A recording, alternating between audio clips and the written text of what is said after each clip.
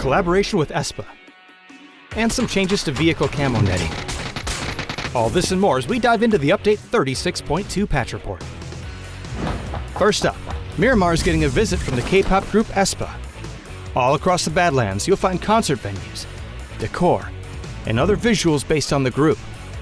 Many other maps have Espa visuals, such as themed care packages and planes as well. There's also an emote stage on the starting island of every 8x8 map for you to perform some of their most iconic tracks, including their latest hit. Next up, vehicle camo netting is seeing a durability improvement and is being added to Rondo and Tago this update as well. The improved durability only applies to bullet damage, and there are still some conditions in which the netting is instantly destroyed, so check out the patch notes for full details. The clan system is also getting some love. There are new ways to show off your achievements, including a new weekly ranking page, along with new clan tag plates. Full details in the patch notes. There's also a new Survivor Pass. Regions with duo mode can now choose one-man duo in normal and ranked. And we've tackled some bugs, so be sure to check out the patch notes for details on everything. Update 36.2 is here, so park the car in a safe spot and get ready to rock out with Espa. We'll see you on the battlegrounds.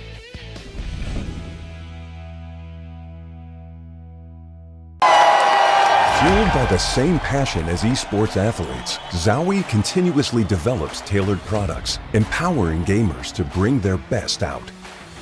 Today, we are launching the all-new XL2566X Plus, which uses the newly developed Fast TN panel and upgraded Diac 2 technology. The new monitor series continue to evolve, refining details to ensure players can perform their best consistently in games.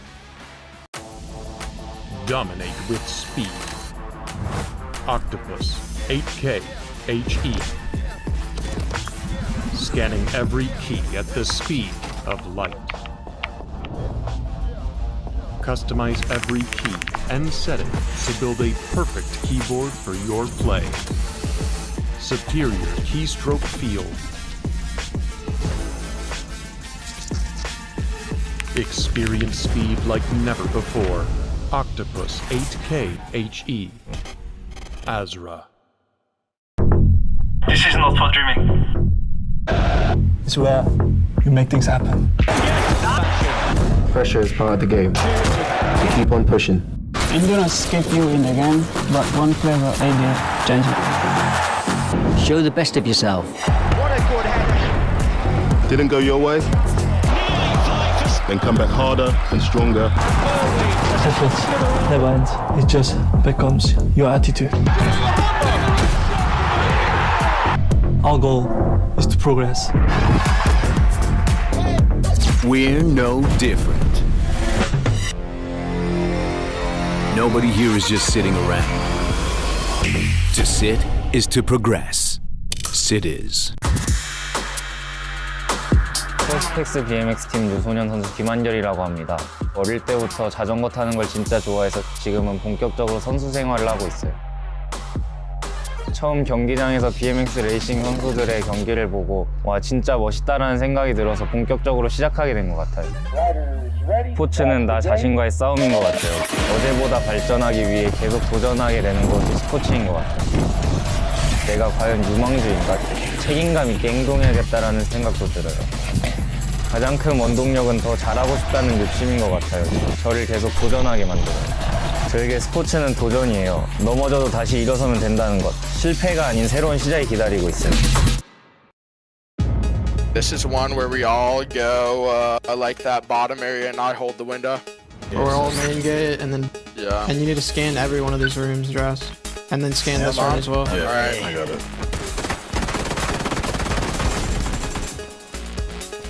There's a shield behind this, which is even better for us. BPK, you're holding this whole hallway from like one of these corners. The guard dog gameplay. BTK, careful the lurk on this as well. Side flank, but BTK Master is waiting for it. He keeps looking over in that direction, but hadn't spotted him. And then me, Gunner, and Drass, we are making our way to this room. We have to cross in the open of this, but Suppressor be holding it. I'm about to start scanning left side. Are we good? You guys ready? I'm nading this room. I'm ready. Careful, don't go in there. I don't see anything in there. I'm holding. And then we have to clear this whole hallway. There's nothing really to play behind. If there's a guy with a shield, we need to use util, because like we can't just run it in or we'll die. Get a smoke on the crypt. Even if you go down, just plant the decryptor. It's barricaded. Yeah, that's even better. That's even better. Break this. I'm nading. Are you ready to nade this? Yeah. Yeah, break. Good. Got one. Good. Nice. I'm in. I need a baddie. Left is clear. Left is clear. What's in there in my ping? Blue zone nade's gonna come out, but we haven't seen Gunner be able to get in and get into a plant just quite yet. You can't see from that angle. Come to me. Come to me. Got bombs going down. You have a Matty, bro? Yeah, here. Just play time if you can. A lot of work there. We're good, bro. We're good. Even though Venerated's the one that's going to come out with kills. Nice. We got it. We got it. Bro. We're good. We're good. So we don't mind is low. On me right. Come here.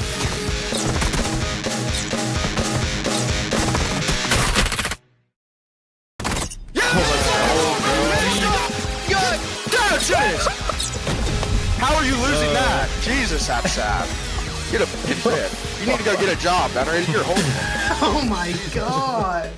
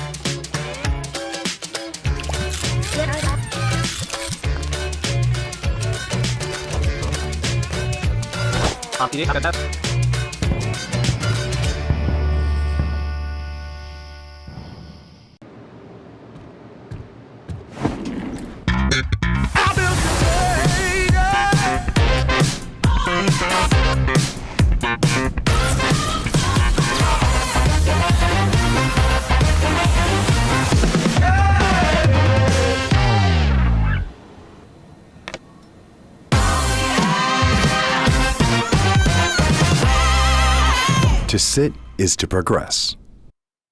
Sit is.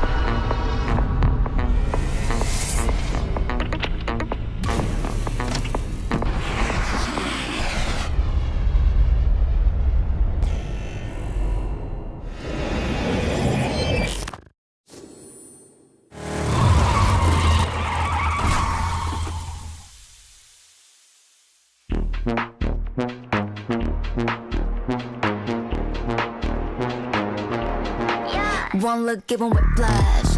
Beat drop with a big flash. 집중해 좀 더 think fast. 이혼 언니야 못해. 왜 이제야 너와 did that? Day one 너와 been back. Don't stop when you tell. 우리 애들 can't touch that. Whip whiplash. Whip whiplash. Whip whiplash. Whip whiplash. Whip whiplash. Whip whiplash. Whip whiplash. One look, give 'em whiplash. Whip whiplash. Whip whiplash. Whip whiplash. One look, give 'em whiplash.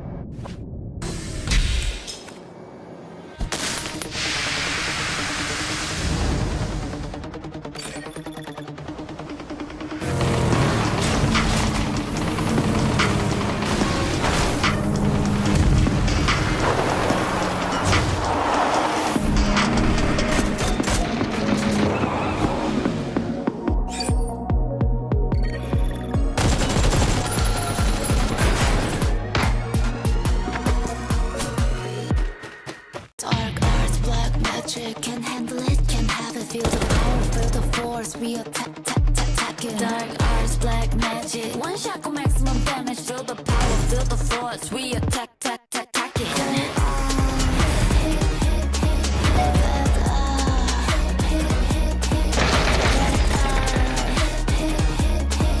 Feel the power, feel the force. We attack, it.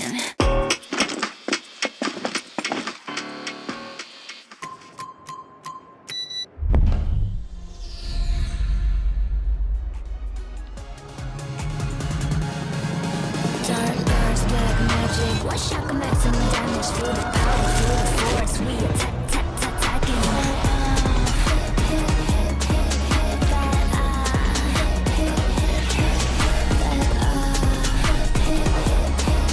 Feel the power, feel the force. We attack, it.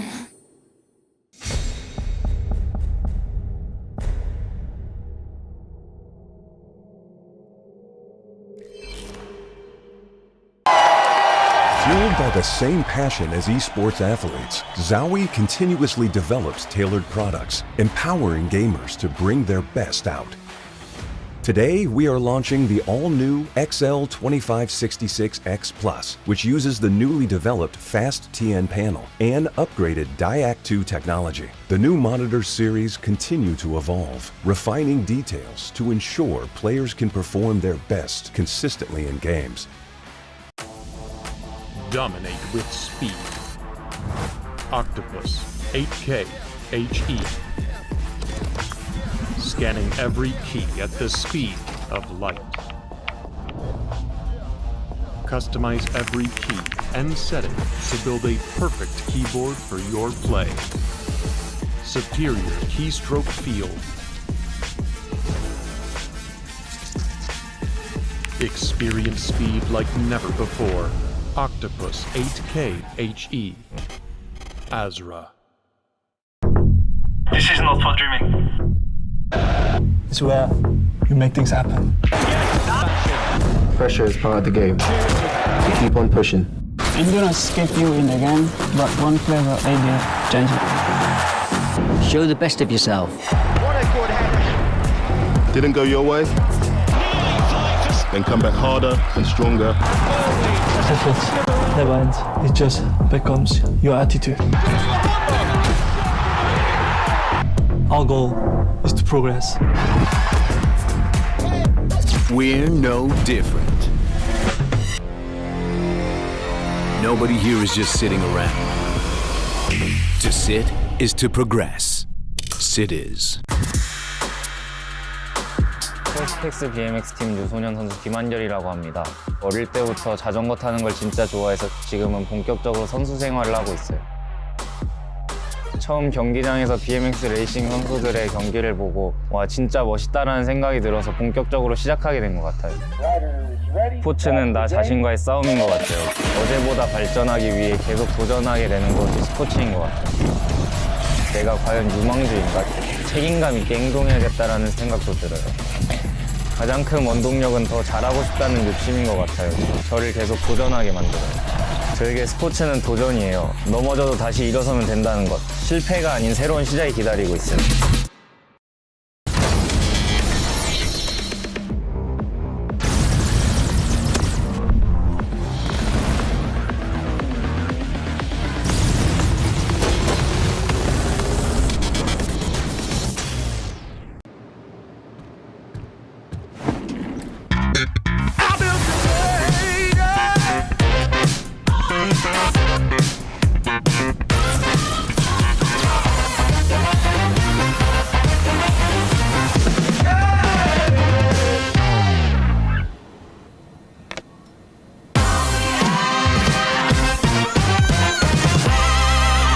To sit is to progress. Sit is. This is one where we all go like that bottom area and I hold the window. We're all main gate, and then Yeah. and you need to scan every one of these rooms, Dress, and then scan this one as well. Yeah. Alright. I got it.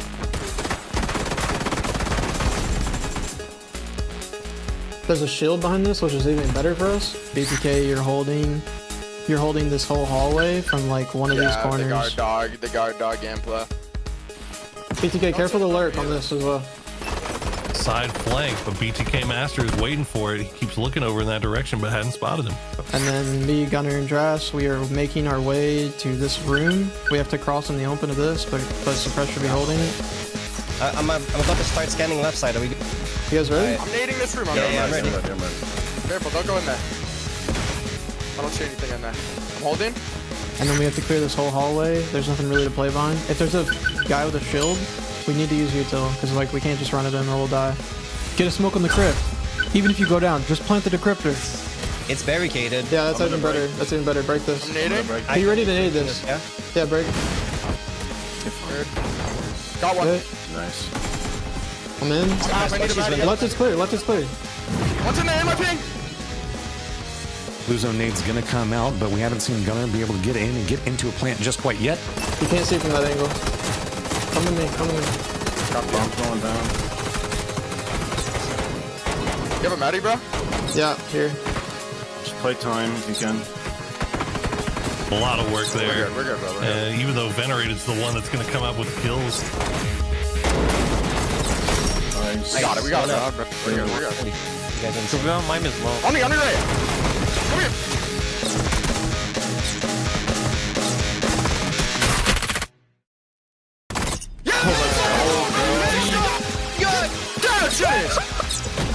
How are you losing that? Jesus, that's sad. Get a shit. You need to go get a job, man. You're holding it. Oh my god.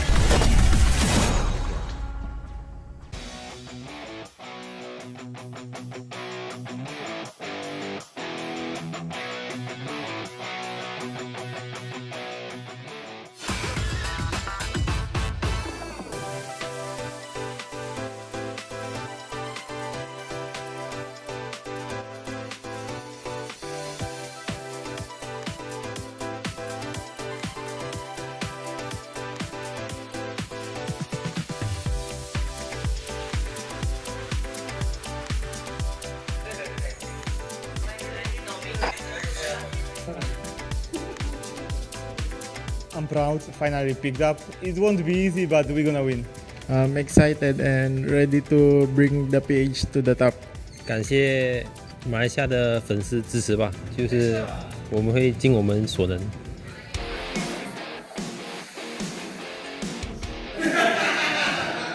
We know them from online, of course. We've been playing with them on Ranked, on Scrims. We met Explicit at the airport and directly hang out with them. They look like pretty nice guys, and we're gonna beat them in PNC.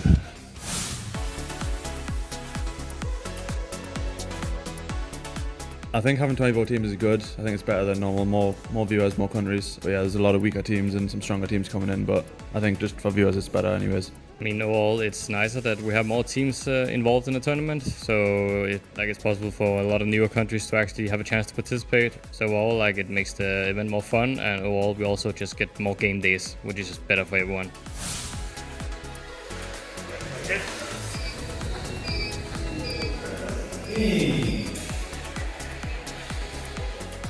我觉得复活机制跟之前的比赛有很大不一样，然后那个装甲车跟 C4 也会让这次比赛比较不一样。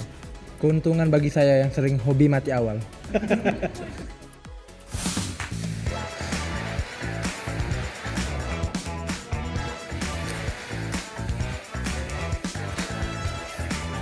Apesar dele ser muito calmo, o Biel é um mais maluco. Tô feliz de estar jogando minha primeira Nation com o Biel, o cara do meu time, me ajudou a estar aqui também. Aprendi muito com esse cara e tamo junto, vamos pra cima.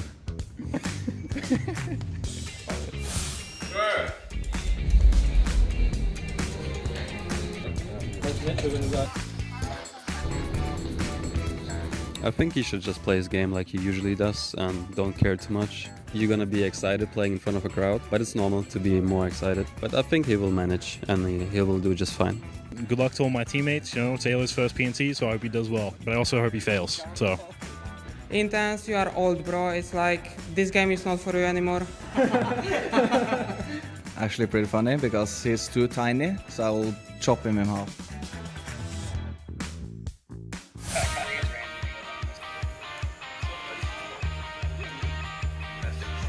Shout out to my boy Rupesh on Team India. They're putting in the grind, they're in the EU scrims. I saw something on Reddit, you know, they're popping off. And yeah, shout out to the boys. I'm going to shout out Rupesh as well. Rupesh is number one. ก็เป็นอินเดียเหมือนกันครับเพราะว่าไม่เคยเห็นเขาเล่นเลยครับในรายการแบบว่าระดับ global उनको इससे डरना चाहिए क्योंकि उनको पता नहीं हम कैसा खेलेंगे हमारा प्ले हमको खुद ही नहीं पता कि प्रेडिक्ट कैसे करें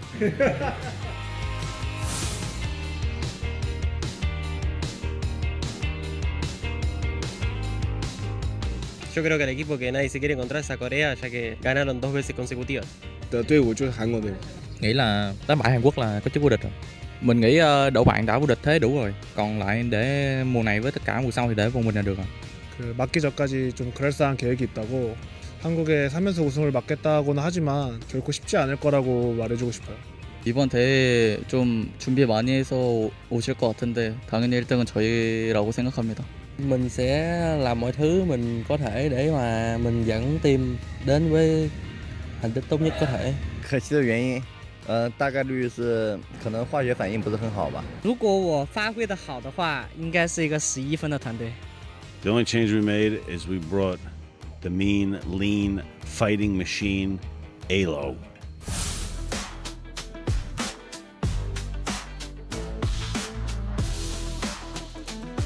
Message for Sweden, I mean, we'll try not to make you too disappointed. We'll try our best. Muchos saludos a la comunidad de PUBG España y esperamos dejar lo mejor posible el nombre de España en la PNC. 絶対に勝ってやるぞっていう気持ちで臨みます。 Bizi desteklemeye devam edin. Bu sene bambaşka bir Türkiye var. There's something they didn't have before. It's me in the background, and I'll be watching. You guys better be ready. USA! Vamos Argentina! Susu! Việt Nam, cố lên! Aussie, Aussie! What is wrong with you? What's up, everybody? Welcome to PNC 2025. Can't believe we're back another year here in Seoul, South Korea. I'm Paper Thin. I cannot wait. We have 24 teams now instead of 16. It's going to be a blast. We are ready. PNC 2025 gets started right now. Of course, it's Erangel. Let's get that plane up in the air and let's see who's going to come out strong, who's going to get that first chicken dinner here in the survival stage.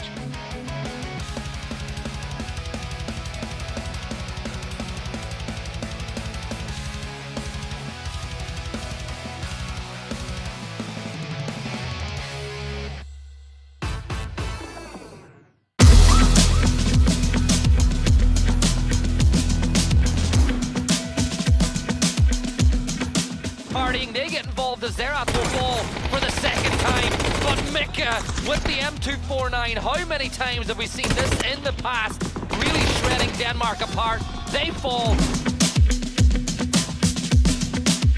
The overlords of what's going on, and if they can spot out Adam, like, Philippines hold the key into the circle for both of these sides. Look at the three players stacked up now. Adam is going to get knocked by Tentrip, and this could not be going better for Team UK. They're trying to steal the kills away. Tentrip with another one. Vex gets the last one, and Canada fall. They assumed that this position was clear. Trick was there. Elsewhere though, Turkey, they're going to run into Chinese Taipei as a quick triple knock will come through. Savior, who we heard from at the start of the game, he's holding the MJ3 and that weapon. No, not like this. Don't do Cappy like this. Don't do him like this. Oh, what a shot, Trick. No, not like this, Poland.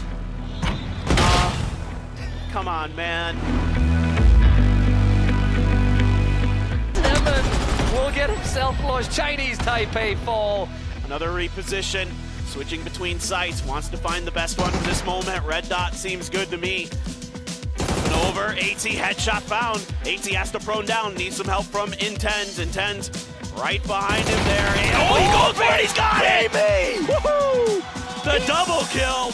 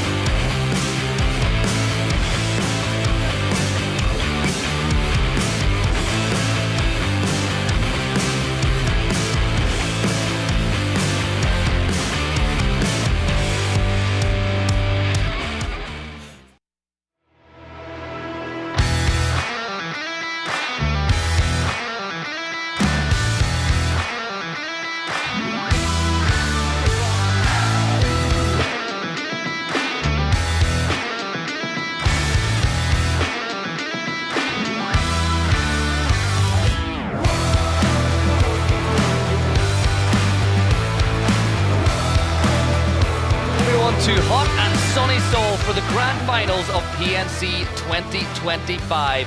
It is day one here and it is going to be electric. It is Gibson joined by Paperthin to bring you all the action today.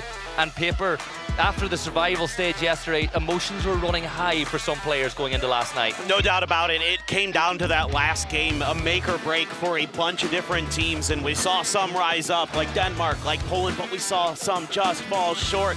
France, one placement point in that tiebreaker from making it through in their very first appearance here at PNC. What a showing they had, but they just couldn't quite get it done. A phenomenal day one for them, but it just goes to show how different every single play day is in PUBG and how it is so difficult to actually win tournaments and win events.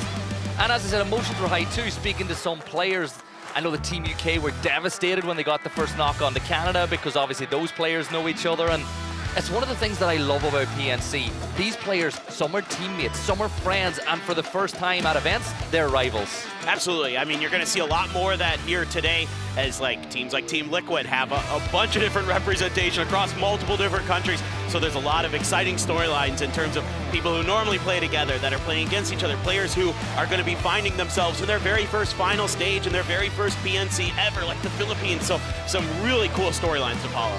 Yeah, the Philippines were absolutely phenomenal yesterday. But, you know, as we get ready, one thing I want to speak about in particular is the format, right? To remind everybody at home, this was a 24-team event.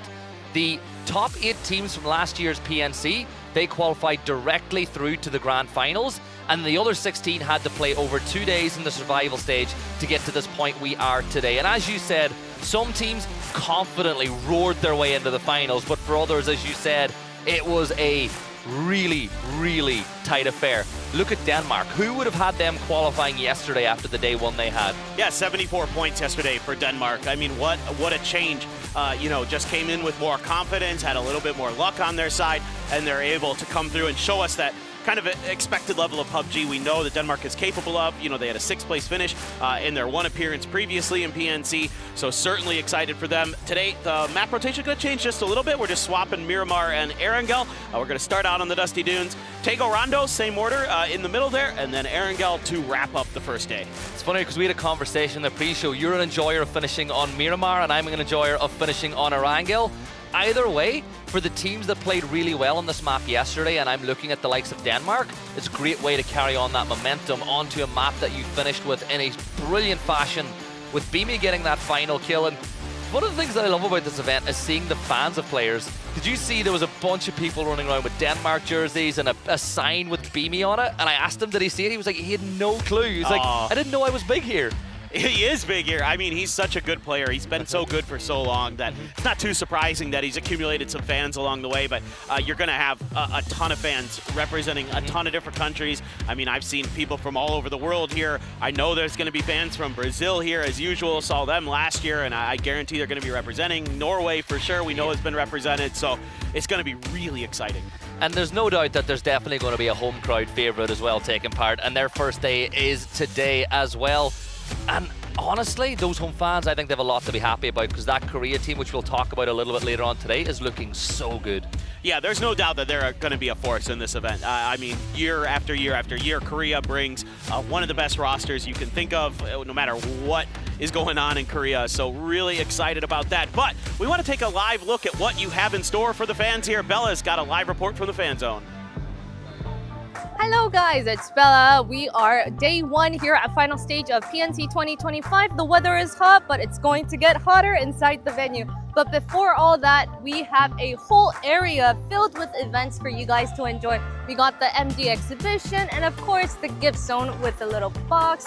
And we have the predict the winner zone as well. So make sure to stop by this area before enjoying the show, and I'll see you guys later.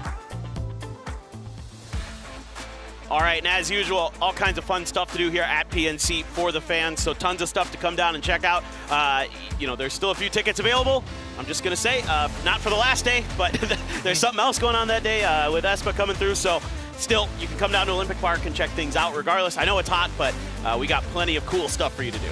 Cool stuff to do inside, and it's AC inside, so it's not a bad place to be to get some shade. And we spoke about the fan zone. If you are here, free slushies outside in the colours of the country that you want to represent, so it's worth keeping an eye on as well. But we're going to look at the record of the top 8 teams and how they got. So obviously Korea are going to try to go back to back to back, which is essentially unheard of in an event like this. USA, they were runners up last year. 1 point, right? It was 1 point in the end between the two sides, and if I know those guys as much as I do, they're going to want to come here and show what they can really do this time around. For sure. I mean, I know for Purdy Curdy, he wants to get that first global win one way or another. He's been so close so many times, going back to PGC last year. So for him and a lot of those boys, they want to take this home for the USA, and I think they're absolutely a contender, a threat. You know, you got to look at APAC as well. They're going to bring a lot of teams. South America is always strong. So this is going to be a packed lobby. And like you said, that 1 point difference, Korea able to get it done in the last game. A little bit different roster for both sides, but Korea in particular bringing a couple different players. Yeah, and I think for the USA, I think they're going to get stronger. Obviously, Snakers is an incredible player and always has been. But I feel like by adding Alo, he's got a really good relationship with Kurt. Those two play together every single day. They don't even need to communicate at times. They just have a sixth sense as to where everybody's going to be. And with on the other side of the coin, Shrimsy and Kick having that same cohesion, I think it's really going to help Team USA. And when it comes to Team Korea, it is so hard to get on that PNC side because there are so many incredible players from Korea that it's so hard for them to bring the same roster year on year whenever performance has an impact on who plays. Yeah, absolutely. I mean, if you look at the Korea roster this year, you're going to have Gumin as your IGL. He's been IGLing for the Freaks. 2 second places at both PGSs earlier this year. They can really get it done. Now, they're not going to be kind of in the same play style as some of the previous Korea teams, I feel like. Maybe a little bit more measured, maybe a little bit more looking for some of that zone control. But I know also Seoul, with him being back here, he wants to get it done on the global stage. It's his first chance. He was telling me backstage just a little bit ago that, for him, he's kind of frustrated because he's been a little bit bored this year. He hasn't made it to any global events. So this is his opportunity, and I guarantee he's going to want to get aggressive. Yeah, there's a lot of players actually globally that are huge names that haven't been able to play at a PGS this year or even at PNC. So me personally, I'm so excited to get to cast him for the first ever time because he's a phenomenal player in the scene. And we're watching the highlights last year of how those teams got so close in the end, and it came down to the very last game. But the big thing about these two sides, I think, will be the contracts in style, because you spoke about how you think there's going to be a bit more measure with Korea this year. I think that in a lobby like this, it's the team that makes the best decisions that are going to win. Like, I know that's an obvious thing to say, but these aren't 4 players who play together every single day. So it's going to be so much harder to keep on top of what everybody's doing.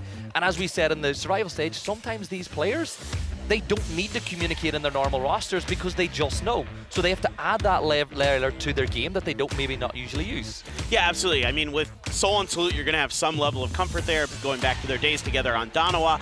Gumin and Salute, obviously, together on the Freaks. Raining's kind of the wild card there. His first PNC, a player who I've been a big fan of for a very long time in Korea because of his individual rifling skill in particular. I think you got to see a little bit of that at PGS.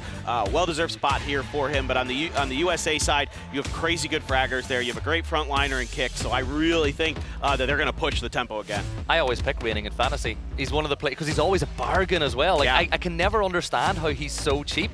But the big thing is, these are the 2 teams that were first and second place last year. A lot of people at home will think they could be the top 2 once more, but let's have a hear on what players from both of the sides had to say when they spoke to Bella a little while ago. 안녕하세요, 벨라입니다. 2024 디펜딩 챔피언 서울 선수와 2위였던 팀 USA의 킥스타트 선수 한번 모셔봤는데요. 과연 올해 서울에서 다시 리매치를 하게 됐는데 서로에게 하고 싶은 이야기가 있는지 물어보도록 하겠습니다. Hi guys, it's Bella. I'm standing with the defending champion of PNC and the runner-up Team USA Kickstart. I want to ask them, do you have anything you would like to say? Is it going to be different this year? All right, so first. 작년과는 별 다를 거 없다고 생각하고 아마도 이번에도 우승을 놓치지 않을까라고 좀 예상하고 있습니다. I don't think it's going to be different this year. I think the trophy is going to be ours again. What do you have to say to that, Kick?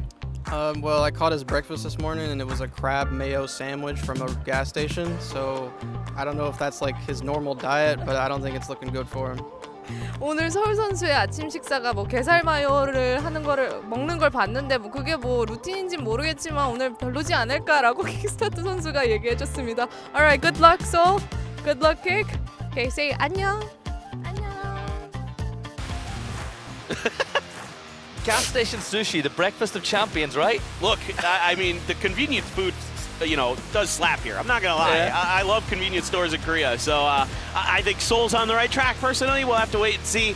But another region we got to look out for, dude, is APAC. I mean, obviously, if you've been watching the survival stage, you saw Indonesia and the Philippines absolutely come out, just fragging their minds out. And it's such a change from last year. Indonesia, obviously, they have come back. They dominated yesterday. And for Philippines, at their first ever event, there maybe was a couple of nerves over the first 2 maps on day 1, but they were incredible.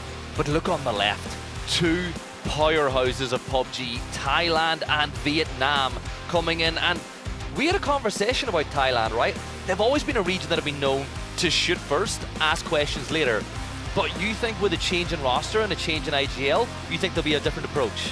Yeah, absolutely. I mean, Rossada Jr. coming in, he is a veteran of PUBG Esports, and the way he runs his T5 team is very, very different. They're not nearly as aggressive as a lot of the other Thai teams. They're going to play a slower game. They love things like E-pickups and using the gliders for scouting to look for some of those, phase 4, phase 3, maybe phase 5 rotations to try to get a center circle position that's valuable. Things like that are going to be more in their wheelhouse, I suspect. Yeah. I think that it makes them more dangerous, actually. Because obviously whenever you get in a fight with Thailand as a team, you know that they're there for the long haul. But now you'd have to think twice about, well, where could the rest of the players be? Are we fighting against 3 players with another player on a scout? It's little things like that that are worth keeping an eye on. And honestly, I think that Thailand is another region where it's so hard to pick the 4 best players, because they're just so stacked from top to bottom. Yeah, I mean, players like Tigger aren't here. He's absolutely incredible. We're bringing in Kiss, which is super exciting. He is absolutely incredible. I mean, what he showed us at PGS earlier this year was beyond belief. Fluky is a known quantity, a phenomenal player, to say the least. He has always been a really good frontline fragger, great with those ARs, as you just saw in those highlights. And of course, Vietnam has maybe the best player in the world right now, Himas. Absolutely just destructive in every aspect of the game. Who was called out, by the way, by Team Norway yesterday as Himan wants to prove that even though they share similar names, they have different goals over the course of today. And I think it'll be worth keeping an eye on if those 2 teams go head to head. But you brought up the fact as well about Kiss coming in. I watched APAC quals ahead of PGS at the start of the year, and I remember going, wow, this team looks phenomenal, and Kiss is a star. And then at PGS, the first couple of maps, they looked so nervous, but oh my, did Kiss just evolve to another level? And you saw players like Tig, Shrimzy, even European, lots of European players saying, this Kiss kid is insane. Yeah, they have really good mechanics. They have some really interesting decision-making that a lot of teams aren't maybe going to try, where they'll kind of take these weird semi-aggressive positions where they're going to hold some ground behind some of the other teams, let them do a little fighting, wait for their moment to strike, try to play for that late game. That was for SMO at least at PGS. I think back to that Tago game that went south of Godok and that right near the river edge, and they were able to get a really good result there with playing that kind of style. So I think it is going to be a little bit different, with obviously the national roster instead of his normal team, but this is a guy to watch out for. He can frag. Yeah, I can't wait. So if you don't have him on your fantasy team or you've not said it yet, think about it. But another 2 teams that I really want to hear what they have to say, right? So let's hear what Thailand and Vietnam had to say ahead of today's games.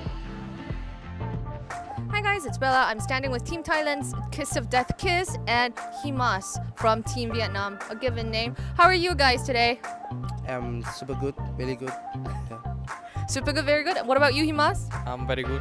Very good. All right. Well, APAC is looking stronger than ever this year. Well, how is this year going to be different for Team Thailand and Vietnam? You first, Kiss. Thailand win. Thailand win? Okay. Well, Himas, you heard that. What about Vietnam? Vietnam win. Vietnam win. Okay. Well, Sawadika and Cảm ơn. Cảm ơn, Himas. Thank you. Say bye. Well, man, a few words, right? Yeah. But effective words. Keep it simple. Yeah. Win. That's all you need to do. Yeah, but let's turn our attention back to yesterday's action. So going into yesterday, Poland were in the hunt, and a lot of people had ruled Denmark out.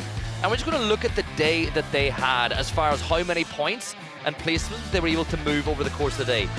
Denmark going all the way from 16th to 5th in one day with, 74 points? Yeah.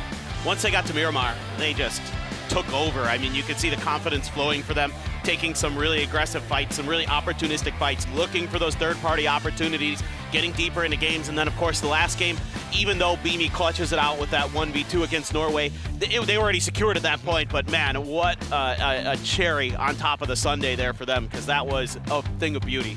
Just make sure that they avoid C4s today, because whether they're using them or they're being used against them, it really doesn't work well for Denmark.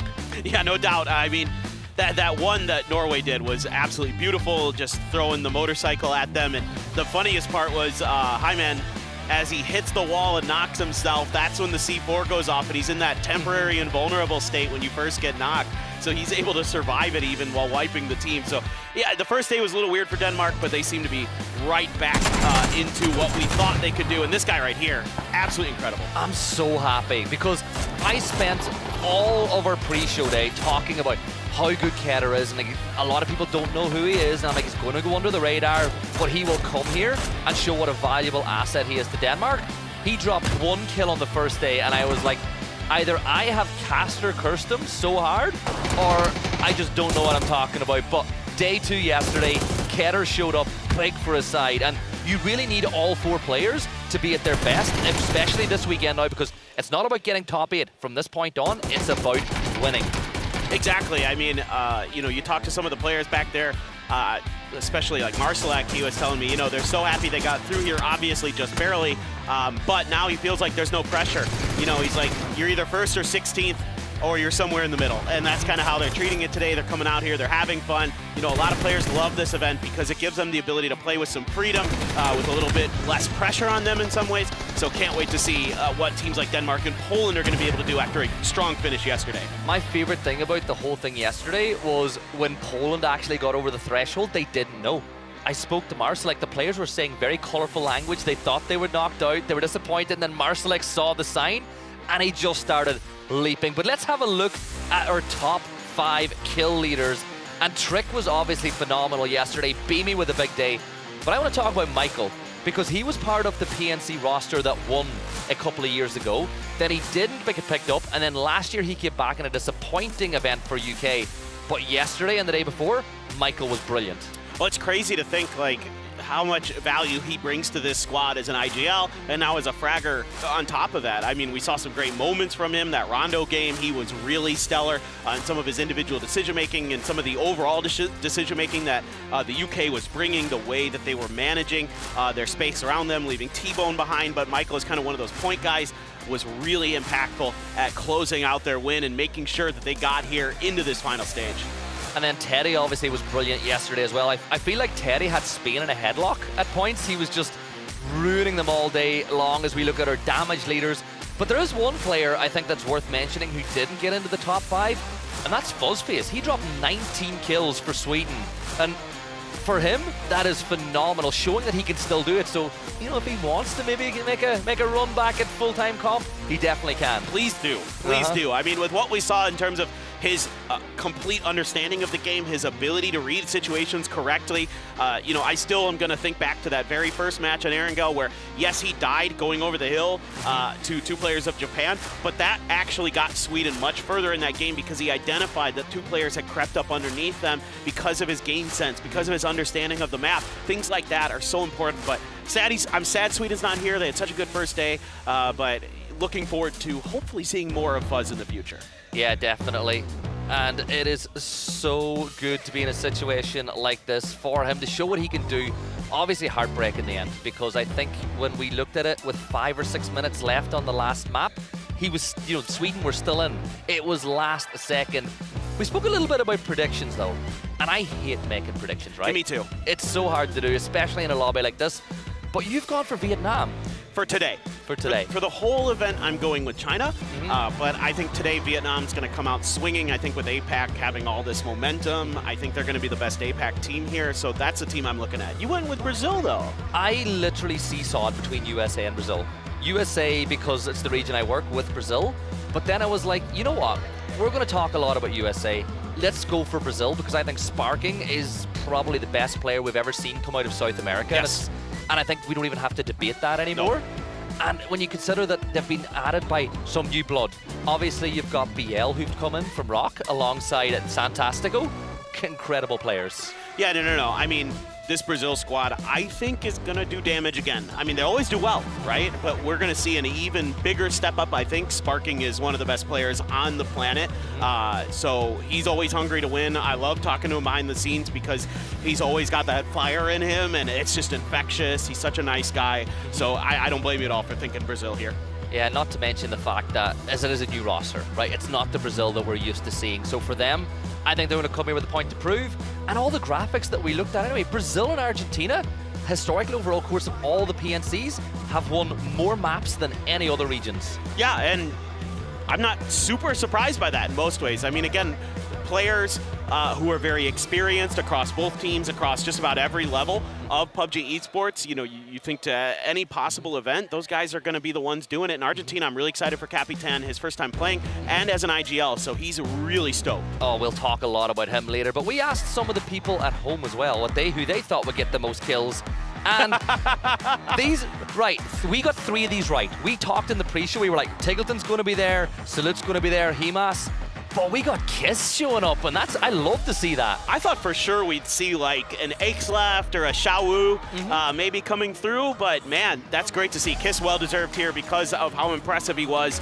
I thought maybe Sparking as well for, you know, the Brazil fans maybe coming through with their survey, but Tiggleton, not surprising. I mean, he's got an army of, you know, followers from his streaming, so he's definitely going to be popping off no matter what. He's looked really good this year too. Yeah, rightfully so. Look, he's an incredible player, and you know, I think that a lot of the time over the course of this year, he's not had to make as many big plays as he had to in the past because of the way that Falcons were playing, because, you know, Shrimzy's on another level now, Kickstart's the same, and Tiggleton's always been Tig. He's always been phenomenal. He's got his head locked in the game, but I'm surprised that we didn't see any votes for the likes of Shrimzy, because you and I know he has been playing out of his mind for the last, I'm going to say, 18 months. One of the most consistent players ever in PUBG Esports. I mean, he is going to be a legendary player whenever he decides to retire. I hope it's never, but you know, eventually all good things. He is just a tremendously smart player, a tremendously effective player. He's done it across so many different events, so many different levels of the game.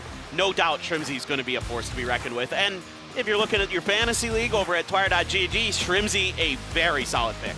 Yeah, Shrimzy would be a great pick, I think, with the momentum that Beanie is bringing in today. It's definitely worth having a look at him. So if you're thinking about building your team, you've got a $100,000 budget, which is more than enough. Everybody's going to be able to build the perfect team they want, but the rules are 4 players, 1 player from every team, and then you captain 1 player who will get a bonus on their points. And then finally, you get to pick a bench player as your backup. And I'm obviously going to go for Avenger because it's the only time I'll ever get the chance to pick a colleague as one of the people on my team. Yep. And like, why not? Give Avenger some love. You know, I realized this. I have worked one event with Scoom back at the FACEIT Global Summit, so I guess you could pick him as well, and I could claim that, you know, okay, it's a colleague, but I did not pick him. My team today, I'm going to say stacked as heck. Seoul is dirt cheap. I don't want to, like, I assume most people are going to be picking Seoul because of how cheap he is and just how good he is historically, but you participate in this event, you do well in it, guess what? You are going to win some prizes. First place, 10,000 G-Coin. You get a bunch of cool stuff. You get the Loot Cache and a Razer Death Adder V4 Pro, a super slick mouse. And if you haven't already, if you win that G-Coin, you make sure to use it to buy and support these teams at the event, because crowdfunding, of course, is in place to increase what already is a wonderful prize pool that we have. And obviously we've got G-Coin all the way down to 300th place, which, by the way, I'm not in yet at all, because my picks over the course of the first 2 days did not go as planned. But I will say this, if you're watching at home, do make sure to pick Martin as your sub Avenger, because I'd love for him to be the most picked player at this event, even if he is just as a sub. Everybody get Avenger as your sub. Sure. I don't want to inflate his ego too much, so I'm not going to join you in agreeing with that. But look, he's having a good run of it here with Team Denmark as their coach. Obviously, you know, just being that guy to kind of fulfill whatever needs they have, and he's done a nice job of it, obviously. And you know what? We all love G-Coin. That's not the only way you can get G-Coin at this event. There's other ways to do so. You can enter or a bingo where you can predict the winning team, and you can get the highest score to win some extra G-Coin on that side of things as well. I know you've been trying to get me to play bingo for days. I might do it on the last day. We'll see. We'll see. We'll get there. And then obviously we can get some G-Coin for the special moments.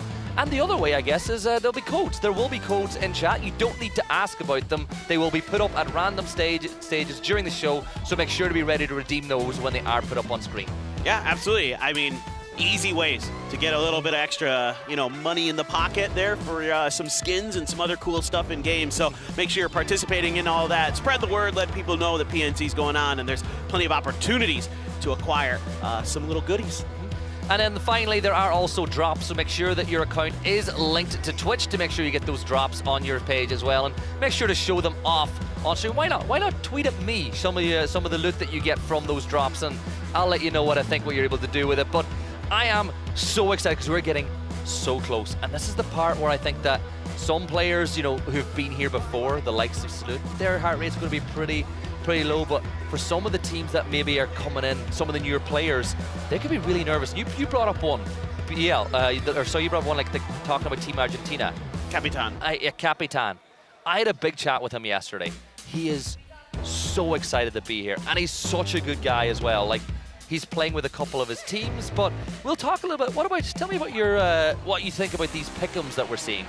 I'm curious to see how this has changed based on what we saw in the survival stage. I mean, still the top three not changing too much, but Vietnam starting to pull out ahead here, ahead of the USA. That is pretty crazy, but not too surprising. This is a really dominant region right now in PUBG Esports, so they've been always just a few, you know, like 100,000 ahead of the US, and they're going to maintain that position. But look at, there's a ton of pick'ems now. I think we've gone up like more than 1 million for China since yesterday. That's crazy. Yeah, and I see that Argentina have crept up into the mix as well, which I think they should have been there anyway with their historic record at this event, and obviously UK got more picks. Now, I am sorry to all the Japan fans out there. Your team is not going to be winning at this point, as they did not get over the line. And looking down, look at that jump from Indonesia. People saw how they played over the survival stage, and they voted in their thousands, and that's got them up now to 13th place. A dark horse in this tournament for sure. Dead last in the pick'ems to now 13th, so that's a really cool jump. Well deserved with how they played. Denmark still in the same spot, even though they're getting more votes. I think they deserve a little bit more love here, folks. Philippines getting some much deserved love as well. They went from second to last up to that 18th spot. Yeah, so keep an eye on how that changes and flows over the course of the weekend. And one of the teams, we'll have a look now at the co-streamers. So we're not going to name them all out because there's so many, but they are co-streaming in every different language you could imagine. So make sure to pop in and show them some love as well and join their communities to watch these games. And of course, there's some pro players in there that'll be co-streaming as well. Absolutely. There's a ton of big names in esports that are going to be watching this, that are going to be co-streaming. Ton of big PUBG names. Saw Wacky Jackie in there. So really excited to have all these guys. Shout out to my boy Zofierce. He's one of the tie casters, one of the nicest guys you will ever meet.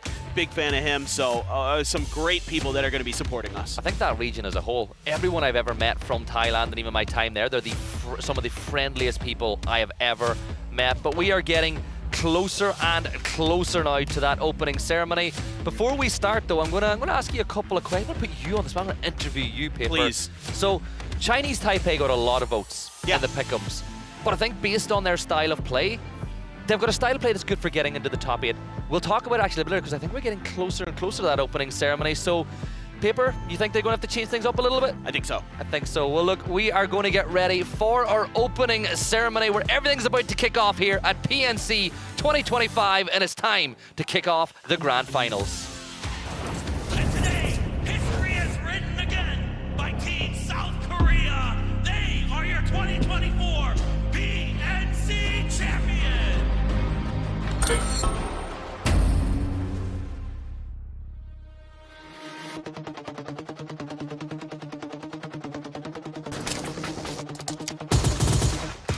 And the Korean team, back-to-back PNC champions, defend their trophy once again.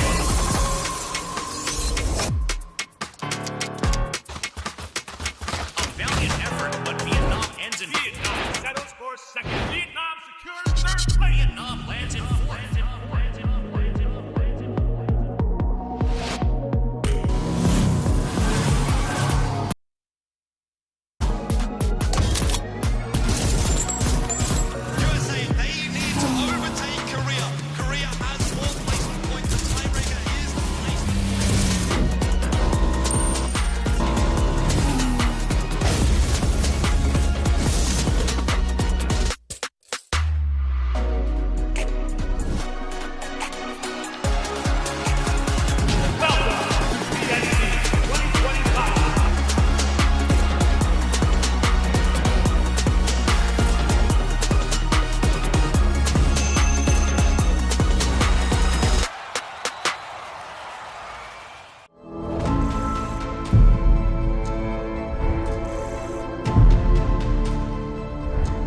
The champions here, United Kingdom!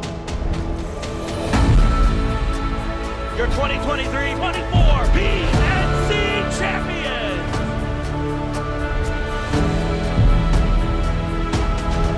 Welcome to PNC 2020. Shooting's got it just barely. Welcome to game number 2. PNC points. What a shot.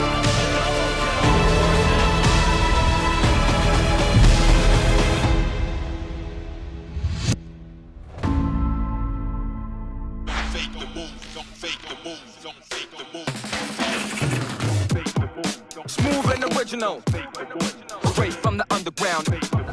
Listen to the real funk. Hold on. You better don't stop me. Watch out, the furious. Better be focused. Listen to the real funk. And it goes a little something like this. It goes on and on and on and on. Listen to the real funk. It goes on and on and on and on. Listen to the real funk. It goes on and on and on and on. Listen to the real funk. 혹시 모델업킹 좀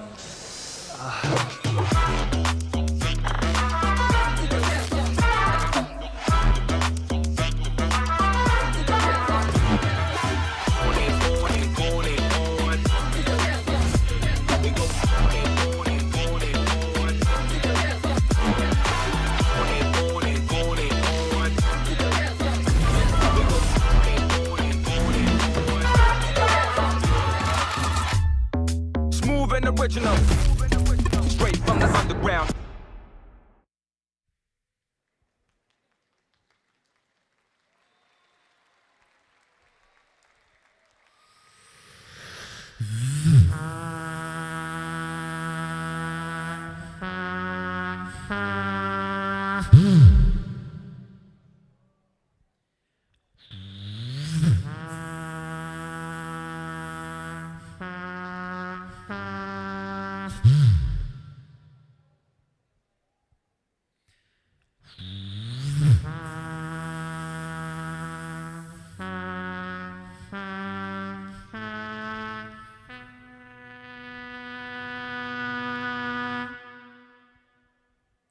The brain's motivation neurotransmitter,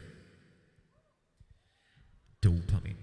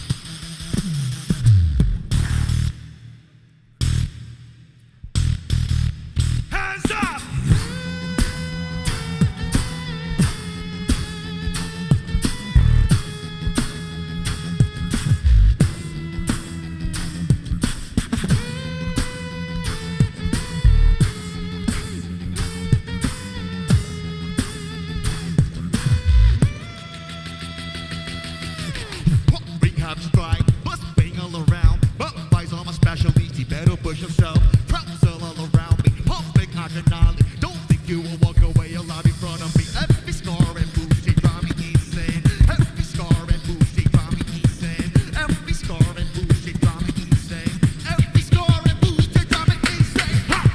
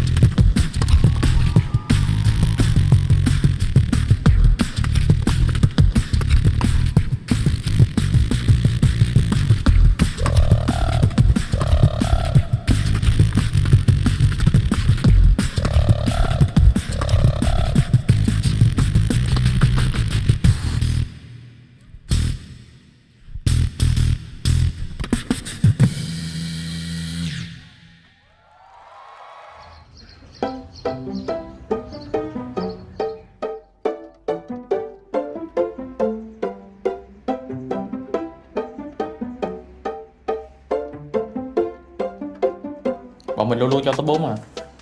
Bây giờ chỉ còn vô địch nữa thôi. Lần trước không có tôi, bây giờ có tôi, anh em sẽ vô địch được thôi. Lụm. Ok đi thôi. Ok, làm cái đi. 1, 2, 3. Listen up. We have got 2 goals to this PNC. First, we gotta win PNC. And second, we need to get a Esports autograph. Okay.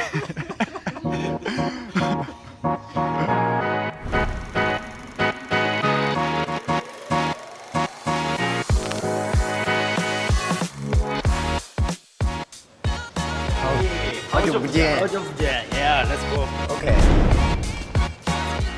중국 대표팀은 일단 최근 스크림에서 느꼈을 때 4명 다 자신감 있는 플레이를 하는 것 같고 4명 다 엄청 공격적인 것 같아요.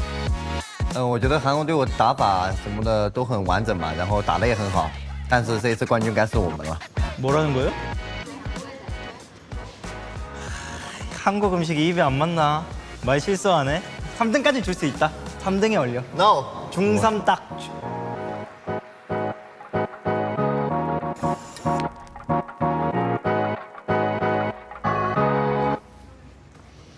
What's up, buddy? How you doing, man? Fantastic. Nice. You need a new jersey, bro. What's that supposed to mean? It's not looking good on you. It is what it is. Yikes. You know, it kind of sucks to not be on the same team, but it's also fun to come back as enemies. I mean, you got second place last year, but, you know, I'll lift that trophy for you this year, mate. Didn't you guys get like 8th last year? Like, we only lost by 1 point. And you're IGLing this year, right? Nah, that was just a fluke. We're the real deal this year, trust. You say that every year, man. You gotta figure your stuff out. Korea's three-peat will be no longer. They will not win. Yeah, I don't think this year's for Korea either. We will make sure they will not win. I'm down. Guaranteed. Let's go.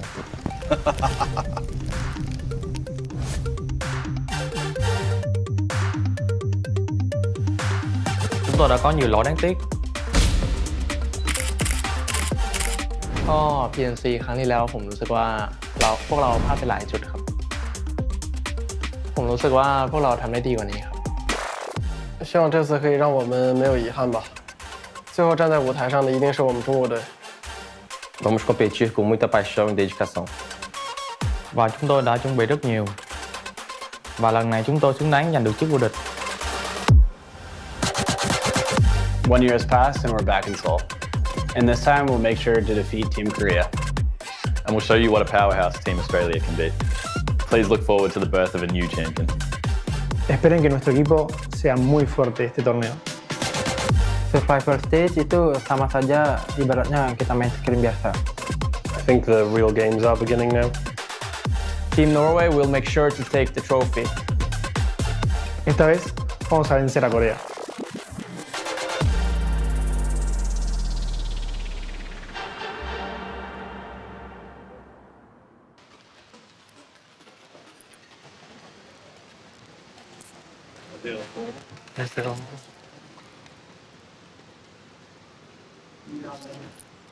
안녕하세요.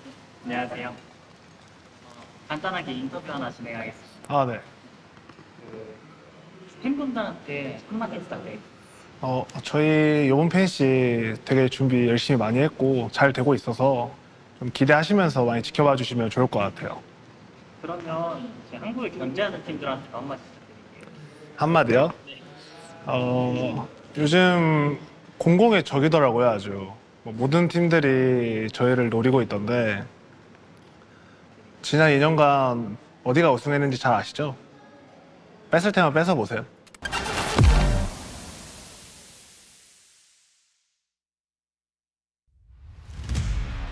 Welcome back, everyone, and those videos and that intro, what a ceremony that was, Paper. But there was a theme. So many teams saying they're going to win this year, but there's only 2 teams on the stage with a star on their shirts, and that is Korea and Team UK. Do you think we're going to see a new PNC champion this year, or do you think Korea will get the three-peat done? It's going to be really tough to keep this Korea team down. Some of the best in the world right now on that squad, no doubt about it. The return of Seoul to the global stage, he's going to be hungry, but my eyes really go to teams like Vietnam, like China, who have PGC winners on their squads, who know how to get it done. So absolutely, they are going to be forces to be reckoned with. And maybe, you know, with what we were hearing a little bit between Australia and USA, teams might be targeting Korea a little bit. Kind of actually hard to do in a PUBG lobby because you got to just kind of take the points where you can. But there is going to be a lot of eyes on that kill feed whenever Korea is involved. Yeah, and I love how some of the players were talking about how they deserve to win PNC. Well, there's only one way that you deserve to win this event. Yeah, we got Himsy, we got Gunner represented and Kick, but there's only one way to deserve to win a PNC, and that's to go out over the next 3 days and earn it. And you know every single player behind us, even if they're going into this with the underdog mentality, truly believe that they have what it takes to win it. And honestly, I think it is going to be the best PNC we've ever had. And that's a bold statement considering there was 1 point last year. No, I think this is going to come down to the wire again. I mean, this is just such an unbelievably stacked lobby that we have here. 16 teams, 64 of the best players on the planet right now. You saw on the survival stage how hard fought it was, how every team made that one of the sweatiest 2 days I've ever seen at a PNC, and it only should get even more intense here over the next 3 days, over the next 18 matches. Yeah, 18 match format, of course. I think it's the best because you truly know who deserves to win over that many maps. A 6 map day, it can come down to luck. A 12 map day, you get a little bit of skill, but over 18 maps, the cream truly rises to the top. But it is time to kick things off in Miramar. PNC 2025, day 1. We are underway here, Paper, and I cannot wait to get stuck into the action. For sure. We're coming to you live from Seoul, South Korea, once again for PNC, and we begin our journey on Miramar, the Dusty Dunes. And I'm telling you, if what I've been hearing about is true, I think we're going to get hot drops probably most maps today. I think there's a lot of teams who have a lot to prove. We'll see, though. You know, teams in the scrims in the lead-up today just kind of were quiet because nobody fought for anything. They didn't want to show their hands. They didn't want to show their cards. They kept it close to the vest. So now my question is, are spots like Picado You know, sometimes ASEAN, there's some other points of interest that do get fought over. For Team Korea, you're going to be seeing them go for the normal DN Freaks drops, so it's going to be Kantara here. For our defending champions, throughout the day, I've looked at their desired drop locations. It's going to be all Freaks ideas, so curious to see how that's all going to work out. But right now, I'm just seeing China over Picado. I was curious if the Philippines were thinking about making a claim or trying to make a claim. No, you can't. Not against China. You can't. Not on your first day. You really, maybe you win a couple of gunfights later on at the tournament. But the big one for me to point out straight away is that in the initial drop map that we were given, Germany and Thailand were going to hot drop over water treatment. Now, speaking to some of the players and having watched a lot of Europe, Germany do like avoiding early game engagements if they can. And with this flight path, and they know that they could get to water treatment, but their alt drop in Puerto is available, no point risking going for hot drop on map 1. They've gone to Puerto. And you know what? The circle with the flight path we have, it's pretty good for them early stages. Yeah, absolutely. There's a lot to work with here coming out of Los Leones. You know, the USA is going to start there, but they are certainly not going to be anywhere near that initially. Once they get their gear, once they start making those rotations, they're going to be trying to claim some of those center compounds. This is one of those weird circles where usually it's going to end up somewhere around Picado, is typically where these circles like to go. Doesn't have to, though, as we do have an interview ready with Salute, the defending champion. 안녕하세요. DM프릭스 소속 살로트 오재현이라고 합니다. 이번에 2025년 PNC 국가대표로 참가하게 됐습니다. 최근에 있던 대회에서 좀 아쉬운 성적도 가지고 제 개인 폼이 안 좋았다고 생각을 하는데 이번 대회에서 꼭 그걸 떨쳐내고 좋은 모습으로 활약할 수 있게 보여드릴 테니까 재밌게 봐주셨으면 좋겠습니다. 사실 잘하는 팀을 견제하는 건 당연하다고 생각을 하고 그 왕관의 무게를 견디는 게 한국 대표팀이라 생각을 해서 이번에도 별일 없이 우승을 하지 않을까 싶어요. 제가 왜 국가대표로 선발되었는지 이번에 결과로 증명하겠습니다. Terrifying, isn't it, when a team that won the event last year as a player going, yeah, I don't think I played anywhere near how I can. Jeems in a spot of trouble here as Flood from Team Australia will fire the first real shots and anger here at PNC. And Australia, they will keep on moving inside the circle. Australia, by the way, great drops here on Miramar, getting power grid. That's a great staging post for them this event. It really is. I mean, you see that this drop spot is often contested at the global stage. At PGS's, often Twisted Minds is having to defend that territory. One of the best teams on the planet, of course. So when you're looking at power grid, you're looking at easy access to a lot of early game, a lot of high ground, a lot of powerful compounds that Australia's already kind of reaching out to near that road that runs out of Picado to the northeast. So certainly a great spot to start. And it really curious to see how Tiggleton is going to approach being the IGL this year for Australia. He was talking to me a little bit about it, how he's not used to having to talk that much. Like he is normally a player who's allowed to be a little more quiet because, you know, he doesn't have to do that IGL role and he can just kind of rely on his teammates. Now he has to be much more vocal, and he found that to be a little strange at first. And it is going to be strange when you've not done it for so long, but we're honing in on Simoy here and the rest of Indonesia. If you're just joining us today, they were exceptional over the course of the survival stage. Simoy was brilliant on day 1, and Trick was phenomenal alongside Teddy on day 2. They've dropped inside of Drumstick Island, way down to the south. They'll look to rotate into the circle in the early stages, but I think that there's going to be a level of confidence they're going to have that if they had have just been in the 16 teams and it was the old format, I don't think they'd be as confident going into today as they are now, considering that they dominated the survival stage. Yeah, it is, you know, really encouraging for me to see Indonesia play that well, to get that level of confidence on a global event. But they need to continue that. They need to find ways to build off of that momentum. Don't let go of that success that you were able to find. Again, I will say this until the cows come home. It was the best performance I've seen from any Indonesian roster, however you want to cut it, whether it be at a PGS or a PGC. Here at PNC, that was the best I've ever seen from that region. I need to see more. I want to give a quick shout out to Setsuna, who is putting up a ton of damage for this squad, and a lot of it was with the DMRs. He was setting up like the players like Teddy, like Simoy, like Trick for success with his initial opening of space and kind of softening up some of those targets. But look at this, Gyumin on his own. Yeah, doesn't have a vehicle. He's got to get out of there really quick. He's going to stand and fight his ground. Here come Norway. Gyumin almost getting the first shot on EHC, but he's going to get the first knock of PNC, but James is there to trade it back. And now Korea, Seoul running up with the nade in the back pocket, looking to get some revenge for his fallen comrade. Norway, they're going to go for the res, but Seoul seems to be reading the movement. He tosses the nade inside and it hits the target. Heyman's going to fall. He's going to get flushed out, and Seoul is fighting back. And look what he's done. He's broken things open here for Korea, reigning with the Panzer, looking to put it to good use.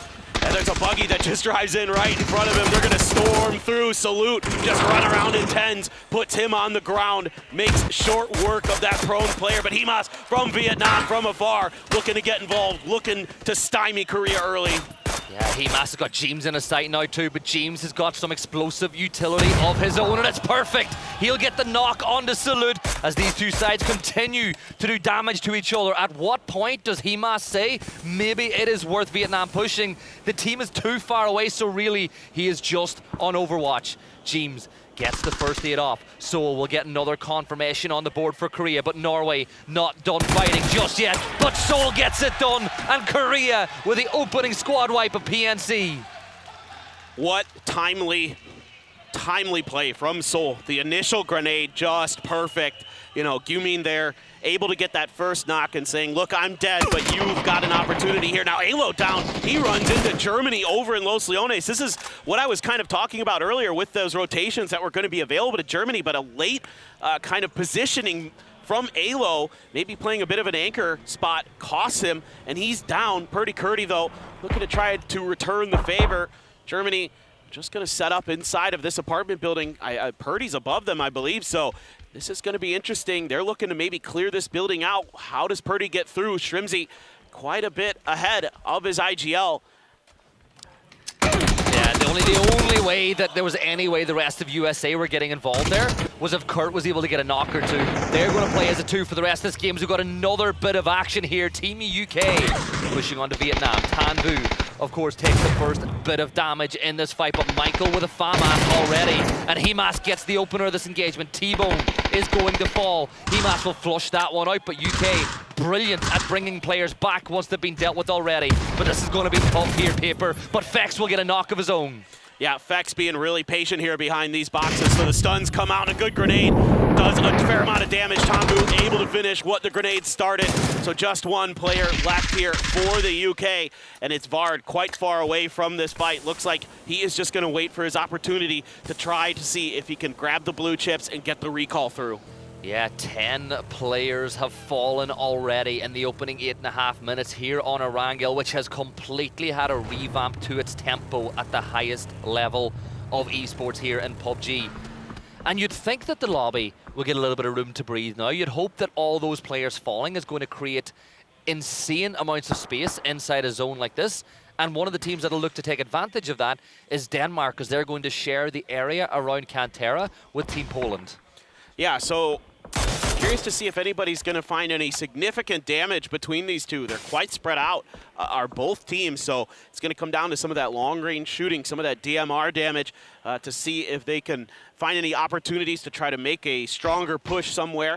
Xiaowu going to be up on top of the mountain here. Delwyn going to be sneaking underneath him. I mean, this is a Delwyn specialty. He is such an aggressive player out on his own. He is willing to take some space and catch his opponents off guard when they don't expect him to be there. And Xiaowu, though, I think he's actually shooting at the Philippines way over on the other side, but for the likes of Vietnam, they're just checking. They're just doing a little bit of scouting here for Delwyn to set him up for success. Yeah, Delwyn's just creeping up over that ridgeline. Xiaowu on the other side. Spot around the open, but Delwyn takes a ton of damage. One more repeat, one more shot to do it, but he misses every single one. But the fight's not over just yet. The nade's there, and Delwyn will find the knock, and Xiaowu will go down. This should be a point on the board for Vietnam to get them up to 4, but Xiaowu had no clue that Delwyn was creeping up the ridgeline. He's so good at moments like this, and he's such a brilliant leader for the Expendables, and you're seeing why, because not only is he good at taking space, being that recon player that is so valuable in PUBG Esports, but he's capable of finishing what he started. A little bit whiffy there on the initial spray, but that's A-okay because he had Xiaowu in a dead-to-right spot. Poland going to be grouping up. You can see Denmark wants to gain a little bit of territory behind that, just going to backfill a little bit as Gustav into this concrete god compounds. Poland, though, going to be happy with what they have for now, as this is pretty central in phase 2. We did shift to the east, away from Picado just a little bit, and a lot of interesting terrain to work with here around the craters, around the graveyard, north of Los Leones. So this is shaping up to be a really interesting start to PNC. And if you are eagle-eyed and you're looking at the Poland roster and say something looks different, yes, Dominant is back in today and Pufa has gone back into the coaching role. So they have made a change going into today. Whether or not this is the thing where they're going to alternate the team every single day, or whether there was just something in particular about day 2 that made them think Pufa would give them a better chance, they have made a roster swap. And I love how we're seeing teams like Indonesia play in positions like Picado where you might not usually go this early, but because you've got the recall system in that position, it means you could play there, and if you do sustain a knock from long range, you can get that player back. Yeah, exactly, and also that's a really nice spot on the edge of Picado because it gives you a ton of zone control to your east. You're going to be able to keep track of any teams that are going to be setting up on the outside crater that's to the west of Kantara. A little bit of attempted damage. Are they going to drive? They got it. They got the tire. Oh, Jaiwei's in trouble now. Jacob going to be circling around him. The spray there gets him weak, and Fluky from afar able to finish what Jacob started. Yeah, we talked about how we thought Thailand would be a little less aggressive, but there's some things that you can't iron out of a team. And I loved how you had one player, Fluky, up on high with Ross focusing on the tire, and Jacob was like, yeah, you put the pressure on, I'm going to cut him off with a vehicle, I'm going to get that knock. That's a level of confidence in your own ability and your teamwork that is just so good to see. Yeah, and that shows great communication as well there for Team Thailand to be able to set up plays like that, to catch the trailing player of Chinese Taipei, who are now going to make a wide wrap up to the north. A little bit of space available for them up there, but fighting uphill the rest of the way, most likely, depending on what the next circles do, but going to be a little bit tricky for them. Germany still hounding the backside of USA. Kickstart and Trimsy, the duo for the Falcons, just going to be chilling in a house, trying to lock things down, trying to see what points they can salvage out of this one. And now Thailand making their move. They're going to be coming in towards Los Leones. You have Argentina and Germany down here. This is actually going to be a little bit tricky for them. So let's see if they can suss this out and find a successful entry. Yeah, I think just looking at the terrain, this is probably the best way. Even though there's more teams here, it's the more playable part of the circle. You look north of where Brazil are, at the very north side of the circle, there's a lot of open ground, a lot of fights that maybe you don't want to get into. We're looking at Thailand's POV of what they know, and you can see them, they're saying, right, we know that there's a 2-2 split between Argentina. You can see them highlighting that, and they're kind of showing what they think their best path into the circle is. And that's one of the things that I love and the addition to observing inside of PUBG lately, is being able to see exactly what those players think or know and what they're communicating to themselves as well. Yeah, absolutely. It is a nice change as the circle going to keep Picado inside of it and go towards that other crater where Vietnam has set up shop with a couple players inside and outside. China going to be on the western edge after losing Xiaowu early, and it's going to be Indonesia defending the only recall system that's in the new circle, trying to keep anybody from getting their players back in. We saw how pivotal that was during the survival stage, especially for like the Philippines, who had a big comeback in a game where they were able to get 3 players res. Seoul out in the open for Korea. Gyumin not able to be res, no res station available. Xavier did find a knock on a 10 trip for Taipei. That's out by Minas Generales. Yeah, that's a long-range knock, and it's a bit more aggression from Chinese Taipei that we weren't used to seeing over the survival stage, but it's a very tough one to flush out. They should be able to get the rest, but here comes Mao Rush. He thought about pushing up, but Calbs, as you would like to say, Johnny on the spot, saw the push, and he's able to push them back the other way for now. But this fight, I feel, is not done yet, as both these sides want to go, and I think that Philippines, Chinese Taipei, they want to do this so Philippines cannot get up into the sky with a C pickup.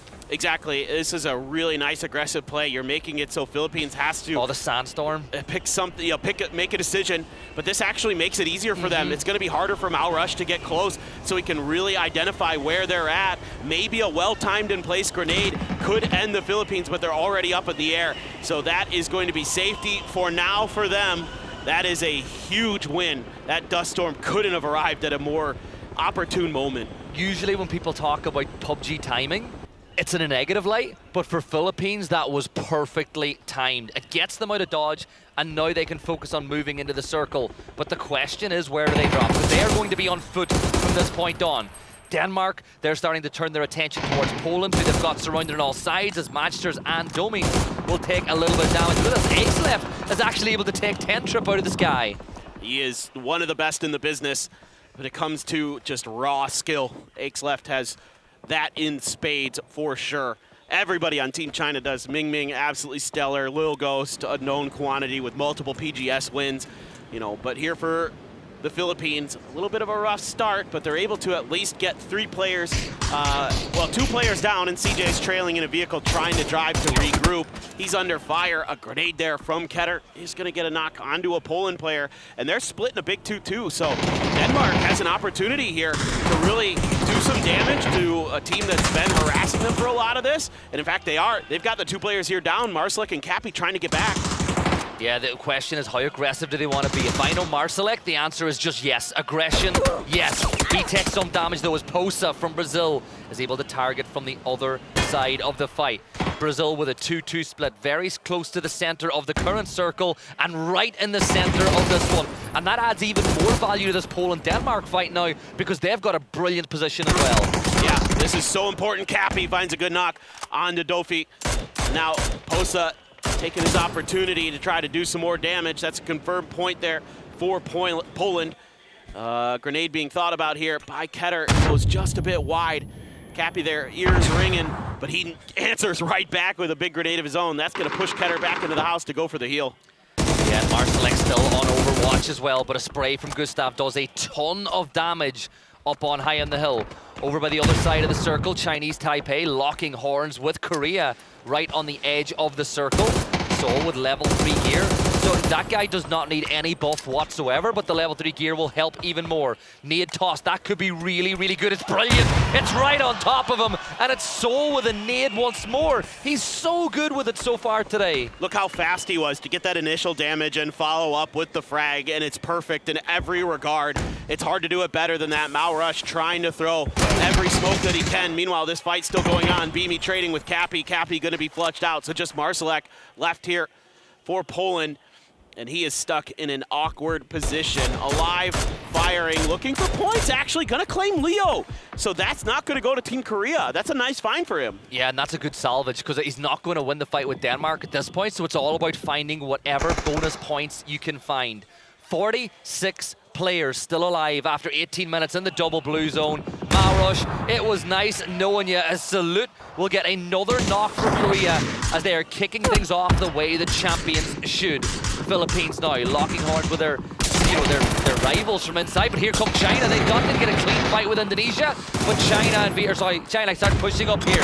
Here's where that Calb's going to fall as well, as Lil Ghost will get that knock. Philippines, it's all going wrong. Oh, they felt like they had such a good fight, but then China shows up to the party. Lil Ghost tries to hold the spray down, he loses, but Algenbot's actually going to get taken down from afar by Thailand. So China's Ming going to scramble to try to get these reses, and it looks like he's going to be given the opportunity, I think.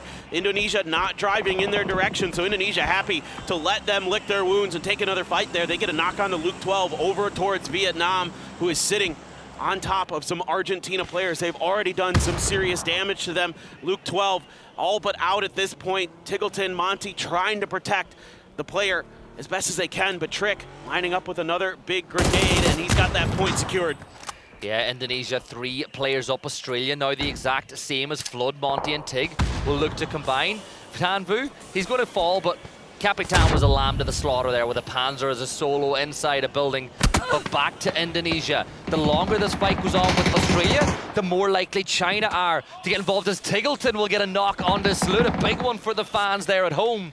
But Australia, you got to be careful. You have 2 teams pushing from the south, and you have Korea just over the edge, and Trick will get a big knock on the Flood. And there's just 2 players up for Australia now. But here's China going for that backfill on Indonesia. This is a really smart play from Australia. That knock there opened up some space for them to try to press this fight against Indonesia, knowing that they're going to be sandwiched. Acelef knocks again here by Setsuna. But a quick knock there. It's actually Seoul from Korea who finds Setsuna behind the car. Tiggleton up and over, gets Trick. And Australia able to get a point on the board, but they have big threats looming on their north and on their south. And Monty is down, and you got to be quick because you can see the nade in the hands of Salute, who's already been doing damage alongside Seoul with that throwable utility. Here come Thailand as well. They're going to wrap up onto this one as they send in towards the circle. Gustav will finally deal with Marcelek, as then there were 10. But China, Australia, Korea, all going head to head, and I think that Australia are in a really bad spot. And look at that, a double knock as it just 2 players will fall. Ming doing the damage now, and Australia fall in 10th, and they're followed out the door as well. 8 teams left alive, and China and Korea will now probably go head to head here on the edge as well, with Vietnam not too far away. And I told you Seoul was itching to get back on the global stage. 6 kills already for the superstar. A grenade actually bounces up, does quite a bit of damage. 2 aches left in Lil Ghost, so they're gonna have to prone it down, try to get some heals to go through. Himas with a FAMAS, absolutely deadly with it. And there is some long-range shooting, and Seoul again gets the knock. It's on to Ming this time. 10 kills already for Korea, and it is a shooting gallery down into the crater. Like I said, this is how a champion should perform at this event. But the game is not over yet. We're only now entering the placement point window as Vietnam look to push towards China. Himas and Tan Vu will start tossing utility that way as USA are wiped at the hands of Germany and Brazil. Good nade from Himas picks up another point for Vietnam. That's 8 kills for them as well, as 2 of the favorites are going to work here on Miramar. Lil Ghost will step up over that ridgeline. The fog of war, the mist is transcending, but Tan Vu is going to put that C4 in place. 15 seconds until boom time for them, and he's going to put it in the rock. There's not going to do anything. Lil Ghost, don't go close. Don't. He's fine. Just listen to the beeps. Just listen to the beeps. You just need to be far enough away from the beeps and you're A-OK. I love the attempt there. Aches left and Lil Ghost just clinging to life down here as both Korea and Vietnam looking to put the pressure down on top of them. But now Korea has another threat. It's going to be Denmark over to their east. Brazil staying quiet underneath all of this, and the circle is going to shift a bit up to the north. So uphill sledding here for Vietnam and China to get on top, to get up this hill a little bit. Let's see if they're going to be given the opportunity. Korea very keen to try to make sure that nobody's going to encroach on their territory, but it's flat up here. There's going to be opportunities for the likes of Germany, Brazil, maybe Denmark to try to harass them while they look to put some fire down. Good shots there from Germany. Brazil going to be backing off. The 2 European teams looking to combine together to do damage onto Brazil, sparking down to 32 HP as the nade will start to get tossed in. A barrage of utility thrown at the Brazilians, but Posa will be the first one to find a knock. Mika will fall. A second nade, exact same place. Confirm out your point, but this one bounces a little too high, and Zerath will get away with just about 1 HP and a dream. But Denmark get closer. China will get dealt with by Vietnam as they now steal top spot after game, or during game 1. 10 kills for them now too, as Germany look to regroup. But look at Denmark are playing this so well. They know they don't need to get aggressive on Brazil first, because Brazil will deal with Germany and then they can deal with Brazil. They want to see some knocks both ways. They want to see a door open to give themselves an opportunity to make an aggressive move, but it's been a bit of a standstill now here on the edge of the circle, but phase 6 going to force the issue in just a minute or so. As Braex trying to army crawl his way a little bit further forward, looking for Brazil players to see if he can do any damage. Raining, watching all of this from afar, making sure that the flank is clear for Korea so they can harass Vietnam on their way up this hill. Himas just barely able to find a ridge to prone down behind. Not seeing much in the way of util left here for Germany, so they're going to have to find their moment, but they're turning their attention north. Could be a 3-way battle. This could be big for these sides. BL will get another knock. Mika will fall for the second time as Brazil continue to fight. Sparking will met up, but Braex go. You gotta hit those Braex as Posa will 180 and get the knock the other way. Brazil still battling, still fighting, and now we're seeing Denmark close the gap. They're in a bowl. Mimi will find Sparking. Gustav another. Ketter, Posa, and Brazil will fall. And now they turn their attention to the Germans. Mika back on his feet. But Braex is going to fall. Red for Denmark, stealing all these kills away. They're up to 9 kills now too, as they look to find some more. Is that nade perfection close but not close enough. It doesn't get any better than that on that push for Denmark. That was so clean, and now they're keeping Germany completely pinned. One down, but Mika ready for Ketter's push around the corner. Just Gustav on his feet. He's able to win one at 5 HP. Just wants to confirm this point. Able to at least do that with some help from the smoke at his side. Germany actually wiped out by Vietnam as they do end up getting up the hill. 4 players still alive. 3 here for Korea, and Denmark on their last legs. Gustav trying to hide. Raining having none of it. Oh boy, Gustav once again on a sliver of HP, able to get back behind the shack. Yeah, Korea want the kills, but Vietnam, they want the win. They're locking up a little further away as Korea begin to just wrap around this team. The BZ, not good. Oh, Delwyn's going to do it again. Delwyn back into super stealth mode, creeping up over this hill, getting closer and closer. The Predator is hunting, and there'd be music in a show, and Delwyn strikes again, and it is Vietnam and Korea battling for the win. 13 kills for Vietnam, and it's 10 for Korea. But can the reigning champions, the hometown heroes, lock it out in game number 1? Look at Vietnam. They're bled dry. No explosive utility whatsoever for them to work with in this battle with Korea. But maybe they can salvage some from these crates. A few things being scooped up here by Salute. The nice thing for Korea is they've got a ridge line on the eastern edge of the circle that they can hide behind right now. So it is cover temporarily. Getting further forward going to be pretty tricky. Vietnam's going to have that extra player to create that extra angle, and you can see Salalzi on the map going to be that player for Vietnam to try to find that flank angle. So it's going to be a lot of pressure again on Raining. We've been seeing that he's been the guy to really be the one to watch for those aggressive maneuvers around the edges, and you never know where the hell Delwyn's going to pop up at. So got to be really proactive with your information gathering, making sure that you're checking every angle possible here as Korea, because pretty likely that when we get to another circle that it's going to be a little bit tricky to move forward, as Vietnam has a great ridge line and they're basically guaranteed to at least have a couple players in. Yeah, you look at this circle, and Korea at this moment in time, they're in, yes, but as you point out, not an incredible amount to work with. Salute, he is creeping not too far away now from Delwyn. It'd be curious if Delwyn was to get caught out by his own trick. If Salute can just creep close enough to open up that line of sight. Korea really need the first knock in this engagement, because if Vietnam get a 4v2, they don't throw those. Korea just creating some cover for themselves. One of my favorite additions to the game is the deployable cover. The fact that you can make positions that were once unplayable now somewhat playable to try find a victory. Absolutely. It is hands down one of my favorite additions to the game as well. So you got some smokes coming down now here. Seoul trying to create a little bit of space. Raining as well, wants to cut off that extra angle. Circle is just going to center up for phase 8. So Tanvu Himas going to be the front liners for Vietnam. They're going to try to lock it down there.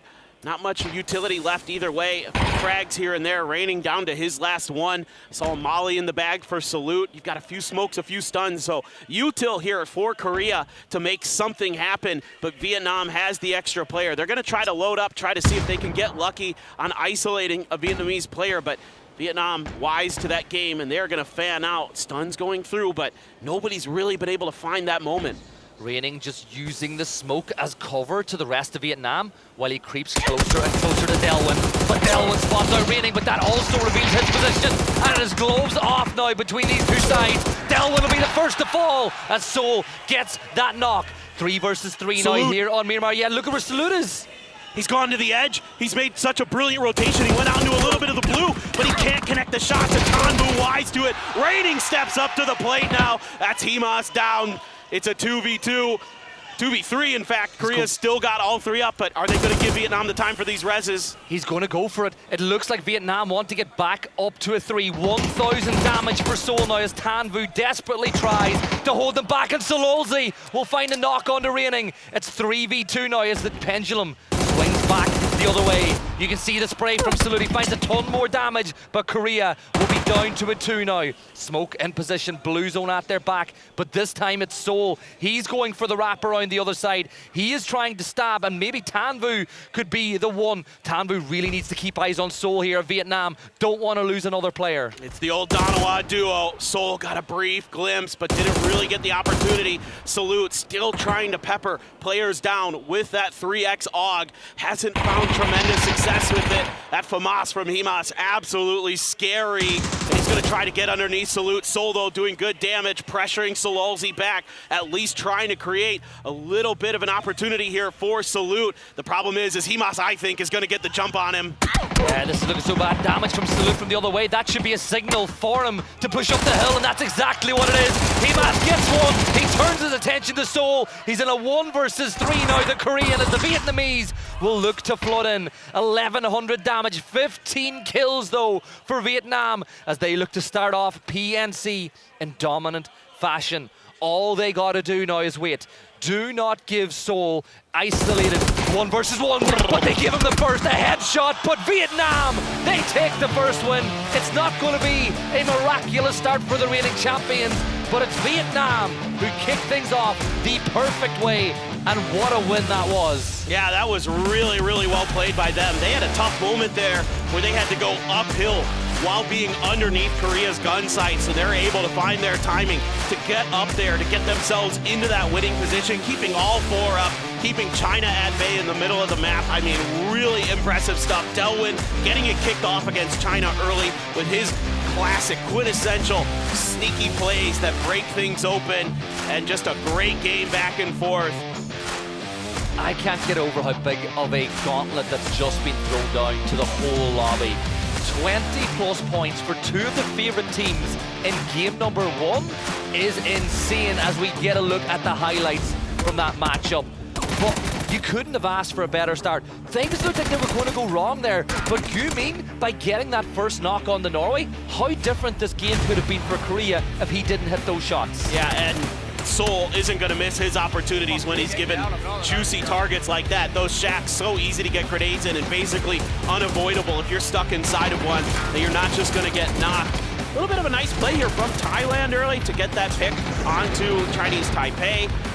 Philippines, I thought for a moment they were going to have a good fight against Indonesia, but then China showed up with a well-timed backstab. You know, some really good stuff from them in terms of finding their moments, even though they lost a player early. Aches left able to survive despite multiple knocks, so they were playing measured aggression, I would say, and doing a pretty darn good job of it. Yeah, they were really good, and I think that a lot of teams had good, like Brazil had a very good game. Denmark were brilliant. They did show a continuation of the form from yesterday, but they just found themselves on a section and circle where there was too much foot traffic. And Korea, as we know, are not going to take up an opportunity to third-party a fight. They did it to Australia, and then they wrapped all the way around to the other side of the circle to do it to Denmark. And the timing of that push from Denmark was perfect too. Brazil were gone within 3-4 seconds. Yeah, it's hard to do it better than Denmark did there. That is just so well executed, so clean from them. Even though they don't get too much further, that was a really nice moment for them. And Seoul, you just never know with him in the lobby. It looked like for a moment Korea was going to be able to break things open, but Salute just couldn't really make that off angle work. He couldn't find that 3x spray with the AUG to really get a ton of damage in. So a little bit frustrating for them, but you can see some smiles on their faces. They know they gave it a good effort. And the best thing about it is the second that the damage was dealt onto Salute, the call was made for Himas to push. He's low, get over the hill, get the knock, because we're still in a 2v1 against Seoul, even if you get traded back by Seoul the other way. So really good comms. But what a start that was. Let's have a look though at how many points the top 4 teams were able to garner in game number 1. 3 teams with 10 plus kills. 3 teams responsible for wiping out more than half the lobby. Look at what Vietnam is doing there. Their grenades so impactful. We saw time and time again that they were getting tons of damage and finding their moments to just put teams on the back foot with those frags to start some of those mid-game fights where they were getting really active. Korea just, I suspect a lot of that damage is DMRs. They were making life miserable for those teams from that edge position. Just a solid game from Denmark in terms of decision-making, in terms of being patient, finding their moments. Let's see who our man of the match was for Vietnam. It's going to be Sololzy with 5 big kills, 600 damage. What a start here for Vietnam. Crazy when 5 kills and that much damage is only 28% of the points your team got. Every single player for Vietnam could have gotten man of the match in that one. Like, that's a tough one to call. But boy, were they brilliant. But I want to give a shout out to Delwyn.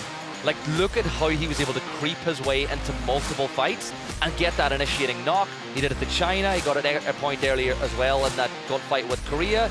Brilliant. He's really darn good at doing that kind of stuff. I'm so impressed with Delwyn throughout this last year, really. PGC in particular, obviously being a champion there, and they get themselves 26 total points, 17 for Korea, 16 for Denmark. And then it's a pretty steep drop down to Germany and China, who had really solid games, but these other three teams just sponging so many points at the top of this. What an explosive start to this one. I mean, once things kind of got kicked off, it just felt like it never ended. That mid-game in particular was just wild. Imagine getting 11 kills and third place and still being 10 points off the team that got top.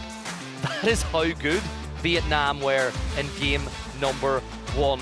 But a shout out as well, like Germany did really well. They brought the aggression to the USA at the very start as they got 2 kills onto Alo and Kurt. They were able to do some damage onto, I think, Poland at one point as well. Like, it was a good start for Germany coming through survival stage. Kind of curious what happened in that situation there with Alo and Purdy, just maybe not anticipating that would be the rotation path there for Germany, or just never heard it coming. It didn't have an escape route or something. I'd have to go back and watch the VODs a little bit to figure that one out. But usually, especially with Purdy there, I wouldn't anticipate that you got caught off guard like that unless Germany did something really sneaky. And it's Chris, it's Germany, so that's probably what happened. Yeah, like Alo was caught outside camper stack, and camper stack's a great position, right? You get lines. What is that? You're gonna. So camper stack is the 5-story apartment building on the edge of Los that looks all the way over to the west. We call it camper stack because people tend to camp at the very top and just look over the whole of the map. I see. So it's a great position to play, but only if you've got 2 or 3 players up. Sure. Right? You're up there all by yourself against a 3-man. Unless you've got a panzer and the team are grouped so close together, you don't win. Yeah, no, it's true. So I just suspect something sneaky from Germany. That's at least my initial inclining, or just they were so fast to get there and it just caught America completely off guard. But yeah, not bad at all. If you weren't one of those top 3 teams, if you're getting 6, 7, 8 points, you're very happy with that game. Argentina off to a bit of a slow start, but I don't think you can hold them back for too long. They had that explosive day 1 the other year, and they're a team that has some great fraggers there. You can see here for Argentina, really good finishes, always in that top 10 spot. Brazil, you're not going to hold them down for too long. I don't blame them for what happened in that game. They were gifted that crater, that little dip that's up on the top of the ridge, and they were able to lock it down for a bit. Of course, there were just a lot of hungry teams around them who were given the opportunities to punish that fight. Yeah, and I think that as well, you talk about Argentina, they got third-party by Brazil. Long-range shots from Posta got a knock, which really inhibited their ability to hold their own in that fight where they got wiped. So things like that just happen inside of PUBG. This is where I want to talk about Brazil again, because you brought them up. It's a almost completely different roster than what we're used to seeing, right? There's no Gizera for what feels like the first time in a long, long time. This year, we've seen the players from what used to be working in silence who got picked up by the Org Rock. They did really well on the second PGS of the year. The first one, of course, they didn't quite play their best, but they won a couple of maps the second time around. They earned the right to be here. I've been a massive fan of BL and Santa for a long time, and I think alongside Sparking and Posa, they're going to be really good additions to this Brazil team. It should be a really well-balanced Brazil team. I mean, Sparking, IGLing, and also just one of the best fraggers on the planet. Biel and Santastico, we can see, like you're talking about at PGS, what they're capable of. I mean, Santastico winning that nice 1v3 versus BB team. Absolutely insane stuff from him. And then Posa, one of the best salvage point players I've seen in quite some time. His ability, his knack to just sort of rat things out and get you those extra 2, 3, 4 points is unparalleled right now. You don't have Loki in the game anymore, so now I'm looking at Posa as that new guy who can get it done by himself. And then we spoke a lot about the teams at the top and how well they're going to feel after game 1. If you're USA or Team UK or even Australia, you didn't have the best game number 1, and then you look and you see how many points Korea and Vietnam picked up. But you've got to stay calm. It's 18 maps. It's not a 2-day event. It's not a 1-day event. There are so many maps still to be played that you've just got to get into your mindset that it's fine. That one's done. We can't affect it. Let's focus on the next. Yeah, for sure. And it's easy to do it at PNC, I think, because so many, you know, players, yeah, there's some level of pressure on you, obviously. You want to win as much money as you can, of course. But at the same time, you know, this is a more fun event. Everybody comes into it a little bit looser, a little bit, you know, take it a little less seriously, let's say, in terms of just like, hey, you still want to win. They're still going to give it their all. But when it comes to, you know, after the round is done, there isn't that whole, oh man, you know, what is wrong with our team? Like, what's going on? They're like, guys, that one just didn't go our way. Easy reset there. As, yeah, got some USA fans. It's Kick's hair, isn't it? That has to be, that's Kick's hair. It's Shrimzy's hair, actually. Oh, Shrimzy, is it? Yeah, for sure, that's a Shrimzy sign. I didn't even think about who was holding the sign up. That's my bad. I should have thought about that. That's my fault. I apologize, the viewers at home, but I'm not going to apologize for this. Game number 2 is about to kick off. We're going to Miramar for the second time today, as we have a little overlook at Los Leones, which has been the drop spot, especially in the Americas and globally, for Kurt and Liquid for the longest of times, and well, it's no surprise to see that USA will be taking that spot here at PNC. For sure. That makes a lot of sense, as you know, a lot of these teams are going to be leaning into their drop spots in terms of who their IGL is. That's going to be where they want to operate from. I think a lot of players, you know, if you ask just your average fragger, they don't care too much where you're dropping for the most part. Like, they're happy to just be told what to do, where to go, and then how to play from there. Just let the IGLs do the talking, do the thinking. They're going to do the shooting. So certainly for the USA, it makes a lot of sense. Australia should be power grid again, you would assume. Are we going to see any hot drops? Doesn't seem likely, as you talked about. Germany does have that all drop in Puerto Paraiso. So again, that one going to be claimed by them. Looking north of the map, I see Philippines and Poland kind of thinking similar ideas near La Coberia. But I don't know if that's actually the end game or if it's just going to be an Oasis drop here for the Philippines. Yeah, they're going to extend out towards Oasis. Poland will get La Cabrera to themselves. Thailand aren't too far away. We know that they'll be taking water treatment over the course of this weekend as we get ready for the first circle shift of the day. Remember, if you do want to keep an eye on what is going on the map at all times, !map will bring you to the map feed. If you've got a spare screen, a spare device, it's always good to keep an eye on what everyone is doing. And it's also a good time, I suppose, people, to let everyone know at home that some player POVs are available in team POVs if you want to follow a particular team as well. Yeah, PUBGsports.com, and you can check some of that out. But we've got an interview with Tiggleton, the leader for Australia. Our team has a really high skill ceiling, but we struggle to come together because we all play the same role on our own teams. So it's really like a chemistry issue for us, but I think with a little bit of practice and over the years, we'll get better. And we'll show you what a powerhouse Team Australia can be. I think Team Australia is not as strong as people think they are, and it will be very easy to defeat them. Team USA, they're all right. I think they'll be top 24. I think they'll be within the 6 to 12 range. Shrimzy, I think the score is 1-0 right now, but I'm coming for you. I am on the same team as Tiggleton, and he is not an IGL at all. He's all aim, no brain. Which is not true. Seems like they're having a little fun, Shrimzy and Tig. Obviously, those guys very good friends, so you know, a little bit of friendly banter there, and all aim, no brain. I'm not so sure. I think Tiggleton's pretty smart. He's got some really interesting thoughts about the game, and he was the one who was convincing me that Nedex was going to be a force to be reckoned with during the Survivor stage. Yeah, told me that any EU team that's looking for a player will be insane not to pick him up. Marcelek will look to pick up his first point of this second game of the day. He's got Tentrip in his sights. The door's been opened. Tentrip, oh, that's great being Tentrip, dude. Tentrip thought there was somebody there, and Tentrip will shut him down. He opened the door. He put the barrel of the gun out there to force Marcelek to shoot. Step back inside. I think the words there are hook, line, and sinker. Well, the whole way through, I could tell that Tentrip was wary of somebody being here, whether they saw it with the drops or some piece of loot, you know, got picked up off the ground and gave it away, not sure. But regardless, that's really good diligence from a player who really stood out, especially on day number 1. He was your top damage dealer on the first day of the Survivor stage.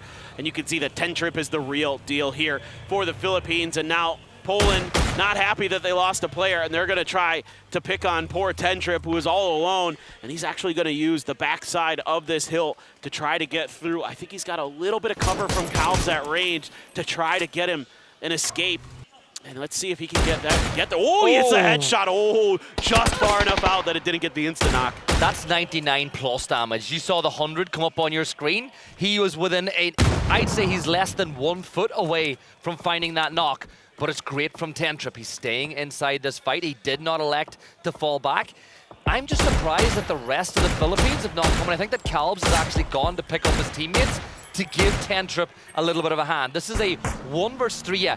So all Tentrip had to do was stay alive and keep pressure on to allow Philippines now to join the fight. Yeah, some nades are starting to come out now from Poland. Feeling like they're not going to be able to get it done with just the guns. They got to find another way to get Tentrip down, but reinforcements have arrived. Calbs at range, not able to really find much either way. Dummett not doing too much damage there, but that's Tentrip again with that Dragunov. This is just deadly from Tentrip. He has stayed in the fight. He's going to toss a follow-up nade, but for Poland, it's all going wrong. CJ getting within nadeable distance. Cappy is going for the res. Domint needs to keep the pressure on to stop Philippines from surrounding them on all sides, but it ain't that easy. Elgin Bots gets some help from Tentrip as Cappy falls, but Domint will trade it back the other way. Matchsters and Domint now 2 players up against the 3 from the Philippines. They're outside the realm of that BZ nade, but Domint doesn't even have a sight on his AUG. See if they can get the res, the heal to come through for Poland. Domint, as you can see, CJ knows that he could find it, but Tentrip actually dealt with CJ quick to trade though. Looking to go for that flush with the AK, has to reload it to make sure he's got extra bullets just in case the last player from Poland shows up. But it's actually going to be Thailand now, looking to go for the flush onto Tentrip. Algenbots did get rezzed. Oh, he sees the feet there to try to finish what he started. CJ doing a nice job on point. Can this last Poland player get anything else done? He's 1 nade. He's inside that shack. If you throw it right, you can find CJ. He's just around the backside of. No, I think he might actually be in it, but Matchsters, he's got no meds other than those 3 bandages, and they take so long to get back up. So you'll see Indonesia, they've got 3 players back up. Chinese Taipei are going to put some pressure on from one side, and you've got all these teams condensing on this point, and the winners of this fight have got a lot of work to do to get back the way they want to be, because you're slowing all your, your loot phase has been slowed down, your rotate phase has been slowed down, your feet are now caught in the mud. But for Matchsters, he's only 2 or 3 bullets away from falling in this game, and I think he's going to get himself one. So there's the headshot here, Paper, and he's going to dip into the next room. He's going to peek once more, but I feel like this is going to be it for Poland. Oh, whoa, he gets another. The headshot hipfire spray onto Calbs. All of a sudden, what looked like he was just going to lose that battle. The rezzing. Yeah, they're going to have to. Is anybody else going to get involved? My eyes on Chinese Taipei and Thailand to see if they're going to find an opportunity to strike here and secure some of their own points, and he can't get the final one. Tentrip holds strong, and the Philippines will get back up to 4, but that is so much damage that they've taken. A bunch of knocks, a bunch of damage done to those helmets and vests. They're going to have to find some replacements. A 10 for his performance, and a triple is the number of kills that he got in that fight for Tentrip, as they get a great start. And another team that'll be looking to bounce back from what wasn't a great start in game number 1 is Team USA, as they have decided to wrap all the way from Los Leones to the west side of the map, and they're going to go up to the north, realizing that that's going to probably be their best avenue of access now. Teddy's trying to pop a tire onto Alo to spin him out and be able to pick up maybe a cheap point for Indonesia, but I think USA have made the right rotate. On the other side of the circle, if you have the maps movement, I think that UK should do something similar. Go way up towards Campo Militar and push in towards Oasis from the north. But I guess I like to talk about this paper as like the inverse donut effect, where all the teams push to the middle and it leaves loads of space on the outside for these late rotate teams to find somewhere to play. And this is all just map knowledge, looking at the heat maps of where circles are likely to end up. That's why you have all those teams flooding into those parts of the circle, because they know that this is like they're playing the odds, right? They're playing percentages of where things are likely to end up. So what do we value as priority real estate in those spots? Where do we think we can play the best from, make future rotations if necessary? All those things coming into the minds of these players. Korea setting up a bit of a split. I believe this is a 2-1-1. Gyumin out on his own, closest to the center. The other players just guarding the road that runs from Campo Militar. to La Cobreria. Shrimsy's got a bull, not his typical favorite choice of weapon there. It seems like loot was cut a little bit early here for USA to make that rotation, to make sure they could get ahead of some of those other teams, because they knew coming from Los Leones, if they're going to make that wide wrap, they might be running into some other squads. So as we saw, Indonesia was just a step behind them, had maybe an opportunity to pop a tire or something like that, like you were talking about, but not quite able to get there. And Vietnam just taking their time on the edge of the crater fields to see what's going on. Yeah, loads of space for them to play in and around this position. They're going to be feeling pretty confident as well after what was a brilliant game one for them. And yes, you've got China not too far away in the other section of crater, but you'd like to hope that maybe Australia will keep them honest as all those teams start to just line up on this section of the map. Argentina, they're going to rotate in from the south. They've got about 1 kilometer of space where there's nobody except China. But what a shift that is. And every single time the circle pops and Korea are somewhere near the center, you can hear the audience give a massive cheer. Oh yeah, for sure, for sure. And now Korea going to opt for, I believe, more of a 2-2 split potentially. We'll see what Gumin and Salute want to do. I would expect them to maybe play together a little bit. Reigning in Seoul here, going to be watching Team Denmark rotating out to their east, heading more towards the Oasis. So a lot of teams going to have to figure out ways to get into this new circle, because it's shifted quite far to the northeast. So Vietnam on the move, China's going to be on the move, USA, Germany, Argentina, Australia, all needing to find some open space. And, you know, Australia a little bit late to make this rotate, so Tiggleton opting to kind of say, hey guys, let's watch what some of these other teams do. Let's try and play for backfill, maybe on that southwestern edge of the new circle. Oh, this is potentially dangerous for Brazil. Yeah, I think James just gets out of there, but I think you've got Thailand to worry about, who are just above your position. And when you get downrange, downhill from a team like Thailand, if they have got the nades and the utility, you could be in a ton of trouble. Australia, though, you spoke of backfill. I think they're going to take the position that we just saw Brazil vacate, which is a very good staging post for them. And China, well, they're going to go wrap all the way up around the north, and they're going to push in towards where Indonesia are. And Kickstart is going to catch out Zhao Wu on the rotate in, and Team USA will get their first kill of the tournament as well. And that's good for Kick, and that's good for USA. Bad news for China, though. You losing Zhao Wu. Again, he's early gone for China. That is painful for Zhao Wu. He is such a talented player. I mean, that end game he had, I can't remember, 1v6 at PGS 7 was one of the best plays you'll ever see in PUBG Esports. I mean, just straight up godlike stuff from him. So not having him available as these games wear on for China is painful. Yeah, that's not good. Tire popped, it's just sitting ducks now. DraftKing, he's going to try to run out of trouble here, but for Argentina, Capitan slams on the reverse because it's all he could do, but DraftKing is going to get knocked. 2 minutes until he bleeds out if he can stay inside the smoke for now. But yeah, Capitan, the vehicle's exploding. He's just trying to reverse as close as he can to get into some cover. The explosion will create some, but that's why you aim for tires on vehicles like the Murado, because you're not going to get the kill on the player on side when they're driving at full speed, but you pop a tire, it spins out, it's free. Yeah, it's so hard to shoot through the Murado's windows.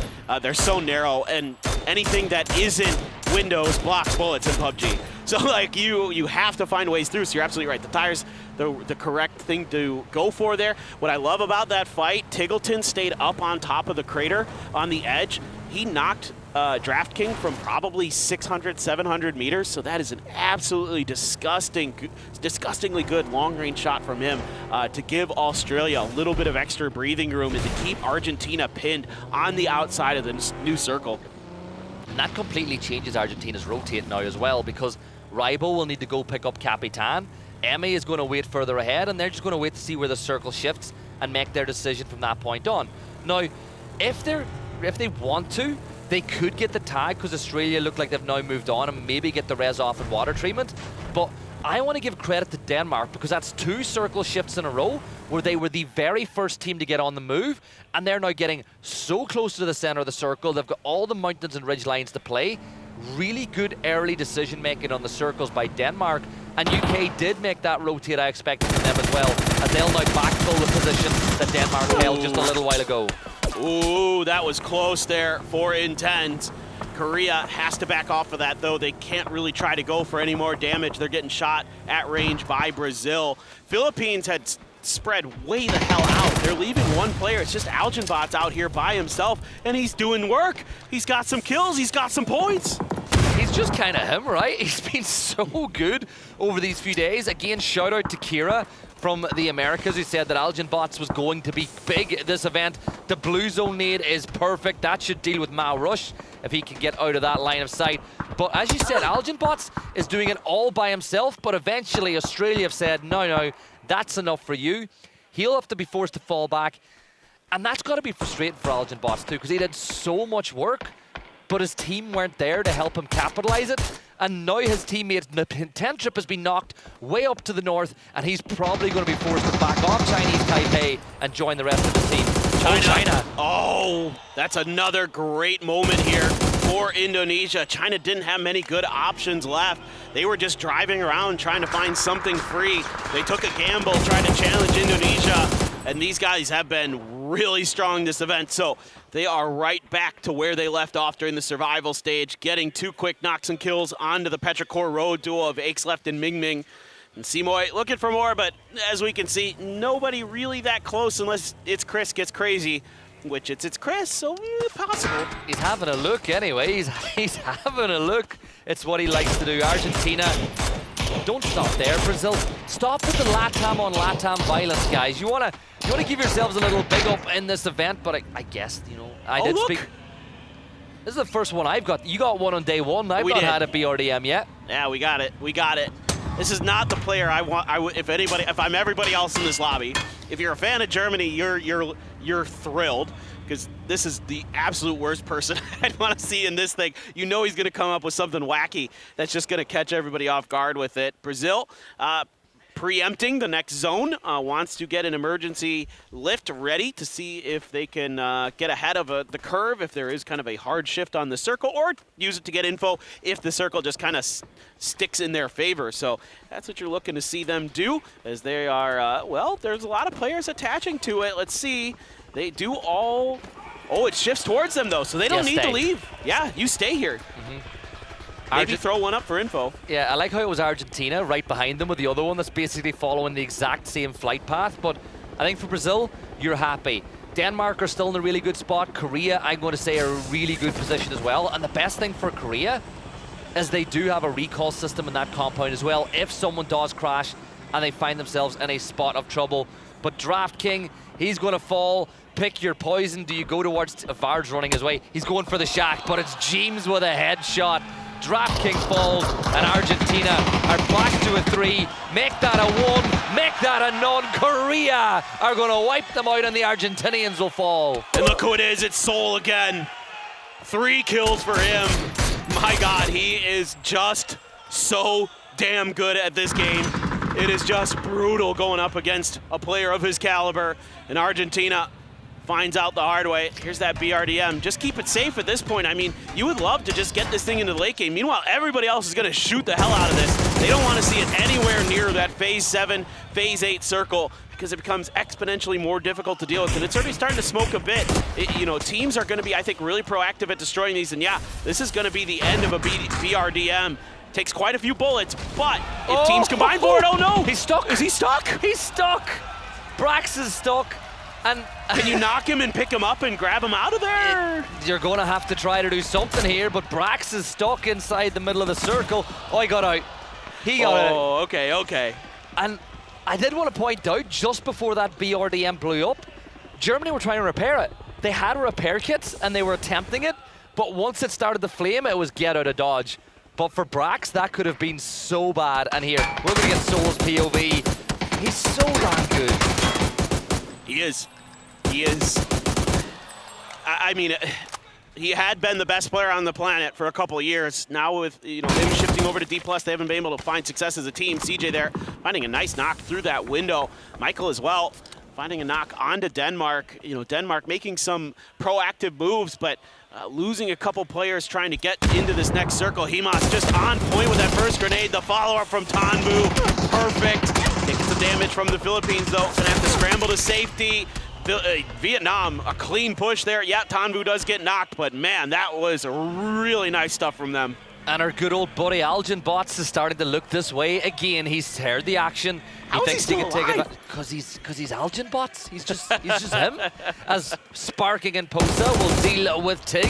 USA on the move as Himas will look to pop a tire. Vietnam's other teammates have spotted out the Philippines. Kentrip is still up, but Delwyn will find that knock on to CJ. 3 kills for them, but Calbs is there for the trade. And you can see this is a big fight. Algin Bots has got to get there quickly, but look how close Sololzi was for a second there to Calbs. The Philippines is such a tricky team to deal with because they fan out so wide in these fights. So Calbs had kept his position hidden. Now Zera stepped, oh, nice grenade from Beamy right into the chin of Sentinel. Beamy finds 3! Huge stuff from him. He is taken down off to the side by Simoy. 1 left here for Indonesia. Stolfi just looking to clean up these points, but grenades are out. I think that just missed the backside of Keter. Simoy, a chance here to do something special. Denmark looking to get the res onto their superstar. Should be coming through. Simoy just trying to stay hidden, looking for his moment. And if this takes too long, Lil Ghost might get the opportunity to pick up a point or two of steel if he thinks that's the only way he can get a best salvage game possible. Doffy with the M249 steps on up, but Keter will shut down Simoy. 12 teams left alive as now Alo will get the knock onto Flood as USA and Australia go head-to-head, while the other Australia members are getting really close to Brazil. And keep an eye on that rotate as Korea will lose reigning. Ah, that's tough. That's tough for Korea. Michael just out in the open, 1v1 winning. Oh, the kiss, the panzer! The kiss of death is striking.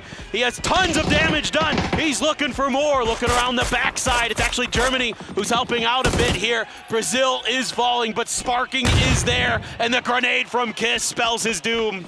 He gets it done. Brazil explosively dealt with at the hands of Kiss, and Korea, well, they're looking from afar, but they can't get closer because Thailand are the team that they need to deal with. But Kiss, what a way to announce yourself to PNC after showing the world what you could do at PGS. I'm looking elsewhere though. Australia, Luke 12. Is he going to make the move towards Kiss? He's going to hop on. He's going to send the bus. Monty's going to smoke it out so they can get closer and closer without being popped. Luke's got the momentum. He's got the pace. Kiss gets the knock, but he should not fall. Luke 12 trades it back as Kiss gets a bit of his own medicine. And Monty, he's not quick enough to get the res as Germany will steal that kill away. But for Australia, they've bought themselves a position inside the circle, and I don't see anybody nearby for now. Yeah, I mean, look, you got to get the points where you can there. And for Australia, they didn't have great options. So that's a guaranteed knock on to Kiss. That's a guaranteed point there for them. Might as well take it. Don't mind that play at all. Korea, though, stuck on the outside of the circle. The UK has done a fantastic job of harassing them and keeping them pinned down, not giving them the opportunity to open up any extra space. So they are going to be tucked in on a bad edge. They're going to have Thailand in the compound underneath.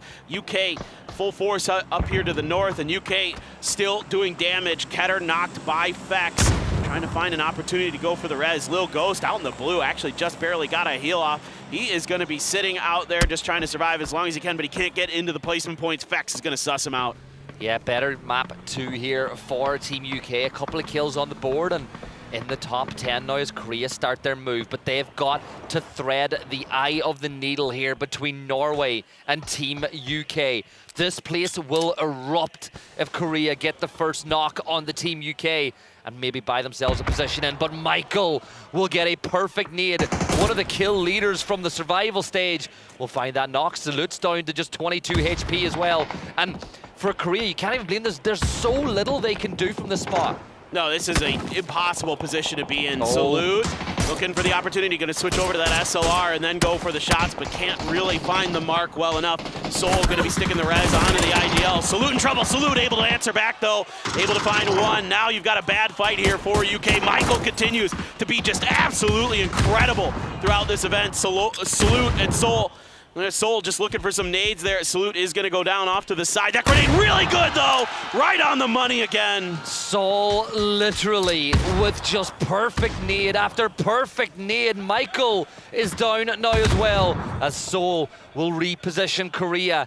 giving themselves a chance to get inside the circle. Norway have got Denmark not too far as Gustav will start stepping this way. Steps inside the fire and the flames as he will start losing HP. And Germany from way afar getting knocks on the Norway. Everything is conspiring right now to give Korea a chance to get into the zone. I think that was Denmark's own Molly there. Not sure if it got shot out of the air or a grenade landed or something like that.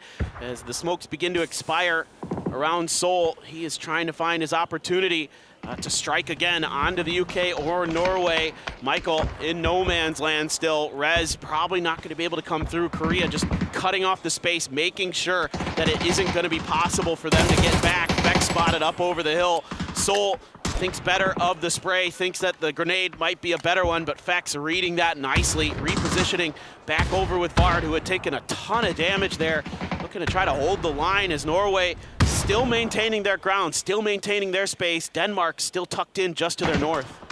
Yeah, and Vard will get a knock on the Dauphin now as well as Denmark push this way. Cumin will look to help, but Vard gets a knock onto Cumin, and Seoul steps up, but Ketter gets the kill. And Seoul, the last player up, turns his attention to Heeman. 4 kills for Seoul now, as he's so close to double digits for the tournament after just 2. Matt, here comes Ketter now, but he's going to fall. Down go Korea in 8th place, and they're followed out by Australia as we've got 6 teams left alive, and Norway will look to deal with their compatriots inside the Scandinavian countries as 8C spots out Ketter, but Ketter's not going to go down without a swing, and he does bring down one player with him, but Dofi looks for the trade. 8C trying to hold on for dear life. He got Dofi so weak, throws out the stun, trying to go for the flush. Gustav there trying to prevent it, and he will, but it does fall.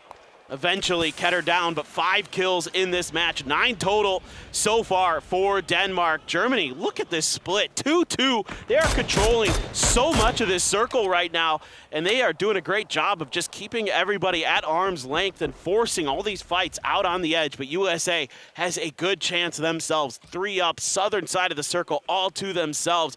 Himas with an AWM with 4 kills already in this game. I mean, 35 points in 2 games already for Vietnam, just missing there. I always love it. Every time I see any bolt-action rifle, I beg for the headshot. The smoke grenade, though, will come in perfect for Gustav, who should be able to use it to get out of trouble's way. The Germany 2-2 split, as genius as this could be, is now forced in place as it's going to be so hard to collapse, but Braex is going to attempt to do it. He runs back this way. USA, they can mountain climb their way up this hill, and they've actually got so much cover when they make their way up that they could find themselves in a really good position. I think the wild card in this lobby is going to be Vietnam. Up on that north side, if they turn their attention to Germany and catch them cold, Germany could be in a ton of trouble. Well, Germany has a lot of threats they have to worry about. They have USA underneath them, could find those weird angles that you don't expect them to come from. You've got Thailand hiding over on the eastern edge, and you've got, like you're talking about, Vietnam above you. And if Vietnam can clear out Denmark in particular, they might just go back to back to start this off, because they're going to open up a ton of space for themselves to work with here, and they're going to have great angles on their opponents. Let's see if they can do that. But Denmark, very wise to this game, and you would expect with a guy like Gustav on your team, he's going to know how to try to keep you as safe as possible for as long as possible. Just a few shots ringing out, but this circle, I think, going to be quiet for a moment. Everybody's going to find at least some safety, I believe. Gustav dueling with Solalzi, but no damage done either way. And look at it as well, like this time around, Solalzi not quite as many kills as he had in the last map, but we are nowhere near done yet. Germany with another circle shift that goes their way as the USA just keep on climbing. Look, they're getting up the hill, they're getting closer and closer, but Braxco is danger close. So on the other side of that ridge line, remember, this could be a very different game for Germany had that he stayed stuck beneath that BRDM, or had the explosion or even flipping vehicle knocked him. Yeah, that's a really good point. It would have been much more difficult to control all of the space that they have been for so long. Quiet before the storm right now. Everybody looking for their opportunity, looking for that extra advantage. Braex out in the open, takes a little bit of damage, trying to figure out where the hell USA was. Shrimsy letting him know, follows up with a grenade. If it's on point, he's done. But yeah, that is cooked about as good as it gets there. Shrimzy opening up a little bit of extra space. Here's some shots above him, looking to see if Xerath or anybody from Germany pokes their head out. Alo has to be a bit careful. The point stolen though. Rossiter Jr. actually gonna get that. That's always the threat whenever you get into gunfights in this position, but Denmark have now closed the gap towards the ridgeline as well. Gustav eats a headshot, loses his helmet, but he's still alive and inside the fight, and that's all he could ask for at this point in time. 5 teams left alive: Vietnam, Germany, USA, Thailand, and Denmark. And Denmark are in 2nd place as things stand. They have 9 kills in this game, and they're pushing towards Thailand, and they have the high ground. Yeah, they're really playing such effective PUBG, such smart PUBG today, as we saw it the second day. A little bit of luck starts to go their way, but a grenade there from Rossiter Jr. Alo actually going to take down Jacob behind him, so just Rossiter on his feet for Thailand. Gustav able to dodge that grenade, has to go out into the blue just a little bit to do so. Thailand thinking about the res. You are going to get the flush, and Gustav going to try to punish this. Knows that Thailand's weak, wants to get every extra point. If he can knock Thailand out, that's going to be placement and kills, and he's got him out in the open, but Rossiter turns on him. He had the opportunity there, but brilliant switch from Rossiter. The res happened in the perfect time, and Thailand are back to 2 players up. Brilliant for them as they now free up so much space, but a good nade from Sololzi. Here comes the Vietnamese push. Sololzi with that first knock. Xerath will fall. Rossiter knocked on the south side by Alo as the USA look to keep the south safe, but Mika needs that next knock. Tanvu and Himas turning their attention this way as they will get a knock and a flush. Sololzi with another one. Thailand eliminated by USA, and Germany with just Chris left up, but he's going to go down swinging. A knock on to Tanvu, but here's Sololzi. Germany will fall in 3rd, and it's USA against Vietnam for the win. Looking for the USA with Vietnam having a player down to try to do some damage here, but the terrain not in their favor. Still a lot of those rocks. Finally, Alo able to start swinging out into open space, but it's so well held by Vietnam. They were so aware that he could be there. Sololzi, though, gonna get traded. Himas has Shrimzy down. It's a 2v1 here for Kickstart for the USA. Up and over, Himas able to take this challenge. Kick, though, is good for it, but here comes Tanvu, and he's got it done with the sawed-off. Oh, so close for Kick, but Vietnam victory once more. 22 more points added to their tally as they are really showing PNC what they are all about. Probably, arguably, have the best player in the world in their roster. And as of right now, they are playing like the best team in the world. Yeah, and they've got 2 players from the current reigning champions on this squad as well, and you can see that they are all on the same page. They're making really good decisions right now. The firepower is crisp. The aggressiveness is there. Like, they know when to pick their moments, and I love the switch there to the sawed-off at the end. That is so heady to take that win, to secure that moment against Kick. Yeah, and it's just little decisions like that that really elevate these players as we take a look at the highlights from that game. We'll be back in a few minutes for game number 3.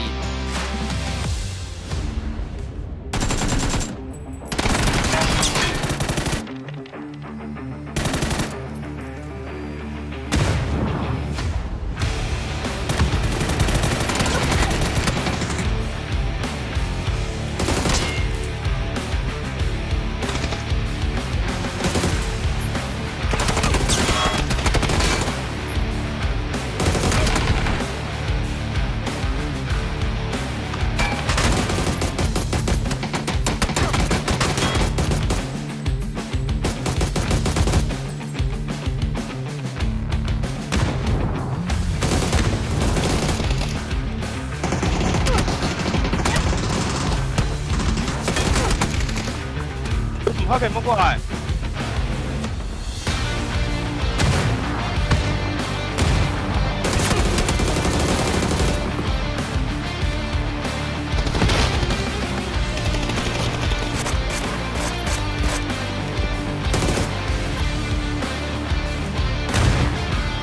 Kẹp cột than.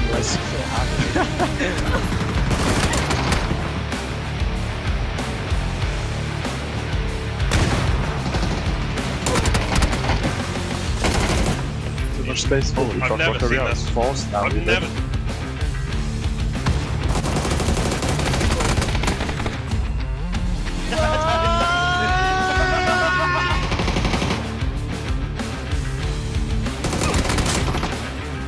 Come here. Fuck.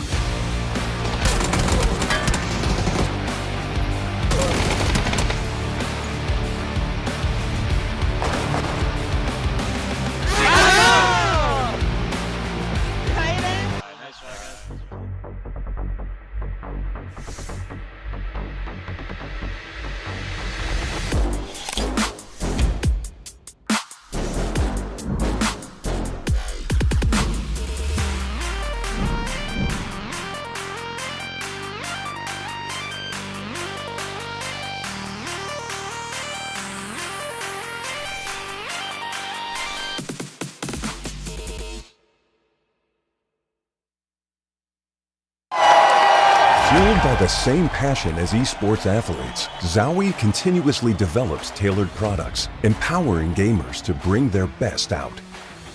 Today, we are launching the all-new XL2566X Plus, which uses the newly developed Fast TN panel and upgraded Diac2 technology. The new monitor series continue to evolve, refining details to ensure players can perform their best consistently in games. Dominate with speed. Octopus 8K HE. Scanning every key at the speed of light. Customize every key and setting to build a perfect keyboard for your play. Superior keystroke feel. Experience speed like never before. Octopus 8K HE. Azra.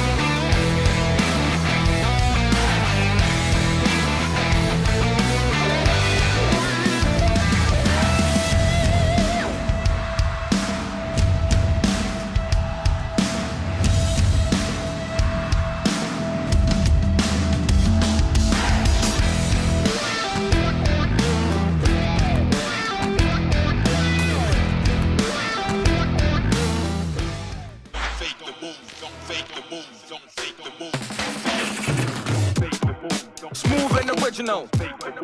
Straight from the underground. Listen to the real funk. Hold on. You better don't stop me. Watch out, the furious. Better be focused. Listen to the real funk. And it goes a little something like this. It goes on and on and on and on. Listen to the real funk. It goes on and on and on and on. Listen to the real funk. It goes on and on and on and on. Listen to the real funk. 혹시 모델업킹 좀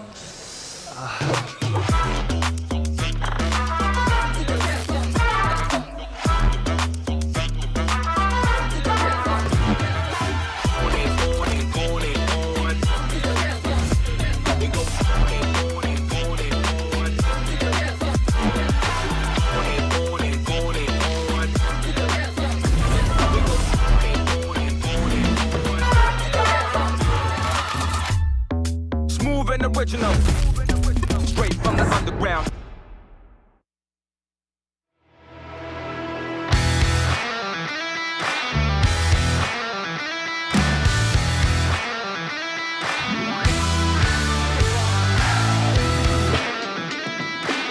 Day one of PNC is well underway here inside of Seoul. And if you're just joining us now, having missed the first maps of the day, well, all I can say from my notes is Vietnam are very good.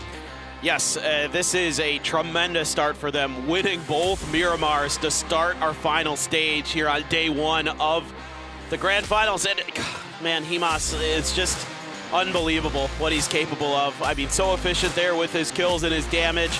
Just a tremendous individual player. Tanvu there to clean things up, but this is not what anyone else in this lobby wanted to see, was seeing a team as good as Vietnam off to this strong of a start. Yeah, and honestly, I think for the team behind, like to change that graphic, the stats are almost the same as what Sololzi was able to do for the team in game at number one.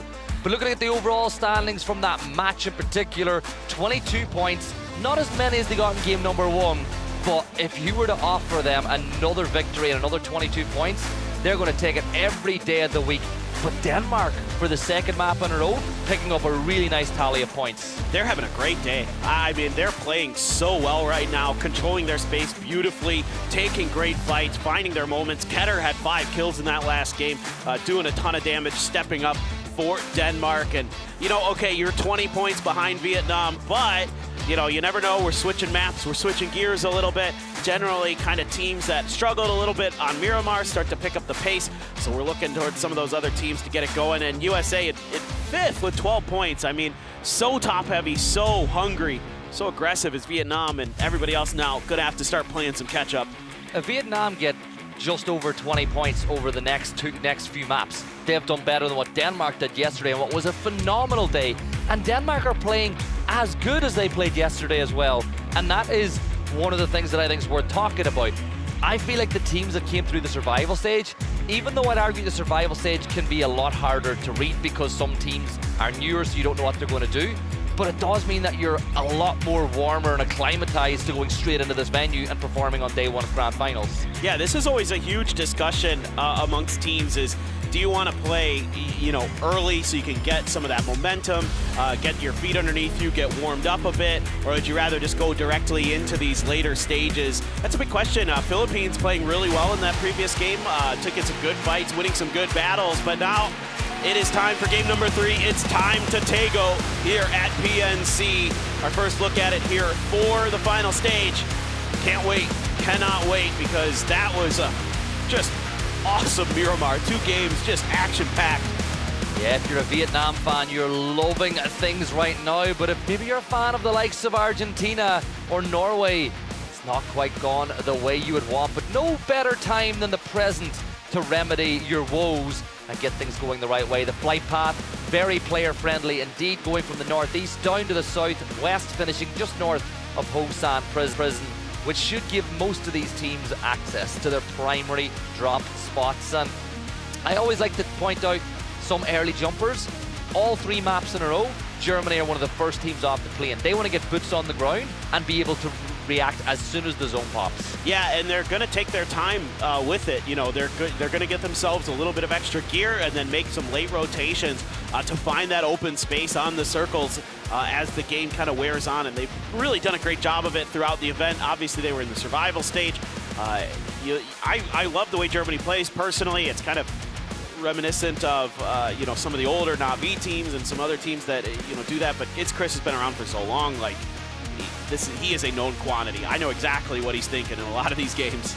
Yeah, and here we go, our first proper hot drop of the grand finals. Team USA and the Philippines are going to go inside of Palace. And if you would have asked me 2 or 3 days ago, I'd be saying USA would win this all day long. But having seen how the Philippines have performed, they have a really good chance in this hot drop as well. And Tentrip picking up the SMG straight away.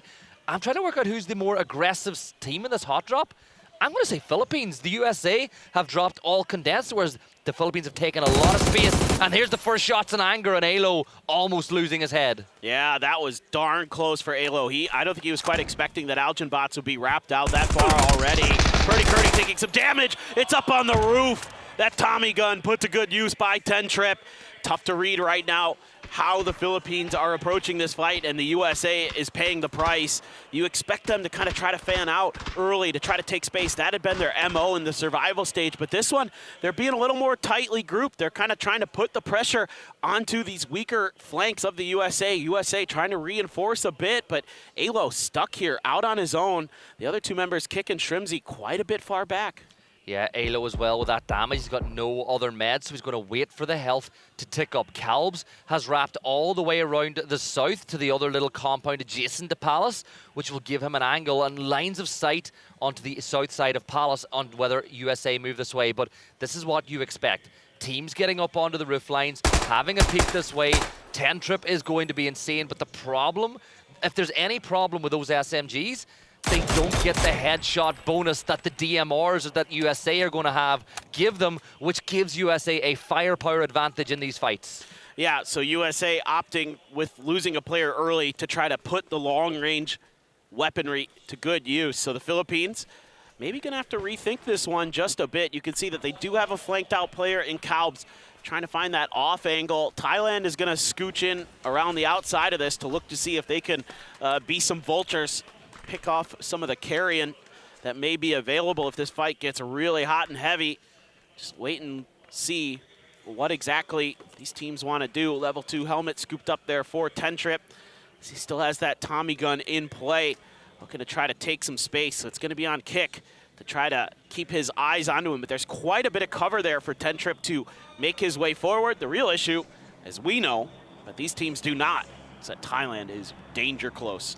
Yeah, and I love this too. Look at the way they're playing. 2 players in the middle, 1 either side. That means the 2 in the middle can move where they need to help either of the solos if needs be. So it's really clever from Thailand. Kick's got to be so careful, but Thailand don't want to fire until they're guaranteed a knock. It's not worth giving away their position until they're guaranteed points in the fight. Now, USA still playing in each other's pockets, which I think they have to do whenever you're down 1 player. And Philippines still putting the work in. A nade does a little bit of damage. And you know that the voices are telling Kiss to fire, but Kick's been in the game long enough to know never stand still.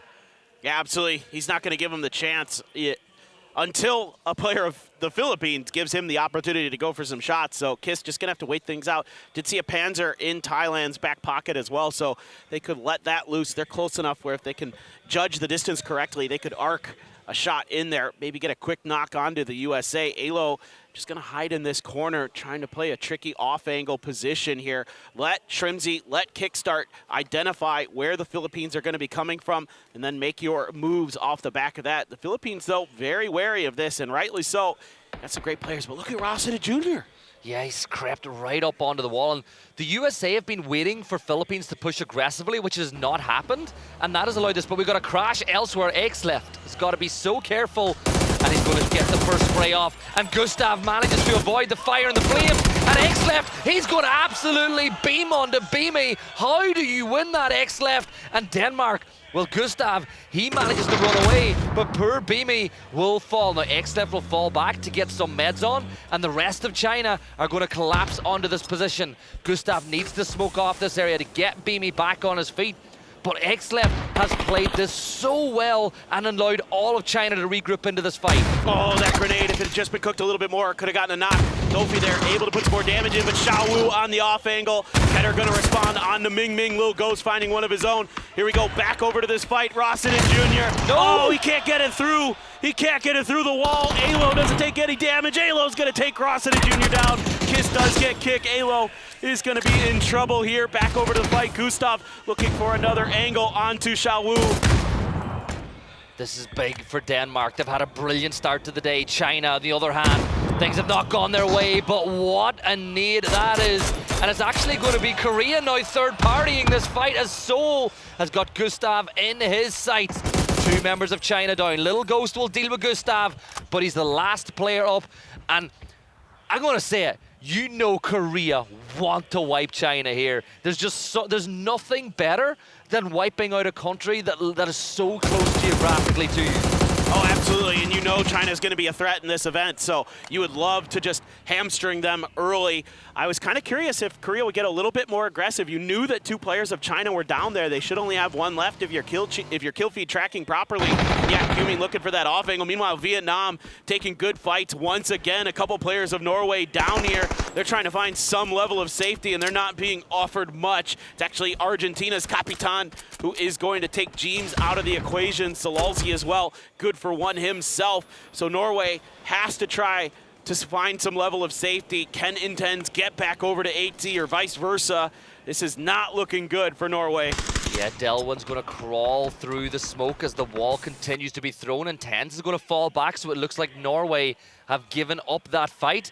Gumin, though, he's going to catch out Little Ghost, and the trap is perfect. China -1 more. It's down to X-Lift and Xiao Wu, who will look to fight back for their side. But for the rest of Korea, this is more points on the board. Sitting in 3rd place in the leaderboard after 2 maps, and yes, it's incredibly early, but they are going to know where they are, and they know who they're fighting. But can Xiao Wu catch out Salute? Because this is the thing. This is where that player hiding has the advantage, because Korea have to corner check so many positions, and it will give Xiao Wu the advantage. X-Left just took a bunch, but Xiao Wu, just like you said, had that hider's advantage. He's able to claim 1 before Ratings gets in there and deals with him. X-Left able to get a first aid through, but he is just trying to get the hell out of here. The terminal, he's looking for the bus to get the heck away, find a new home. Looks like he has done so. Korea there tried to get through it as cleanly as possible, but losing 1 early again. You know, we've seen what they can do getting into those late games, but you'd love to have that 4th player. Is there going to be a recall in their future? Yeah, there's one not too far away in Terminal, but I wouldn't be surprised if X-Left thought about staying in the area for Korea to leave and maybe then pick it up to try to get his teammates back. And I think X-Left's going to do that, right? He's going to stay somewhere around. Maybe Korea go for it. That could be a free kill or 2 for him. Or if Korea get bored and leave, which is what they've done, he can potentially go back and bring China back into the game. But he doesn't know. Like, how is he to know they've left until he moves over to that section? It is a tough gamble here for X-Left. Korea taking the safer res option, going back to Yeongcheon to get a player back. So not too bad at all in terms of taking a good fight, finding a good opportunity. I feel a bit bad for China, to be honest, because they were just kind of looting and doing stuff, and then Denmark just crashes in there. Rossida Jr. also going to be called back in for Thailand as they were able to get away from that fight. The Philippines survives, USA goes down, and we are going to get the res. That brings a round of applause from the home team crowd. Yeah, he's going to have a bit of a drop, but I think he's okay. I don't think Korea really is going to do much about that raining in his car. So, yeah, should be A-okay for the IGL of Thailand. The Art of War, a really famous book that, you know, comes from this part of the world, talks about knowing your enemy. And look how Raining knew that X-Left was probably going to go towards that recall system. So he doesn't even take the risk. He goes north to Yeongcheon to not even give X-Left the opportunity to catch their players cold. it is so good situational awareness for South Korea to make that decision.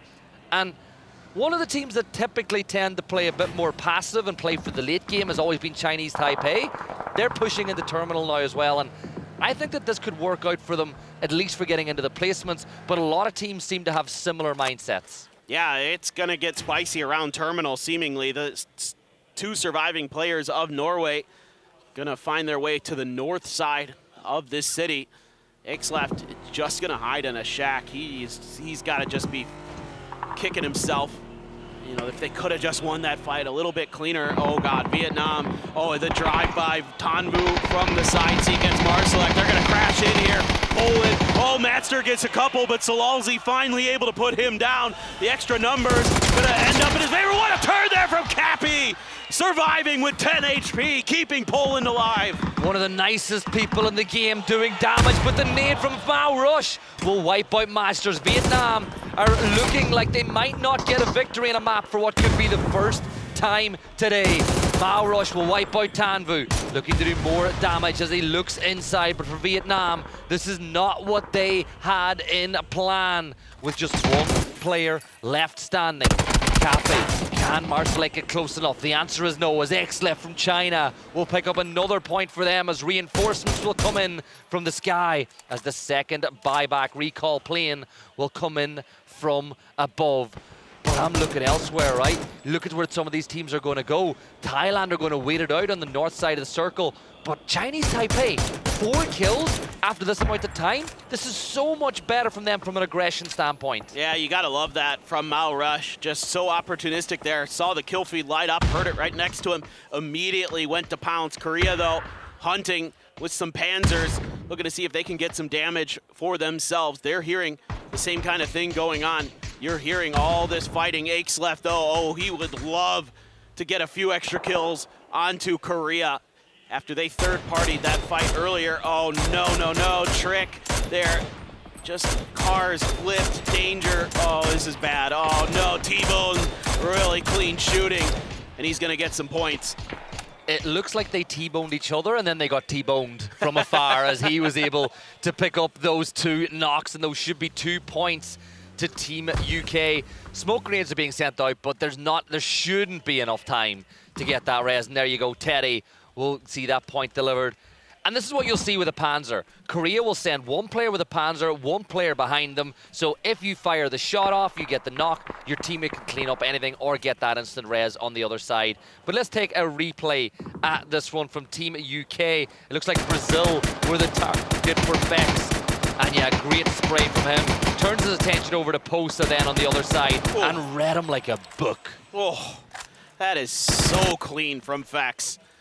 It's hard to do it better than that. He has gone down for the UK, so they're 3 strong. They've got Australia right on their heels. Cuban's still looking for some kind of target with this Panzer. They know that Ixleft is around here somewhere, and they want to clean him up. More kills for Chinese Taipei as Delwyn gets sussed out. He was the sole survivor for Vietnam, and he was just trying to hide things out himself, but not going to be given that opportunity. Flood trying to get ahead. Monty trying to keep UK pinned so they can make this wrap around their edges, and it looks like they're going to be able to successfully do so. I think they're going to be pretty happy with this situation. They're going to be able to go up to the top of that mountain there over to the east of Terminal, and they're going to have quite a bit of zone control for themselves, assuming that they don't run into Thailand, although Thailand might be scraping with Germany.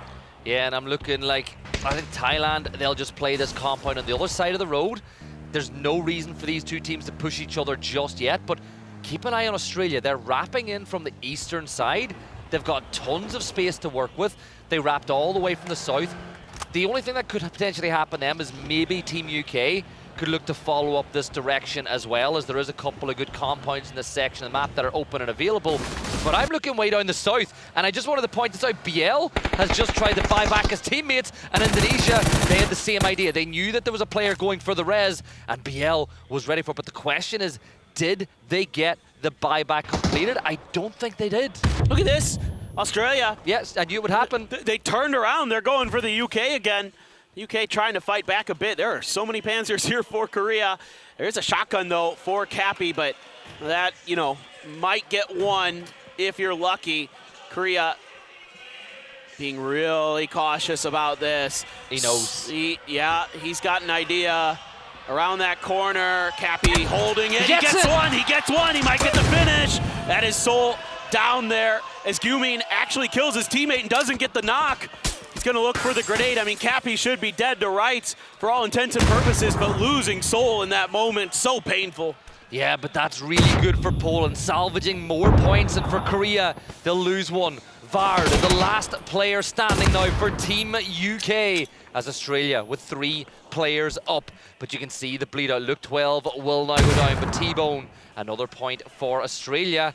And it looks like the UK are going to attempt the res onto Michael, who has been so good over the course of this PNC. They should get the res off. It'll happen right on time. And Monty, as he so often does for Team Australia, will be the spear. He will be the initiator in this fight. And that nade from Michael is really good, but Monty, he wanted to hold because he thought that they were going to chase that nade. Oh, Aches left, able to spring a trap. Korea's been looking for him, but they have been the ones who have been found. And that's a nice grenade there. That's a bunch of damage. Monty is going to get Michael. So Vard called upon again to go huge for the UK. Monty has other thoughts. They've got him pinned behind the fence. He sees him moving, head up and over. A close-range Dragunov, worried about running out of bullets. Vard around the corner. Vard, how are you still alive? Finally dealt with it. It's actually Sparking who gets the kill. And they got them back. So all of Brazil are back inside the fight. And if they win this fight with Australia, all the loot that they could want is available for Brazil. But Australia flood the last player standing, and Brazil are going to crash this compound. Timing is working out perfect for the South Americans, but timing is only one thing. Flood is another as he gets the knock on to BL, and Sparking, well, he's going to bring the Panzer. Flood anticipates that they're going to not push off the back of that. He thought he could get the res off, but a good nade from Sparking will secure that point. But Monty, as soon as he was back up, he's shut back down, and this is so good for Brazil. Yeah, this is really nicely read by Sparking. Those were fantastic grenades. Reading the position, and the Panzer's good as well. Australia goes down, and that opens up so much opportunity for Brazil. The king of the South, Sparking gets it done, but Korea are not done as Jawei will be wiped out by Korea. Savior looking for the trade on the other side. He's got Raining just in front of him, and they're outside the circle. Now Salute, the temptation has got to be there to go for that recall, but you can't go for it until you've dealt with Savior. Raining's got a nade at the ready, so they know that there should be a Chinese Taipei player not too far away. And look at this, Thailand bringing the fight to Germany. Yeah, finally this battle, which had been flirted with by both teams, is going to be a bit of an engagement. Zareth gets a scrape of damage and over to the other side. Thailand, though, being diligent, being slow, being methodical.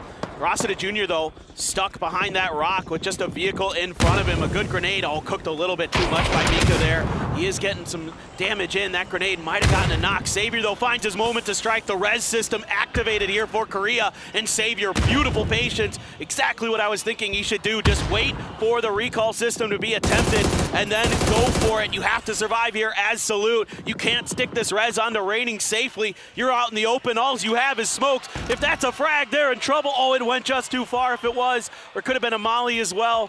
Goes into the back room, so Savior can't prevent the res. Whether by design, by force, or by chance, Korea went for the res outside and Savior baited it inside, so it worked out perfect, and Salute will get the kill as Korea deal with Chinese Taipei. And guess what?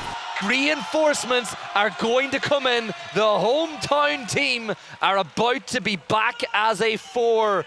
And well, some things look like they're meant to happen. This game could be playing right into Korea's favor because you should be able to get them back in the terminal and get them looted up as well. Indonesia wants to try to get back themselves, but look who it is again. It's Brazil's BL who wants to do something about it. Grenades are out early. 10 trip taking some pod shots, some damage done here.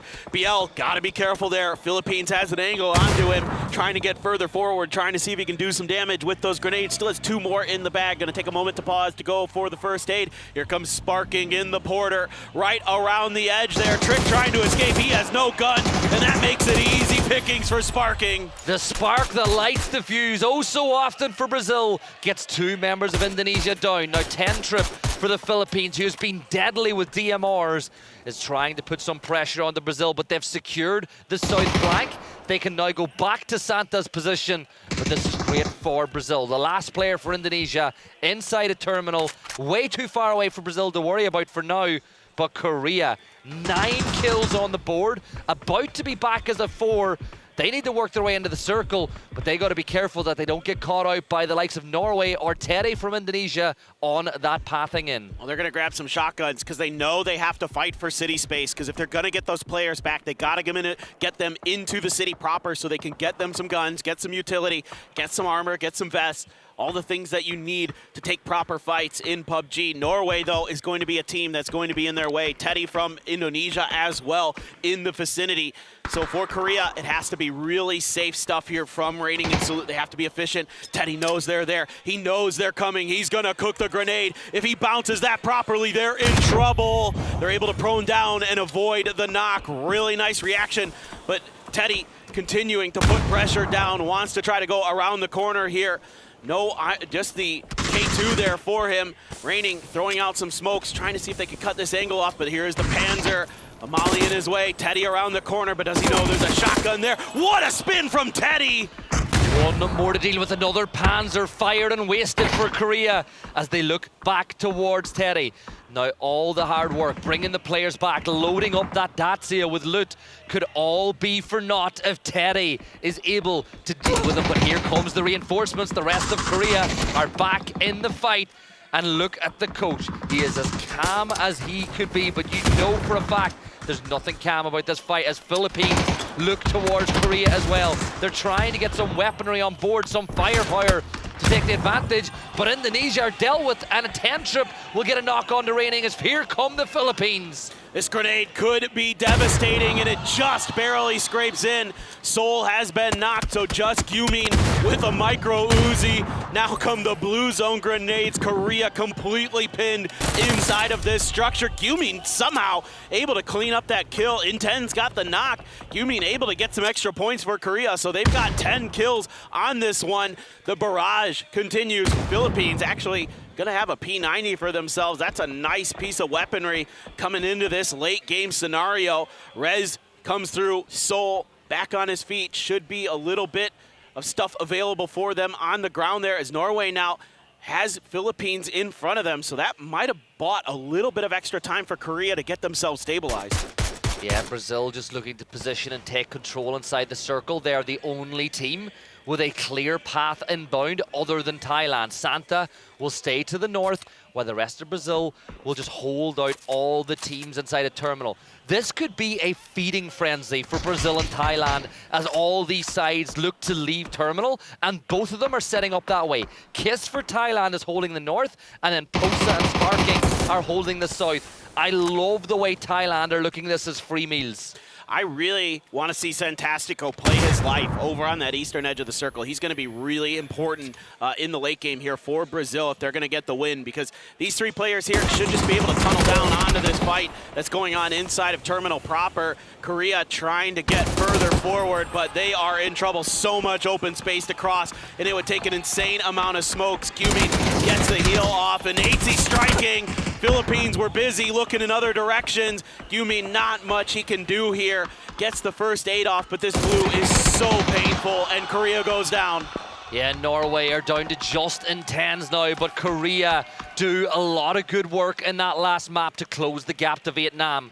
but that is just a chapter in the book that is even just this Tego, as we are yet to find out what the final story will be. Santa, you talked about playing his life. He catches out Rocinid, who was all the way to the north by himself, and that's really bad news now for Thailand. He has eyes on the rest of the roster as well, and here come the other South American side as Argentina push directly towards Jacob as they see the opportunity. Emmy gets the read, DraftKing gets the knock, and Thailand, well, it's only Kiss left standing, but Argentina take a big knock from that nade. Oh, he's throwing some good ones in there. Kiss even gets a vehicle explosion to go. Emmy's in trouble right on the edge of a blue zone. Wants to find some way, maybe get a res. Meanwhile, traded knocks here for the Philippines and Brazil. In fact, Tentrip gonna claim Posa's life. So all of a sudden, Brazil maybe in a bit of trouble here, trying to keep their eyes over towards this battle of Argentina and Thailand. Kiss, oh my God, 1 HP. Oh, how is he still standing as Santastico? Santa will give Capitan a present he does not want to receive, and that will be that for Argentina on Tego. It's Brazil against the Philippines. Calbs is down. They're on the edge of the circle. And here come Brazil. All they've got to do is secure the circle, play smart. But this is Philippines. They have proven they can go toe-to-toe with the best teams inside this lobby, and they have got all their deadliest weapons still alive and inside the game. Brazil, they might think this game is in their hands, but they're at the risk of getting caught out with 2 players from the Philippines wrapping towards Sparking at the one time. 1 knock for Philippines blows Brazil's defense wide open. Exactly, and that P90 is going to be pivotal. Calb's there. Now they know where Sparking's at, and they immediately put a shot into his head. He has to get down on the ground and get this heal off. Philippines knows it, and they know that they can crest the other side of this hill and keep themselves obscured from the rest of Sparking's teammates. So Sparking has to play incredibly well here on his own, and he's playing safe, but Philippines looking to see if they can punish. Sparking into the vehicle. Is he going to be able to get away for free? Good covering fire from Santastico is going to open up the opportunity. Yes, Santastico just does enough to allow Sparking inside the circle and gets himself out of trouble. Now we're seeing deployable cover being tossed out by the Philippines, but how much utility do they have? 2 smokes for Algin Bots, and that's not a lot. He steps out over the precipice, and that will be Santa dealing a ton of damage, and that forces him back into cover. But this is a slow blue zone as we get deeper inside this game. Santa does even more damage onto Algin Bots. He has got so many moving targets, and it is so hard to just focus on one when you're getting distracted by so much movement. Tough situation now that the Philippines face. They do have some extra cover there with those emergency ones, and they, you know, every time they're popping up, they are getting popped. Brazil here has great angles onto this fight, so now smoke's going to come through, but the Philippines have been fighting tooth and nail throughout this game. Think back to the very beginning when they had a hot drop against the USA. Thailand showed up to try to third-party it, and they have found themselves into a 3v3, but a really difficult position to make their way out of. On top of that rock, Sparking gets the knock on a 10-trip. And that's the big one. That's the initiating one. But Sparking being held back by that blue zone nade, but using the opportunity now as Santa to cross the road. Philippines will go for the res, but while all that's going on, the P90 from Calbs needs to hold them back. The nade from BL is perfect as 2 fall, and now Calbs in a 1 versus 3 against the never stopping tidal wave of Brazilian players. Calbs will spot out Santa. He gets one. He's not done yet, but he is done. BL will do it, and it is Boa Noche Philippines and bye Brazil. Just so well handled in that late game. That is incredibly disciplined play. Sparking there, not giving up his life. Santastico winning that edge battle against Thailand. All of those things, all of those individual moments. You know, when I say you play your life, you gotta just survive sometime. And that's what they do, because they give themselves the better angles, the better territory inside of that circle to work from. And I couldn't be happier for these Brazilian players, having spoke to them over the course of the year. All of them, as we throw to the highlights, all of them except for Santa is the only one who doesn't speak English on that roster. But seeing them finally come together, and this is the thing, the teams at the survival stage with newer players, they've had the chance and opportunity to play in a live server. This is Brazil's first real live server, you know, LAN game together. That's not really just a practice scrim. Yeah, exactly. I mean, 3 new players to this Brazil team this year, right? Just sparking the holdover from previous PNCs, and you can't credit them enough with how well they played that end game. I mean, things got nuts inside a terminal. So many recalls came through for a bunch of different teams, but the way that they went over and got themselves back up and running in the middle of that game, and then took a great fight to finish what UK and Australia had started here, and to give themselves the utility, the weaponry that they need to accelerate into the late game. Sparking there with a great panzer, and you can see that's got him fired up. Australia, tough one, you know, able to take a decent fight, but they did so much damage that they just couldn't really hold off that aggression that Brazil brought. But this game, and a lot of these games today, all about finding those moments for third parties. There was just something about that game for a while too, where I thought everything was conspiring for a Korea victory. But they got caught, you know, they left, X left earlier on in the game, he was able to get a knock and a flush onto them. And then it was solo players in Norway that stuck the telling blow on the Korean side. But they still got a bunch of points. Like, it's still, you know, it's not a win, but it's another good game for Korea, and they closed that gap to Vietnam, which is still massive. Exactly. I mean, that's the best part about this game. If you're looking from the perspective of a Korea fan, is, hey, okay, we did pretty good in the first couple of games, and now we're able to really bridge that gap, because you know, you got to be worried about Vietnam just running away with things. They go for a bit of a crash there against Poland, and it doesn't go so good, and then Mao Rush was right there to clean up a bunch of kills in that spot. So wild game there around the edges of the terminal. Fun circle, fun finish, and now we look towards Rondo for map number 4. Yeah, this is going to be a fun one, another one of our little break maps in the middle as we get a look. But let's see how our top 4 teams performed in that one. No surprise, big game from Brazil. Utility usage maybe not as high as what we've seen from other map winners today, but they were another team that benefited from the recall system. Remember, BL went for the res, and he had to hold back a fight of his own whenever teams tried, I think was it Indonesia, that tried to bring back their players. Exactly. And then Indonesia came in with a recall of their own, but it was late, and so they just couldn't take a fight. They had nothing to work with when then Brazil again capitalized on that and took them down. So you got to be a little bit careful with those recalls, because otherwise you're just going to feed points over to your enemies. And that was one of those situations where Brazil just a step ahead. A lot of kills for them, 12 as well, 10 for Korea, 7 apiece for Thailand and the Philippines. So APAC coming in strong, obviously Vietnam, but you know, we know the Philippines can frag. We know Thailand has star players, and speaking of stars, sparking is a known quantity. Yeah, and I love this kid. I really do. He's the best Brazilian player that we've seen being produced. His tattoo says time's up and you got to be better than yesterday, and he's a player who strives to always be better than the previous day. And you know what? A good competition for Brazil here. He might finally get to buy that jet ski that he was hoping to buy. The man is just wanting that jet ski so bad, and this is a great game for him to get closer to that dream. Fun stuff there, 22 points again. You know, our top teams always seeming to get at least double digits kills in these games. And they have been so furious. 12 points for Korea to match Thailand, who get third in terms of placements. Argentina with a nice one there. Really nice to see them coming out with some good performances. A little bit of a weird situation they ended up in. Kiss just landed some beautiful grenades, and all of a sudden their round was basically done. Yeah, I think the Kiss has just really taken PUBG by storm in the last few months, and I am so impressed. As I am impressed at how good Vietnam have been with their 49-point total.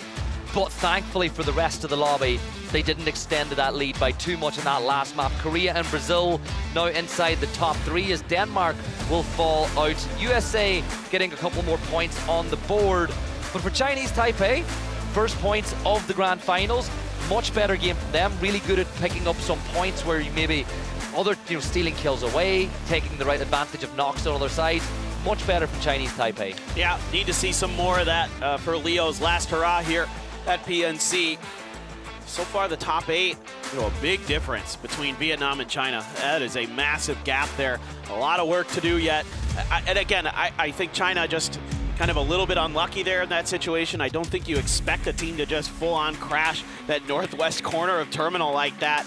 I get it in some ways now with the recall system in there, so spots like that become a lot more desirable because you're like, well, if we can win, you know, the close quarters battle, then we can get to that recall, so it doesn't matter if we lose players along the way. So kind of the math of PUBG has changed quite a bit with that system being put into place. Yeah, and like you said, you can get multiple points off some players now as well. As we got to look at the crowd, we've got some Brazilian fans in the house today. I think no matter what the event, no matter where in the world, Brazilian fans travel and they're happy to be here. And shout out to all the people who have traveled, and shout out to the viewers at home as well who maybe couldn't attend for one reason or another. But the venue for the first day of Grand Finals is looking great. Thailand, 301%. Yeah, they are definitely going to be a force to be reckoned with, you would think. Continue to just love that Philippines have been given the opportunity and they are making the most of it. They are just fearless, man. They are willing to take fights. Like, I think back to that second Miramar game and the space they were taking there, like when that circle hard shifted up towards Oasis, I'm like, you guys have a tremendously wide split. Like, that's really tough to pull off and they're still making it happen. So you got to love what you're seeing. Norway trying to get their fans into it, trying to get themselves into it. I can see a Norwegian flag pinned up there on one of the rails in the fan section. So they are feeling good. UK playing okay. Michael has continued what he started during the survival stage. Yeah, they've all been really good. Like, I think for the UK, they're playing well. It's just some other teams are playing out of their skins. Like, if you said the UK, would you be happy with this point tally after a couple of games? They would have taken it. You know, it's not like all with, you know, obviously they'll always want more, but they've been steady. And being steady over the 3 days is not going to be enough. You need to get more. And yeah, here's the fans that I love, the Norwegian fans. There's so many of them. There's only 3 in that picture because the rest are probably, you know, out at the moment, but they're having a ball. Like, they were over hanging out with the Norwegian players yesterday, and honestly, I'm so excited to see people who've traveled thousands of miles to see their favorite teams. Yeah, no, it is so cool. PNC is always so fun because you get fans from literally everywhere that come here and are supporting their region, supporting their players. A ton of fans of Korea. Those are some nice jerseys. Some Gyumin fans, some reigning fans there. Love to see it, as some jerseys were available out front to be purchased today. So a lot of people getting to support their favorite team even more. Germany, dude, just steady as she goes. Just kind of, this is their brand. This is their PUBG, and they continue to play it pretty well, I think. I don't know what happened with that fight with Thailand, but still, overall today, I think they're playing just fine. Yeah, Thailand brought the fight, and well, Rondo will hopefully bring the heat as we are into the second half of day 1. Rondo, which brings a little bit of randomness that some of the other maps don't have, is going to come live and into the action here from Seoul. And we're going to get a look at Jadena City, and I've only ever seen a Jadena City finish once, and the players, I'm going to be honest, they didn't know how to deal with it because they had not seen it either. No one goes there. You know, like, it's just like, it's often just completely disregarded in drop spots, other than maybe like a really kind of late like alt drop that you don't want to go there because it's hard to rotate in and out of there. It's actually, you know, there's a bunch of bridges you have to cross, and if you want to go north, like, there's only one bridge on the north side, and it's actually close enough to other people's drop spots that it makes it dicey. If you end up swinging way up north near Meiran, you're going to have some problems crossing into there. So there's just so many choke points coming out of that peninsula. It makes sense why nobody wants to go there. Do I drop there when I play the game? Yeah, because I think it's fun. But for the pro scene, it's kind of not the best. And I'm just going to say it for the people who are really excited to see China and Australia dropping inside of Test Track. A lot of teams, you'll see teams drop here, and the fight never really kicks off in earnest. But I think that China actually want to deal with, no, they've stolen the Pika bus and they've retreated. So they're saying, okay, you're going to take that spot, we're going to take the vehicle. So in a way, they've harmed Australia's chances. And what is going on here? Chinese Taipei with a really late drop and somehow getting the player in on top. But this is not a spot that you tend to see hot drops in. No, this is rather surprising. As it ends, trying to use that mutant. Mao Rush has a QBZ. So both players just kind of letting each other know they're there. Saw a shotgun in the hands of James. He's looking to identify a Chinese Taipei player. Saw that JS9 in the hands of one of them as they're trying to make their way through. This is pretty wild. James thinking about the grenade. 8C, the revolver, I'm hoping we can find you an upgrade, my friend. I hope so too. But if he is going to use it, I hope he gets knocked with it, because it'll be fun to see as Jia Wei will take a ton of damage. JS9 and no meds at the ready. He needs covering support from his teammates. 8C, the same is down to 1 HP, but Intense is going to get dealt with by Mao Rush. And Erez will be pulled off onto Leo here as well. So things not quite going Norway's way, but a win in this battle will, of course, lead to an instant buyback. Oh, James, he got knocked with a nade in his hand there, Paper, and he's going to fall. And now him and 8C are the only two players standing for Norway. Nice shot there. At least getting the knock on a Chai Wei, but losing Intense on the backside makes this so much more challenging for Norway overall. Not only is it going to be likely a 2v4, but you lost that flank angle, and you had no ability to cover that, to try to, trade the knock or, take a better fight. Instead, Chinese Taipei has everything in front of them until look who it is. Your top fragger from the survival stage. Trick shows up to the party, and it's Leo in the head. Mao Rush underneath with an MP5, jumping down, and he's got Iman before he can even get there. 8C all on his own.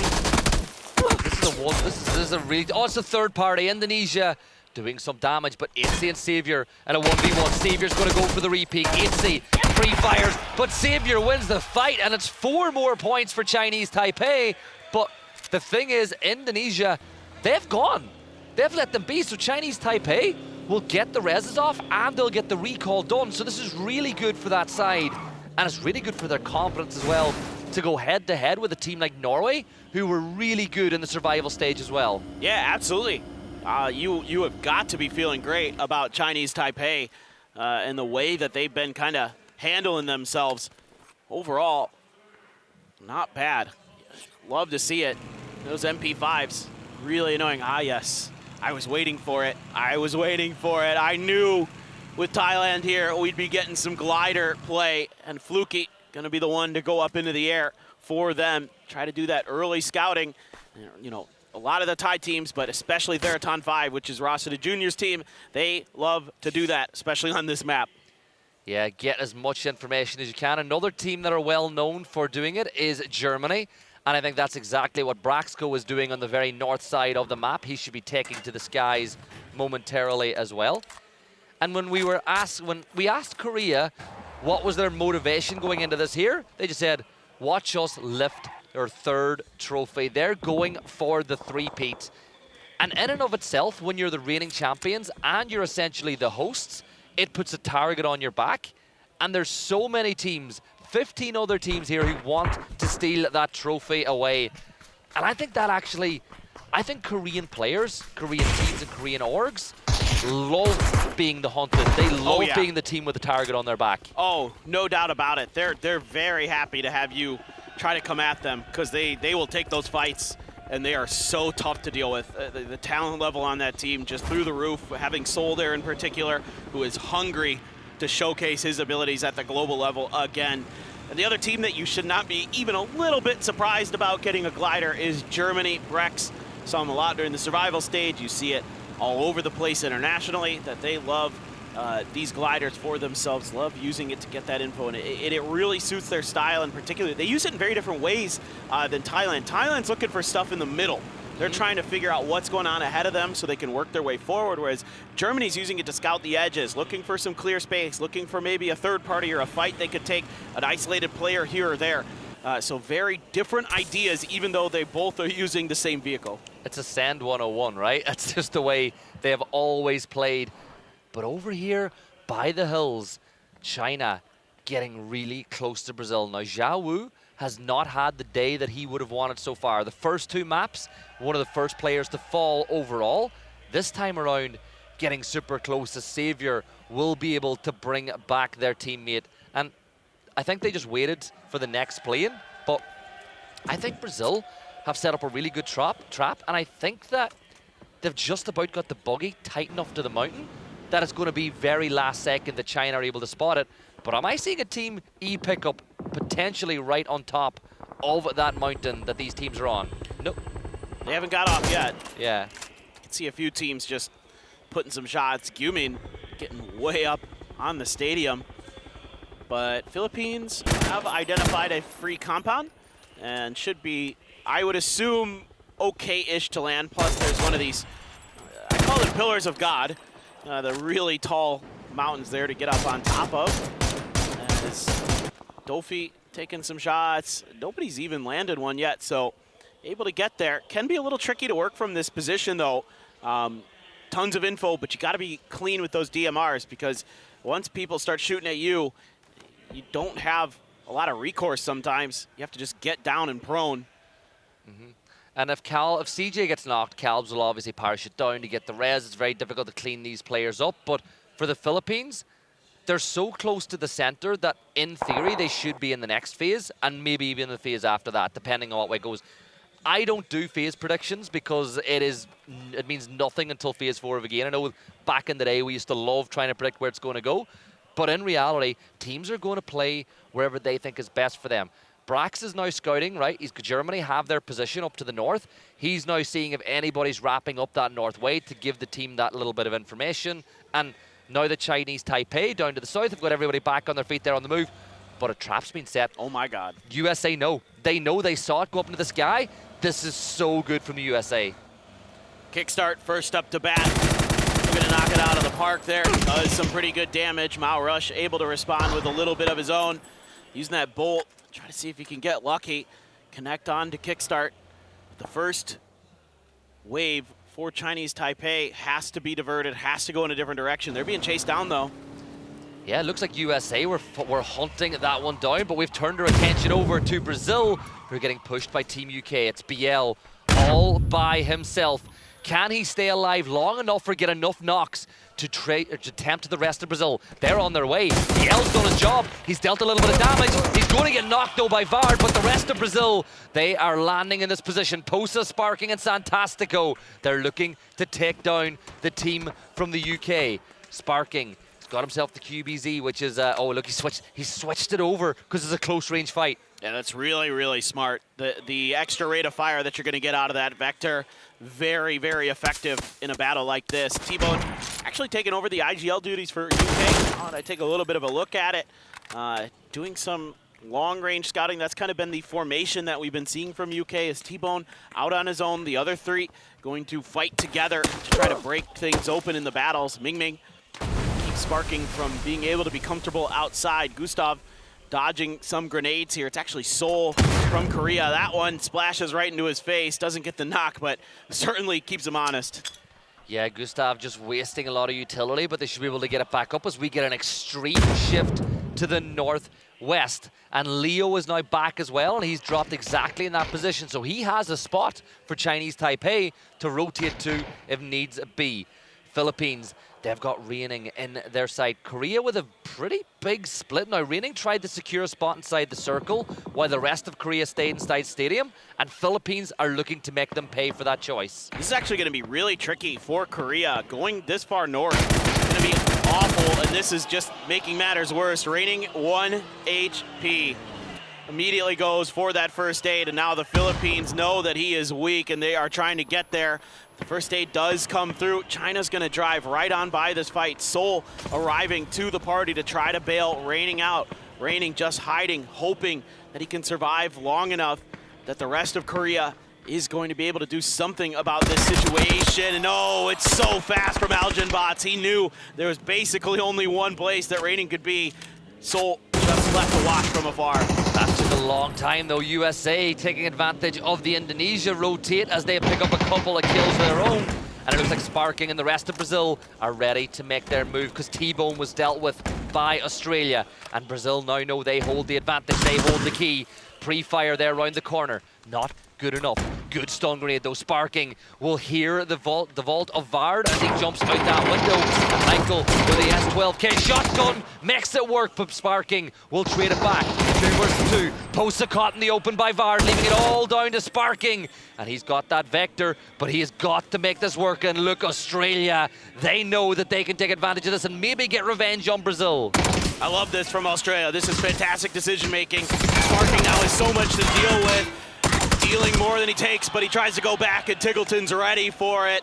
Brazil goes down. Australia looking to finish the job. Vard trying to stick the res, but Tiggleton's up on the roof, and Vard has to pull back before he can complete it. Grenade through the window. Vard just hiding. Now, nothing left to do but try to get some extra points, to try to salvage this, because Fex is no longer for this lobby. Yeah, there's the rest of the crash, but oh no! Flood got caught by the gear, by the fence, and it stopped him long enough for Vard to get the knock. Huge for Team UK, as the solo player left standing still has 3 Aussies to deal with, and they'll look to clean him out. Stun grenade after stun grenade, stopping the res on the Fex. Fex is there to feed the call, to feed the shout. Tig takes damage, but Fex is dealt with by Monty. Tig, though, should deal with this, and in essence here, Paper, the fight that we had in the last map has happened in reverse order here with the team that was, you know, it really is reverse order of the fight the last time around. Yeah, you're absolutely right. I mean, it's just kind of funny how things work out sometimes. You know, teams have similar ideas on, you know, what part of the map they think is important and how they want to rotate and their moments. Back over to the Philippines, who have disengaged from Korea, and now they find Argentina on their doorstep. Poland wants to get a recall through. Dangerous in the middle of that lake, but Matchster wants to go for it. Okay, Vard finally dealt with. It's going to be Tiggleton here. 3 kills for him total so far for Australia. They will be out in the blue, but we're only in phase 2, so not too big of a deal. And the Philippines want to fight. Surprise! Yeah, they're pushing up towards Argentina, and Seoul might be able to get a third party. It looks like Korea have got everybody back on their feet as well, as they use the recall inside a stadium. And all that is bad news for the Argentinians, because Seoul is here. Vietnam are pushing up this intersection, this junction, as well as you see that little bit of damage. 10 triple with a great nade up and over the top as Capitan is going to get knocked. Another nade is thrown, finds another 25 damage. But the Argentinians really stuck between a rock and a hard place, and that's a great BZ. Oh, that's brutal. That's so well placed. That's right on top of Capitan. And 10 trip is what we got to knock on a Vietnam while this is going on. The man's just a one-man army. He's taking on fights from anybody. A newcomer arrives. It is going to be raining coming back for Korea. They're able to use the recall system once again. Vietnam, though, right on the outside here. Oh, drafting. That sucks. You're just dead there. Vietnam is such a good angle. Now they're really trying to get away. Good news is they ran out of ammo. The bad news is Hemas has a Lynx. I thought he might go for the shot there onto Emmy, but Emmy should be A-okay for now. They're going to try to be the next team to take shots, but as Emmy moves further north or further west, he'll run to USA, he'll run into Germany. But Poland, they've got Marcelek back on his feet. Looks like they carried enough loot for him as well that he's got himself back in the game with a barrel. And Korea, with all 4 players, they waited for him to get there, and now they will get on the move as well. So Korea really adapting to the recall system very well so far tonight. We'll have a look at what ALO was able to do, and this is probably when they got all those points off of Indonesia. This is going to be good, isn't it? I would hope so. I need to see some more from the USA. ALO took a bunch of damage. Oh, nasty, nasty, nasty. That is so many headshots there. It's such a tight angle. And then Shrinzy so quick to respond as well. The teamwork so good for the USA. Kick arrives to the party, and he just bypasses, doesn't even go for the flushes, knows there's more, know they need to take this fight and really wipe Indonesia out. You know what I love about how things change in PUBG? About 2 years ago, pro players would have used 2Xs and they would have carried 4X sprays. Everyone's gone back to the red dot now, because everybody loves the line. You know, when you aim in, you see everything. There's none of your line of sights being cut off, and players at this level are that good, they don't even need the extra zoom. They can hit a pixel from a mile away. Not the player, by the way, the pixels of the player. He retired. I know. I'm so sad. I am too. He's just a great guy. He's so funny. Definitely gonna miss him at global events for sure. Shout out Pixel if you're watching, buddy. Germany, one player out in front. It's Braex up high. The other three behind also up high. Flood going to be called back here as well as three more players of Indonesia. So Indonesia trying again late in the game to get their players back up and running. They're going to go way up north. There is some open compounds, so if they're allowed the opportunity to land, they could get some gear again and make a go of it. Chinese Taipei underneath the gun barrels of Germany. High ground advantage doing wonders for them to keep track of their opponents, but they're outside of the new circle. And there's a river right down the middle of a phase 4 circle. This is nasty stuff. Luke 12, though, gonna get beamed by Beamy. It's a fractured circle, as you pointed out, with that river running through. Flood is on his way to the ground as everybody is firing this way. And it's going to be Gustav as Denmark get 2 members of Australia down and out as things stand. Beamy under pressure now as up over the hill comes Monty, looking for revenge for his fallen mate, as the rest of Denmark are now looking for the same. But Monty, you should get that point confirmed. Get it on the board as Germany and Chinese Taipei are battling with USA not too far away. It is all getting crazy on the southwest. Thailand just saved Tiggleton's bacon. Ketter was coming right for him. They knew he was there because he took some shots while Monty was dealing with Beamy. And instead, Thailand comes from behind and takes out Denmark. So they get sandwiched, and that's going to give Australia a little bit of breathing room. Purdy Curdy taking some damage, trying to get down the hill with the rest of his team. Shots ringing out in their direction, but looks like they're at least going to be able to survive. Oh, I died. Spoke too soon. Braex strikes from above. Shrimsy going to be knocked here. Smokes have to come through. You also have China potentially looking into this fight, but they're inside of the circle, so they're not going to make a move, just trying to do some damage from afar. Grenades coming out now for Germany to try to finish that knock onto Shrimsy, but they're all rolling too far down that hill. Yeah, and they don't want to go for the res in this position as well. They want Shrimsy to get closer to the corner, but all these explosions taking health off of Shrimsy is going to force the issue. And the nade from Mika is perfect as Kurt went for the hero res, and he's going to get shut down. So USA -1 and one more down on his knees, and Kick is going to pick up Kurt, get him out of there. The USA will look to live and fight another day as Alo will hold the cover. Vietnam under pressure from Poland as Kapi will find that knock. This is not looking good for your lobby leaders. Himas went for it, and what the hell? Vietnam delete Poland. That is just unbelievable. They just run right through Poland like a hot knife through butter. Germany wrapping ahead, but they are paying the price for that. They get out into the open and they get into Lil Ghost's sightlines. It's Chris going to be cleaned up there. USA taking a battle against the Philippines and winning it, at least so far. Braex going to scoop up a Lynx for himself off of this crate. So they do lose one player, but they're able to get some extra utility for the late game. Oh, what a shot from Braex right into the head of Alo. Well done with that Lynx. USA in the blue, just scrambling to get through, but Zareth is going to be standing there, the rest of Germany in their way. Vietnam trying to get their reses to go on the other side of this in that smoke. Braex curious about it. A grenade here actually could be pretty devastating. Wrong side of the tree. It lands on the side. He will get the flush, but Braex will deal with Kick. And now he turns his attention to Tanvu. Vietnam losing another, and Braex go up to 5 kills in the lobby now. And Mika pushing up on the Philippines. CJ, he's going to get knocked. And let's not look. Emmy's in the blue with a nade in his hand, but he throws it in. It might get Calbs, but it's just a little too far away.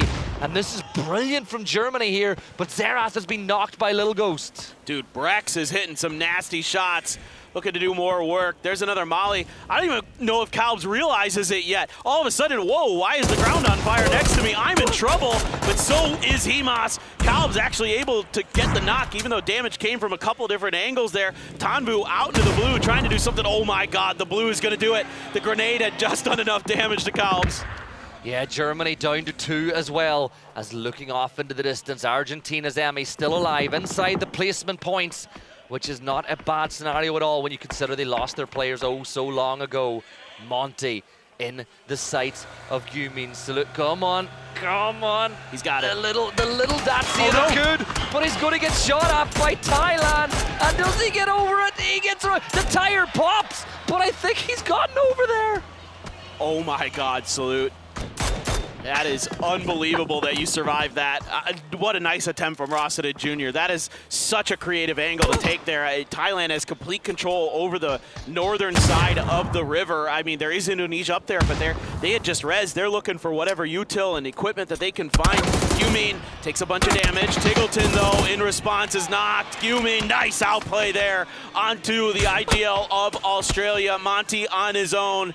Just the logs of the shack and a Pico bus for cover, and Korea needs some kills in this one. They only have one, they're looking for more. And have a look at Rossiter. He's crossed the river, he's sneaking up, he wants to get involved, he wants points for Thailand as Korea push on up. But on the other side of things, Germany's there. Seoul, you're taking 5 damage every second you stay inside the blue. And I think the Germany know it, they know he's weak, but Yumin will get the knock on Amika, and Korea fighting on multiple fronts and winning all the battles, but Braex will take down Seoul. Oh, finally dealt with. What a reposition there by Gyumin to back up Seoul on the backside. He should be able to grab him, get him into the next zone, and try to go for the res. China has other ideas. They have flanked out wide to try to cut off Korea's advance. They know that they're still 4 up potentially, and they want to make sure that that doesn't exist into this late game. Not much to work with here. It is a coastline, some high hills. Thailand, though, so smart to get ahead of the curve here. They can leave 2 players on the backside as well to watch for Indonesia. I'm pretty sure they know they're there. They probably saw them parachuting in. Out in the open, though, Korean players. Juicy targets for Lil Ghost. Connects onto that, onto Raining, and he should be down and out. Yeah, really good from Lil Ghost as he takes advantage and picks up that kill. So that's 1 player down for Korea. And this makes it a 3v4, v3, v3. Korea being held by China, but China have got to get a move on as well because Zhao Wood is holding the circle, everyone else in the blue, and Salute is coming this way. They're going for Little Ghost. It's aggression from Korea, and I absolutely love it. Run him over, Seoul gets the knock, and Ming Ming will fall as well. Korea get revenge, and Zhao Wood, who's usually the first to fall, is now the last standing for China. Fortune favors the bold in Korea. That is a bold move right there. Driving uphill at China to take them out. They were not happy that they lost Raining there, and they wanted to return the favor. It's not all over yet. Xiao Wu, the hero for China during PGS, has an opportunity to do something special once again on his own, but he's got Indonesia right underneath the hill near him, aware of each other's presence as util is coming out on both sides. Oh, Trick finds the off angle, and Xiao Wu is down. Indonesia climbing into 10th spot now, and Thailand are going to do the exact same rotate we saw. They didn't do it right. Nah. They missed it. They're fine. They've got 4 players up, and they got a spot in the circle. But would you put it past Korea now after dealing with China on the south? Well, of taking full control of the circle and pulling a rabbit out of the hat with a win here. They can do it. They need Indonesia to kind of do some damage, I think, to Thailand. Maybe not necessarily, but you would love to see that. That's for sure. You would love to see those 2 teams over on that eastern edge just beat each other up so you can come through, claim what you think is going to be the winning position, claim what you think is going to be the winning terrain, and use that to your advantage. And they know that eventually it's going to have to leave that river, right? So they're going to go on that western edge. They're going to take the hillside, use that for cover, get some high ground, get some angles, get some info, and set up for the late game. Yeah, Indonesia, Setsuna turning his attention over towards Korea as Thailand all group on that south side where they believe the next phase shift is going to go. Simoy hunting that way though, as he's going to make the crossing through the water, and I don't think Thailand are looking the way, and just by Indonesia firing shots across, it enables the Simoy crossing. So this is really good team play, and Korea, they want to push Indonesia, but they also know the position they have in the circle is really good as things stand, so they're not going to make the move just yet. But Paper, that circle shift is not what anybody was banking on. That is wild. That is going to guarantee to have water in it. I think in the last phase, at least the phase 8 circle should be touching some. That is crazy. This is a bizarre circle. You rarely see them like this next to a river. So this is a special one in terms of just rarity. You know, that we won the PUBG Gacha for this game. We got a fantastic circle. Gyumin gonna be the one tasked with keeping track of Indonesia up on the north side. Meanwhile, Seoul and Salute have a unenviable task of watching Thailand on the other, but Simoy has gotten right underneath Thailand. What in the world is he gonna do? Yeah, remember the crossing he made a long time ago, but that nade does enough damage to find a knock, but not between the damage with the two players, but will not find a knock onto any. Gyumin, though, he let Indonesia know that he's within throwable distance, and here come Salute and the rest of the reinforcements. They know that Indonesia have only got so many limited spots to rotate from this spot, and when all this is going on, and all the explosions, Thailand are wrapping all the way in behind on the south. This is actually kind of turning into a problem for Korea. They need this fight to go smoothly and quickly, and Indonesia knows that they're in a bad spot, an easily nadeable spot, so they're going to try to rotate. They're actually going to see Thailand. If they take shots, that's going to alert Korea to Thailand's presence, that they're making this wide wrap. Let them go. Let Thailand wrap around. Smart. It's the right thing to do, because you know that they're going to backfill Korea, and this is just trigger discipline at its finest. And I love that decision, because any other player might consider the fight, and here we go. The angle's been opened up by Thailand. Korea inside a bowl, and this could become a shooting gallery. Setsuna, don't shoot. Don't. Thailand, they're doing you a favor. Once Korea start fighting back to Thailand, maybe then start doing some damage, but for now, they are your allies. Korea there, Gyumin right at the tree, taking a bunch of damage from a grenade. Simoy, it's his time to strike. And he gets a bunch of damage with the AK, but can't find the knock. Instead, Setsuna combines with him, calling out the targets nicely, saying, I've got this one lit up. It's your turn up to bat. Setsuna had been such a good support player for Indonesia during the survival stage, and this time it's Simoy setting up Setsuna. Now, around the corner is Korea. They're keeping it quiet for now. Tons of smokes had to be used here by Thailand, and they are now being pushed in by the blue. This is going to get trickier and trickier as time goes on. They may have just been a little too cautious in trying to take that fight against Korea, but they didn't know where Indonesia was.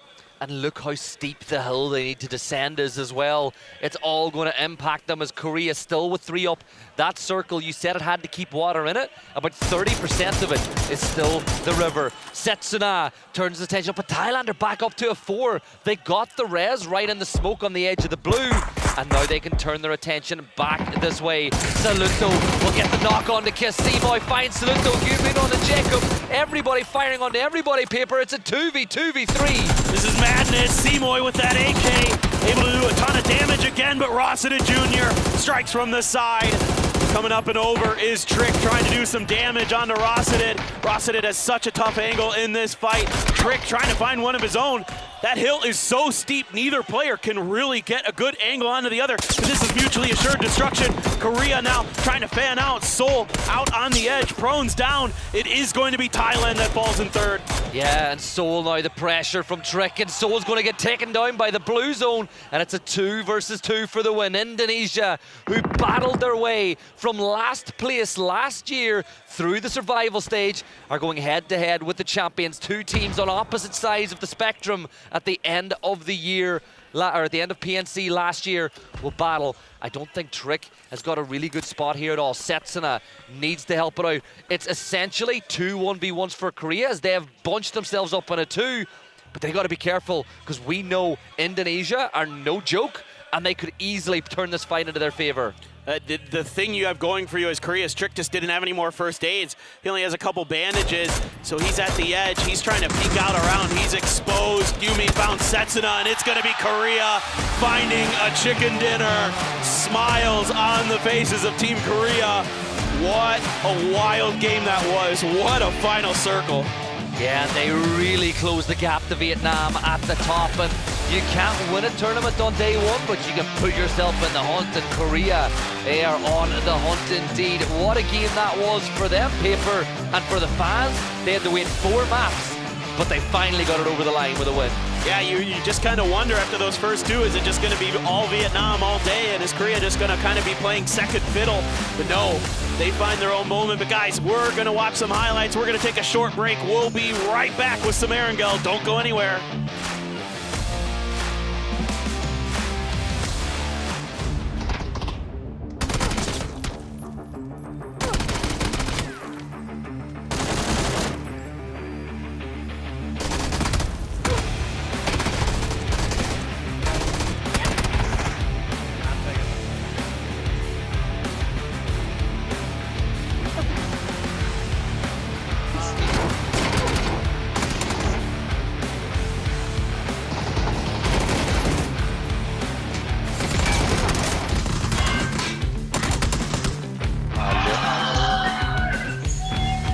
Valeu.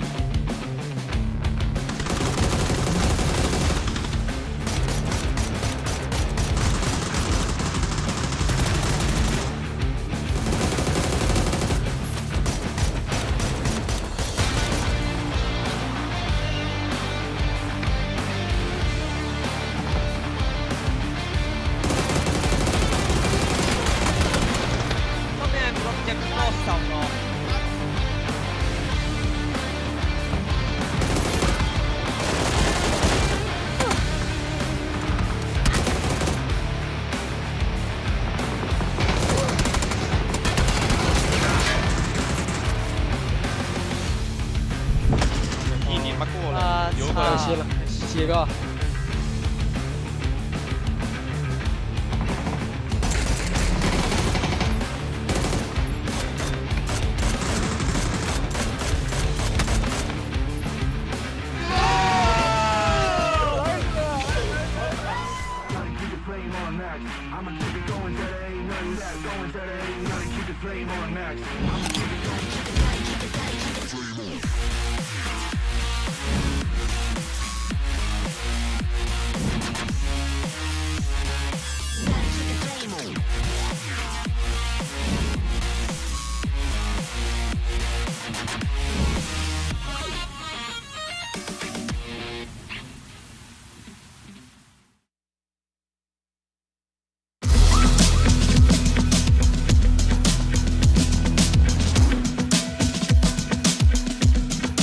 Partying, they get involved as Zerat will fall for the second time. But Mika with the M249, how many times have we seen this in the past? Really shredding Denmark apart. They fall.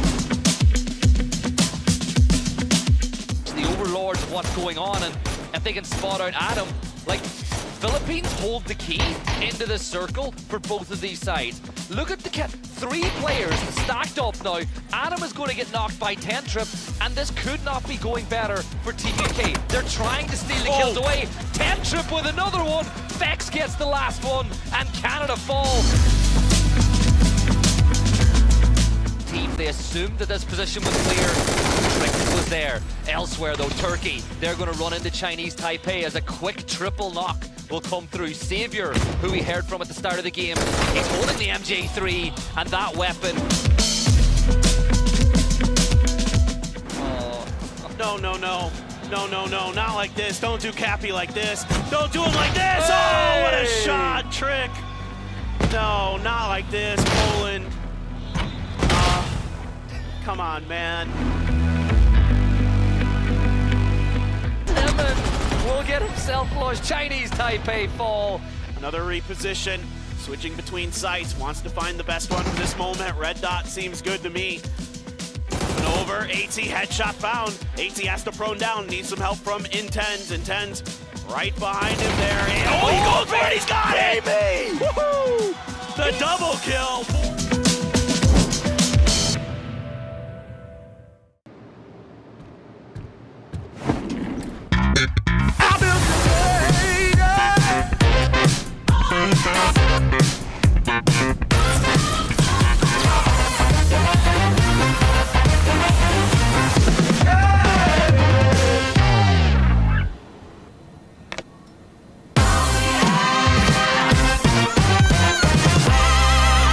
To sit is to progress. Sit is. 스펙스 BMX 팀 유소년 선수 김한결이라고 합니다. 어릴 때부터 자전거 타는 걸 진짜 좋아해서 지금은 본격적으로 선수 생활을 하고 있어요. 처음 경기장에서 BMX 레이싱 선수들의 경기를 보고 와 진짜 멋있다라는 생각이 들어서 본격적으로 시작하게 된 것 같아요. 스포츠는 나 자신과의 싸움인 것 같아요. 어제보다 발전하기 위해 계속 도전하게 되는 것이 스포츠인 것 같아요. 내가 과연 유망주인가? 책임감 있게 행동해야겠다라는 생각도 들어요. 가장 큰 원동력은 더 잘하고 싶다는 욕심인 것 같아요. 저를 계속 도전하게 만들어요. 저에게 스포츠는 도전이에요. 넘어져도 다시 일어서면 된다는 것. 실패가 아닌 새로운 시작이 기다리고 있어요.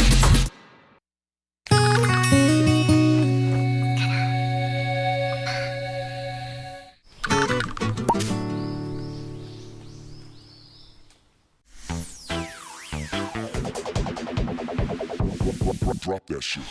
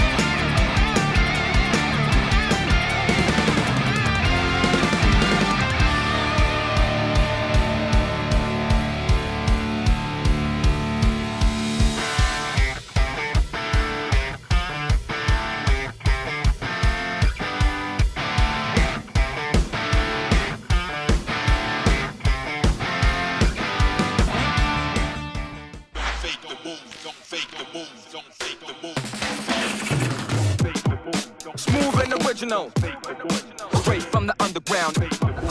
Listen to the real funk. Hold on. You better don't stop me.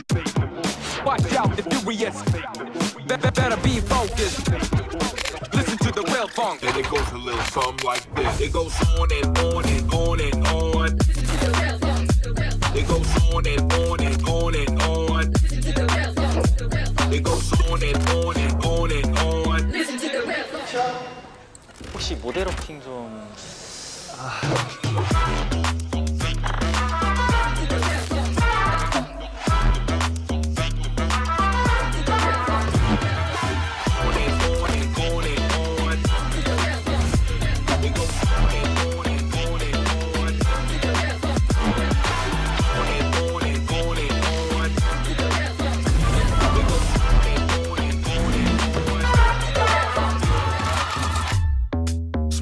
Original, straight from the underground.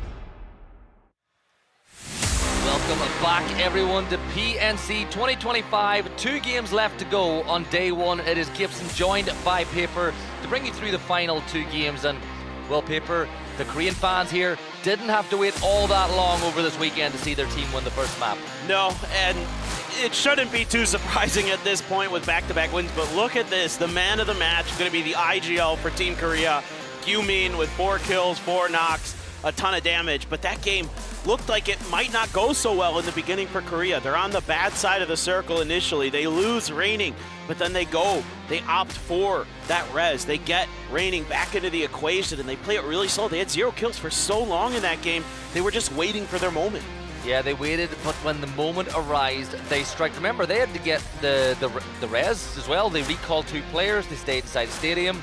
Seoul had the opportunity to get involved in multiple gunfights, but he just held his own and waited. And let's have a look at the leaderboard for that game. So 18 points, the lowest by any winner of a map today so far. But they've put in so much good work over the course of today already that they're going to be right up there with Vietnam, who have slowed down significantly since we left Miramar. Yeah, just a bit, eh? It is kind of weird how that works sometimes. You just have such a good read on one of the maps that you just feel so comfortable, and then you go to the other ones and you can't quite maintain that form. So for Korea, they've been pretty steady throughout, and then they finally get through and get that win. But where, oh where, are they going to fall on the total leaderboard after that one? They are up to second. They are 1 point behind Vietnam. They have closed the gap. They are out-fragging Vietnam even now just by 1. And only 2 points behind in the placement department. So crazy stuff going on. Love to see Denmark in 3rd, continuing to have really just solid overall performances. Germany playing well into that 4th place spot with 32. Brazil right in the hunt with 31. The crazy thing is, with over 100 points between the top 2 teams, it's condensed the rest of the leaderboard so much. Like, you look at this, a 20-point win for Argentina puts them right up into 4th place from being right down at the bottom. And it just goes to show how much of an impact two teams can have in an entire lobby. But we're changing the positioning. We're going to Erangel now. The map is very different. These teams could probably drive all the way from Zarki to Millie Island with their eyes closed at this point. So I'll be curious to see which team is able to take advantage of the map change. Yeah, really interested about, who's going to have a good read on Erangel, who's got a good read on the lobby now that we've seen some few games, how teams are going to play, how they can approach those fights. Of course, Korea, you wouldn't expect them to do too much differently in terms of where they're going to end up on the leaderboard throughout the day. I think we had some good predictions early on with who we thought was going to be strong today. We both got the teams that got at least one win, so looking pretty good as we get ready for Erangel. The grassy pastures are ahead. Our final 2 maps of the first day here of the final stage. Let's get it going. Here's hoping the first day of the grand finals doesn't give us as crazy a circle as the first day of the Survivor Series did. We obviously had that Millie Island half-land split, which led to absolute chaos as we fly over prison here. And I'm going to be honest, we don't see the finishes here all that often either, but I love this part of the map. I love it when a team drops there, and I love it when a team or two are like, yeah, we're gonna take the ridge line and peek down in there and try it out. I love endings near the prison, as long as they don't go south of the prison too far, because there's that really flat open area just to the south of it, but fighting around the edges of the prison, super fun. I agree. We'll see where the circle's going to take us. Korea should be Razak in their drop spot, that is the Freaks drop spot, so that's where I'm anticipating that they're going to be getting out of the plane. The real question to me right now is Pachinki, who's going to fight over it? I see both the Philippines and Australia angling in that direction. Yeah, Tig told me that Australia were going to take Pachinki, and I was like, oh really, you got Pachinki? He was like, yeah, well, I'm Tig. It's like, okay, you go for it, but I like this. Philippines, happy to hot drop. They obviously dropped with USA earlier, and they essentially won that drop. Now they're going to try do it again here in Pachinki. But let's be real. Oh, Monty's so close, dude. Okay, he's backing off. I was like, if you go into that house, you're playing with fire. I'm curious, right? Because, again, I always look to see who the aggressor is, and it looks to me like once more, Philippines have taken the more aggressive drop. They've taken more space. They've surrounded Australia on all sides. Let's see if it's going to be different opponents, but same results. Oh, what an angle there found by Flood. Trip was completely distracted. Calbs trying to keep Flood honest. Algenbots did find a machine gun. Tiggleton has a Bison. He steps on up and he'll hip fire that point away, and here comes Algenbots. Fella, you need to reload. You're running in there with a Tommy gun and it's not been reloaded. Flood here's the Algenbots, though he reloads right on time. And Flood, though, they're going to trade that one back as the Micro Uzi with only 12 rounds remaining of 9mm. Flood, you got to pick those bullets up, but this is not going the way that the Philippines would have liked. And well, if you give a team an opportunity like Vietnam, of course they're going to third party. They have pulled up on the northwest side of Pachinki as well. Of course, it's Delwyn. It just is so fun to watch this guy play. I love this idea. Monty, Rez should be available. CJ, is he going to have any idea? I don't think he's going to have any clue that you have a player that close to him. Calb's trying to keep track of the other players. Yep, CJ. Uh-oh, look who else it is. And I'm thinking, if I'm Australia here, do I want to stay and fight? Or do I use the push by Vietnam as an opportunity to get out of Pachinki now and to focus on rotating into the zone because you're not in that position? The thing is, though, it is Australia. I've spoken to Tiggle, and he's obviously confident as well. He can take any fight. But yeah, it looks like they are retreating back towards the other side of Pachinki. Whether that's to find more loot and get better equipped for the fight with Vietnam, or whether that's just to leave and reposition yourself, we'll find out pretty quickly. Yeah, there should be some vehicle spawns down on that southern side for them to maybe use as an escape valve if they need to. Brazil on the move early. I do see Michael fanned out pretty wide for the UK. Not too far, not too close. He's got a vehicle he's peeling off, so don't anticipate that there's going to be any fighting here early. But a lot of teams going to want to get center. They're going to know that this plane path and with the drops that not many teams are going to be there early to that center. So if they can be ahead of the curve a bit, they could find themselves in a nice spot as the game draws on. Argentina going to be hot to get towards that central area, you know, using the heaven area to themselves, or as we call it in Korea, the Sky Garden. And then Germany over in Lipovka does have a red zone on top of them, but I think they weren't going too far. Anyway, Vietnam, they have pulled back out of Pachinki as well. So the thing now you have to consider as Australia is, do you really want to barrel down on top of this fight and make sure that the reses can't come through for the Philippines? Yes, you do. That is really, really good stuff. Yeah, I think they heard the Vietnam retreat out of Pachinki as well, and they says, okay, we can go back in and get that extra point. And that's just good game sense as well. As we look, Tickle's on a 5, or sorry, look 12, and Tickle, their streaks here at PNC. But I want to say this about the stat that we had a little earlier. We had Vietnam up on our screens. They've obviously got a tough spot, right? A player that I would have loved to have seen was Clories, but obviously he isn't here this year. And I think the move they took this year, like last year, having spoken to some people from the region who are fans, they felt like they had too many fraggers, too many like players who want to play as the tip of the spear. So obviously Clories is one that fits that style, so they've gone with a little different lineup. I think they've got a lot more balance this year than they had last year. Yeah, I mean, Solalzi's more of a glue guy. He's more of a support type player in terms of, you know, how PUBG functions. So that, it makes sense to me. I mean, you can actually have this be a problem with PNC teams, is if you just put 4 stellar fraggers on your squad, that sure, you're going to get points, you're going to get kills, but then they end up like competing with each other for those kills, and they're not thinking about getting the win necessarily, they're thinking about outdoing each other. So that can be a bit of a concern. Norway's 8th seat, going to have Brazil rolling in behind him, so he has to abandon his post. T-Bone up in the air, getting some valuable scouting done for Team UK as he has taken over the IGL reins and doing a phenomenal job so far. UK in general, just steady as she goes. Only 14 points here in the final stage, but had a phenomenal survival stage, and I don't feel like you can hold that team down for too long.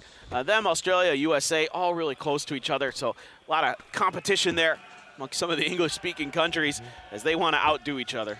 Day 1 of survival stage didn't even go that great for Team UK. Remember, they needed a really good day 2 to solidify their spot. So this is not a position that's strange to them here this week here at PNC. So let's hope they can find the form a little bit earlier than they did yesterday, where it took all the way to map 4 for them to really get together.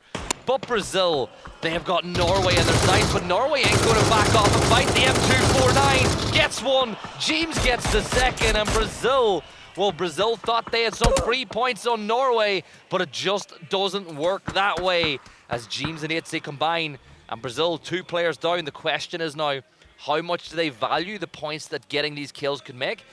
And do they want to go for those reses? And Norway are doing the right thing. Clean up the kills and make sure that there's no other Brazil players around either. And that's brutal. Look at that, sparking at a Groza, which means they had found some level 3 gear already, and you're going to lose it so early on. That's so painful there.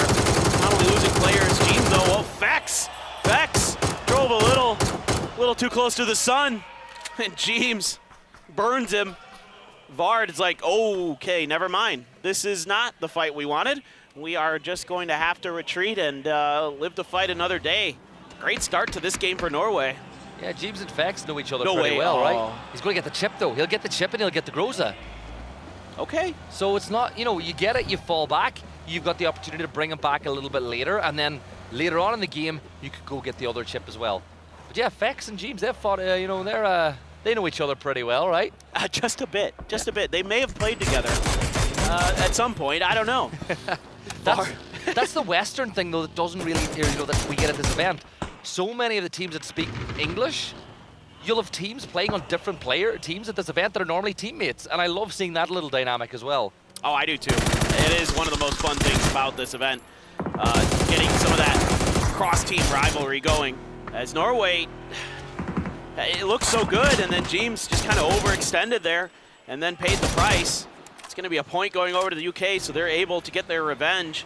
And Norway not in a position to get that blue chip, so there is the potential there for the UK, maybe later as this game goes on, to get a res of their own, get Vex back into the fold, as that fight seems to have calmed down for now, but look who it is. Chinese Taipei, not too far away, looking to see if there was any points available for themselves, but I think they may have just been a little bit too late. We'll see, though. I don't know if the UK knows they're there. Yeah, Chinese Taipei have been looking to backfill in third party a bit more today than they had done over the previous 2 days. And that might distract the UK enough that opens up the window for Brazil to potentially get those 2 blue chips ready and get back a couple of players back in the fight. You look, there are a couple of buybacks available to them.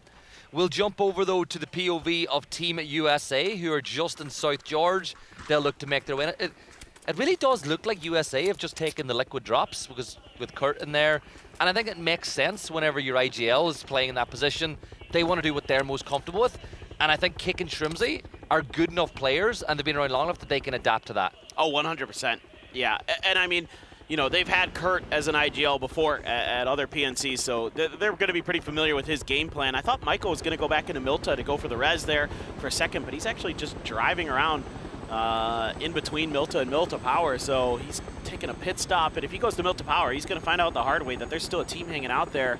That might be a real bad situation that the UK is about to find themselves in. Oh my God, east. Hard east, over towards the mansion. Lipovka's still going to be in prison in that circle. A couple teams now going to have to try to find their way in, and Michael, yeah, he just found out, oh wait, there's still players down here? I thought this was going to be wide open.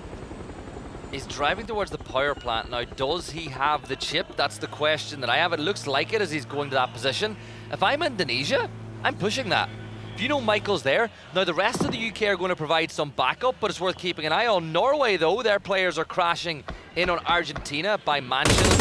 Argentina have not quite had the day that they would want to have so far, sitting in 14th place, but neither has Norway.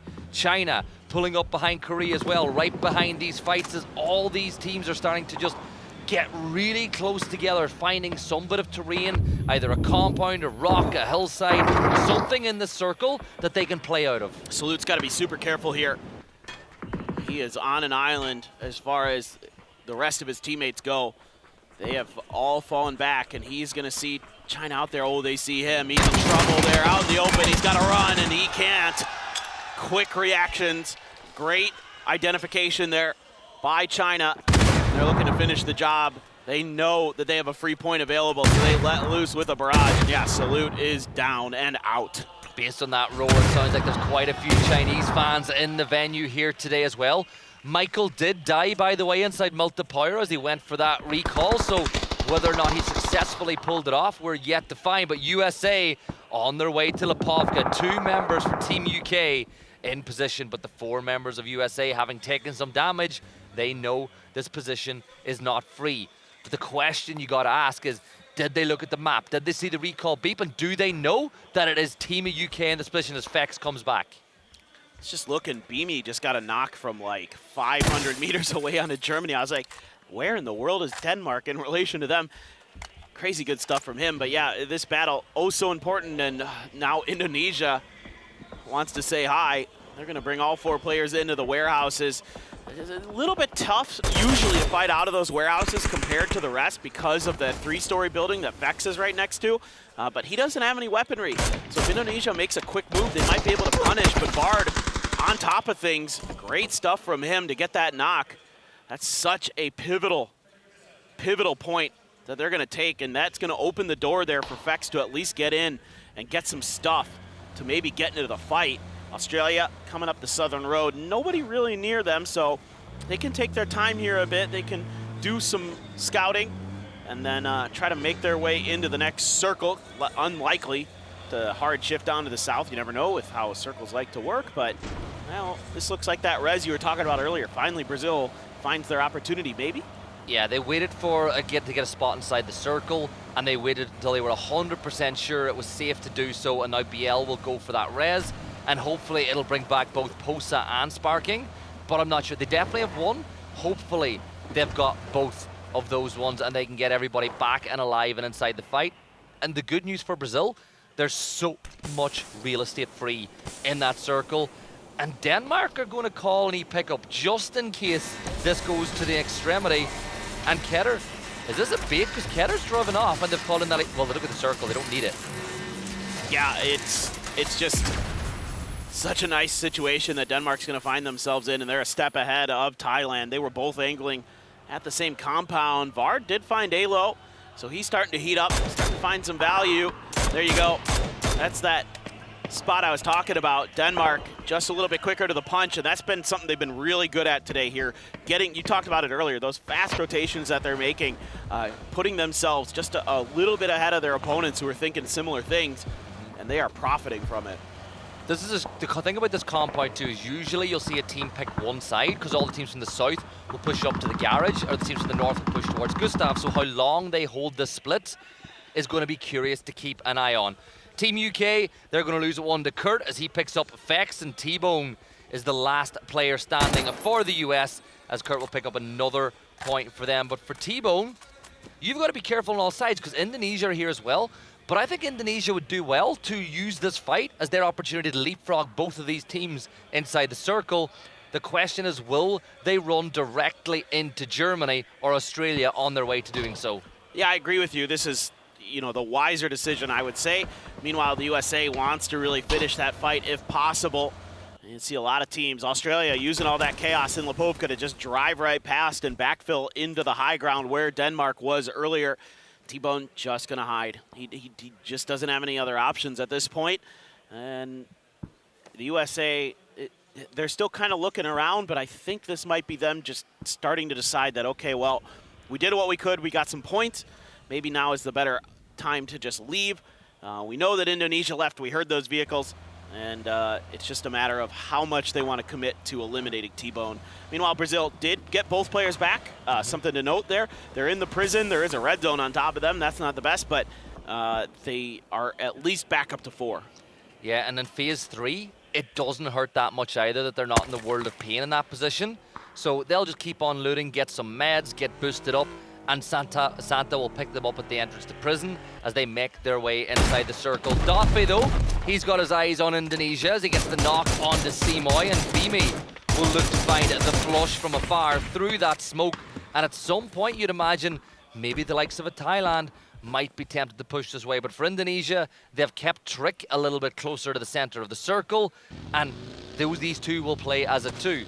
Vietnam, they've got position up on the north, but yeah, I think USA, you don't want to cut off your nose to spite your face. That extra point on the T-Bone, if you can find it's not worth it.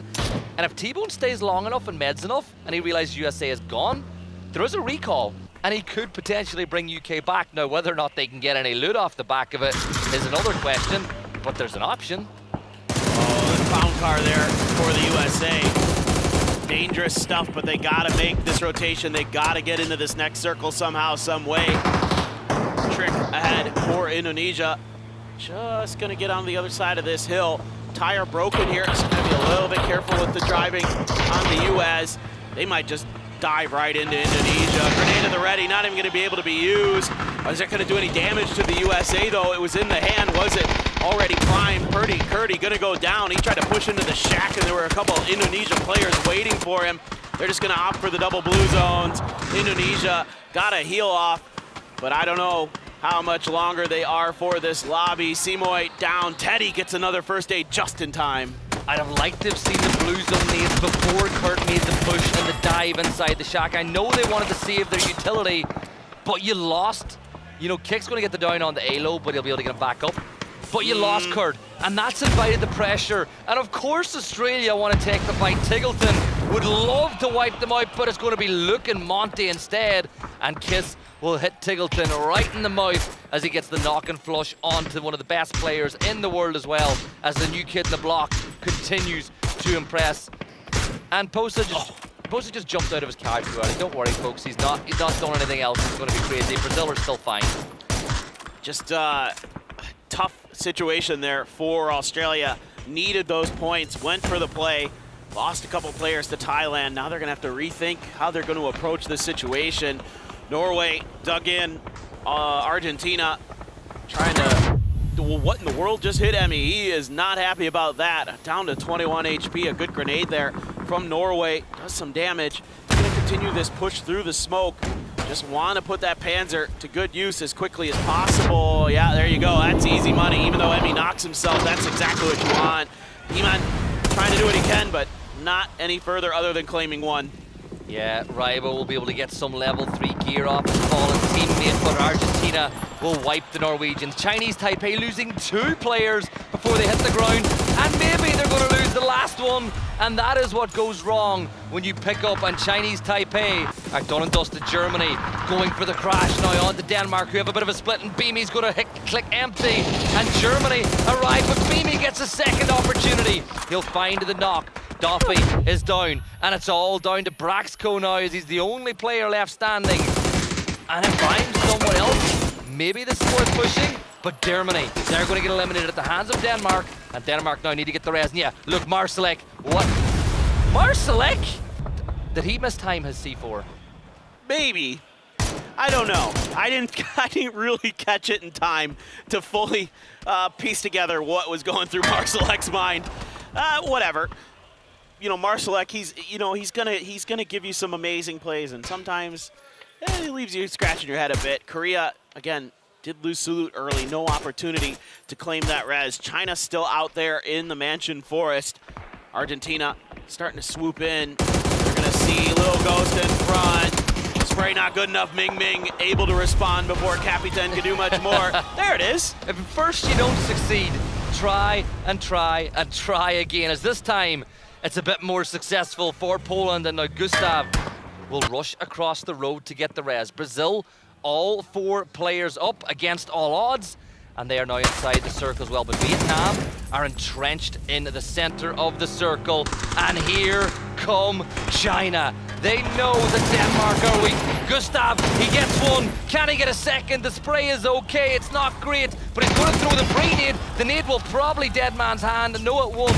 But look, Martin looks a little bit annoyed, a little bit disappointed about that one, realizes he's on camera, and then he smiles.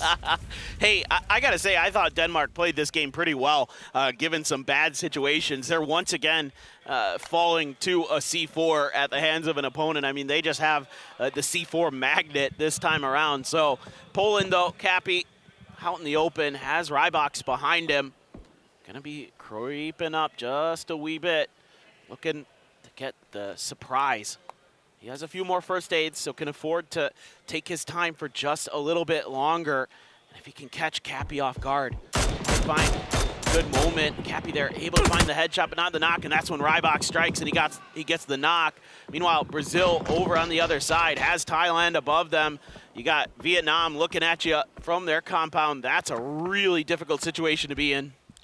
Yeah, Marcelek mistimed it. I knew this was what happened. What does he do wrong, though? Right, it's 15 seconds. Did he get stuck? He got stuck. Oh, no. He got stuck. Right, it's not Marcelek's fault. That's not Marcelek. And he just said, you know what? He said, I'm going for it. He gave it a go. Oh. Live by the meme, die by the meme, I guess. I love it. I love it. It's just the most Marcelek thing to happen. All right, Thailand still has a couple players here as they are hunkered down behind this hill, looking to get some heals through. 3 up, Jacob down. They should be A-okay. Brazil seems to have found some stability. Vietnam content to just contain themselves inside of this compound. Got some points delivered to them by Chinese Taipei. And since then, they have been unfettered, unbothered, and they could find themselves winning a 3rd game here today. Who knows? See what the circle wants to do. It's going to keep that compound in it. One way or another, it was going to be in this next circle. China trying to maneuver their way around the outside. Flood for Australia still alive. 3 for Korea.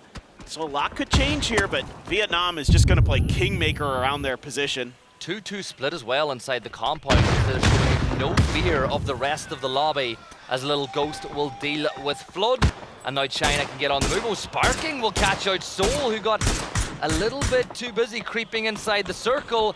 And now Rating's going to fall. Brazil putting Korea to the sword as they look to make it. Now Yumin should be able to get this res off, because the blue zone is not going to start closing until 20 seconds time, so Korea should still have 2 players up.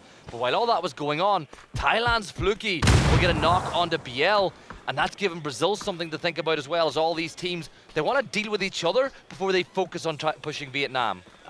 Korea's in a really tough spot right now. China is really keen on making sure they don't get too much further in this game if they can help it, but there's a hillside at least affording some level of safety to Gyumin temporarily, but look what he has in front of him, not much. It is wide open space as that hillside goes down, opens itself up to a couple different angles. Brazil hanging on, Rez is there, BL back on his feet. Hosa, nope. Oh God, Gyumin, that was quick. That was some nice shooting. Him and Reining are gonna combine and they're gonna take the point. Yeah, and that point will get them a little bit closer to Vietnam, but Vietnam are surely going to extend that lead at the top. Also, I want to say, you've been working with the Irish too often. I've heard you say "we" quite a few times. I know, you guys, I can't escape you. Yeah, you work with us a little bit too much as Kiss will wrap around the blue. The blue becoming a problem now, but that headshot, as good as Salolzi now gets involved on Reining, and Vietnam will pick up what is a big 2-point kill for them in the early stages of these PNC Grand Finals. And Brazil with a 3. They're in every bit of bad situation as what Korea find themselves in. I agree. You know, they're trying to get whatever kills they can, so that's why a lot of their attention being paid towards Gyumin. They know he's alone. They know that he is the juiciest target. And you know, Gyumin trying to do a little peek shooting, but yeah, that don't feel good. That SLR from sparking hurts. And BL as well, just looking to see if he can get the angle. So Gyumin gets tagged again. And this is not fun. This is not good for Gyumin. Yeah, he's got no first aid aids left after that one as well. He takes another bit of damage, and at this point, you met up, you maybe spread into the blue with your jammer pack and try to get a knock onto Brazil that should get flushed by the blue zone. But for Korea, it's not looking great at all. The blue zone is going to stop at his feet, but instead of going into the blue and trying to get the kill, he's going to hope maybe he can outlive another team. Maybe there's another placement point or two up for grabs. Okay, that shift has really thrown the cat amongst the pigeons, because that's good for Thailand, and it ain't bad for China either, as long as China can find something to play. Yeah, it's going to be a little bit tough. You can see now they're throwing out the emergency cover. They need to get to this hillside so they can get away from the sight lines. That's going to be Aixlef taking on Gyumin, but they need to get away from the sight lines of Vietnam, from these compounds, so they need to somehow find a way to get to the hillside. The problem is that they might have Thailand to contest with over there as well. So Vietnam, again, kind of hunker down, just do what damage they can. If they can keep Brazil from breaching this compound, they should be A-okay going into this late game. They know there's a player behind that rock, but do they know Sparking has gotten as close as he has? They have to know. They've gotta know. It's the only place that Brazil could make a play for in the late game, and they're still not inside the circle yet. But Korea are backing Brazil right now. They want Brazil to find a knock in this fight. So did Thailand and China. Everybody will want Brazil to get the opening knock onto Vietnam, because it opens up the door just a little bit on this map to find a chicken dinner for these sides. China did, of course, find a foothold inside the circle. It looks like Thailand themselves are up on the north. They're in no panic, no rush whatsoever to get into the circle either. But with 27 minutes gone in this game, and phase 7 closing quick onto the back of Brazil, still got to make something happen, but it's Tanvu that finds that first knock. Yeah, this is so difficult now, although that knock helps. BL able to put Delwyn on the floor, at least temporarily. They need to breach this compound because they can't go Thailand to their right. Oh my God, there's no way. There's no way. If this works, he's gonna gain a little bit of speed. Kiss is gonna send it right towards him. In the meantime, Sparking tries to breach. It gets stopped. No. It gets stopped. It's not gonna get close enough. I hate to break it to you folks, that ain't gonna get there. And the roar from the crowd when they realized what was happening. They thought that somebody was gonna make a move, but Rossiter Jr. will get the knock onto Himas. Salolzi will deal with Sparking. BL is down as well. There's just one Brazilian left inside the fight, and make that none. Santa will go down to the blue. Vietnam back to 3 players standing, and I don't know if they'll be back to 4. They'll certainly try. Yeah, they've got all 4 players, I believe, back on their feet. This one could be really, really good. It was so close. It was so well thought out, knowing that they used that back window to escape. And here goes Thailand. They're pushing forward. Rossiter Jr., a little bit of blue bag to use that he can escape the damage from that. Himas is actually going to succumb to the blue. Tanvu trying to figure out what the hell's going on, looking for those Thai players. Fluky doing his best to suss out where Vietnam has gone. This has gotten mega chaotic, and this is all in China's favor now. Yeah, China loving life. Rossinen and Fluky, down go Delwyn and Hemas as Vietnam are going to start losing players. Sololze though, he's going to backstab. He gets 2 more points for the side. Vietnam now make it to 10 kills, but Kiss will see them out. And in Vietnam, with just 1 player left, and Tanvu, it's just ring around the rosy as fall after fall after fall. Vietnam rushing for the res. China, they're worried that there could be the potential that maybe Vietnam will try to deny to the blue, so they're going to push and try to get these kills. China on 7 kills of their own, mollying every avenue of escape, and I think Vietnam, they're up on the roof. If Tanvu can just do something, a miracle could happen, but it ain't gonna work because the X-Left finds Sololze, and he's going to blue. Really well played there at the end by Team China. You got to appreciate the attempts there from Thailand, though, going for the C4, going for the push to follow up some really well thought out ideas in terms of how they were using their util. But China, slow and steady at that end game, knew they couldn't give the opportunity for Vietnam to stabilize and get those reses up, had to push the issue, and that forces things, and it gives them the much-needed chicken dinner. That fight was comical at times. It was 4 or 5 different players ran up the stairs and shot the guy in front of the back, and then someone else, and then another one, and then another one. But Vietnam, they still got a ton of points in that game. China finally kind of announced themselves to this PNC. It's been, it's been steady from them, but that's a big one. Look, the Vietnam fan in the crowd looks a bit dejected after that one. He shouldn't be. Yeah. They played great, honestly. I mean, a couple different teams, because of that last circle shift, had to crash that compound. They had no other choice. You're not going to try to swing down towards China. You want to knock Vietnam out as well. Brazil was afforded no opportunities. China had an angle on them if they tried to wrap any further south, so they had to try to cut through. Thailand at a C4 had an idea that they could get it done, and it still mostly worked. Didn't quite fully materialize for them. USA's push here just not quite as clean as they would like, and that opened the door for Australia. Come in and clean up. Yeah, look, China, they didn't actually look that happy even though they won the game there, but I want to say one thing about that last map, and it's Delwyn again, another kill where he snuck up on somebody and did it. I would be so paranoid if I played in a lobby for more than a couple of maps with him. I'd be looking over my shoulders at all times because he's literally the boogeyman. He is. He's like close quarters Pio. I mean, a long time ago, Pio would kind of stalk people from afar, but he gets up close and personal, and you have no idea. He's so good at understanding the sound cues, what the range of things are, where people can hear you. I mean, that's something that's really underrated in terms of PUBG game knowledge. Like, a lot of people don't understand, like, how far away can somebody hear you when you're running, when you're crouch walking, when you're prone crawling. All those things actually very, very important. What's the distance that you can hear vehicles at? Because all these players got the sound jacked up so they can hear every little detail possible. And Delwyn's so good at understanding that. That's why having the right in-ears matters as well, because it's just every advantage you can get, you got to take. And it's one of the things we spoke about. Some of the newer teams with players who'd never played on LAN before, they were reaching out to pros being like, hey, my first LAN, what in-ears should I be using going into this event? So it's a really good point to bring up because it really does matter.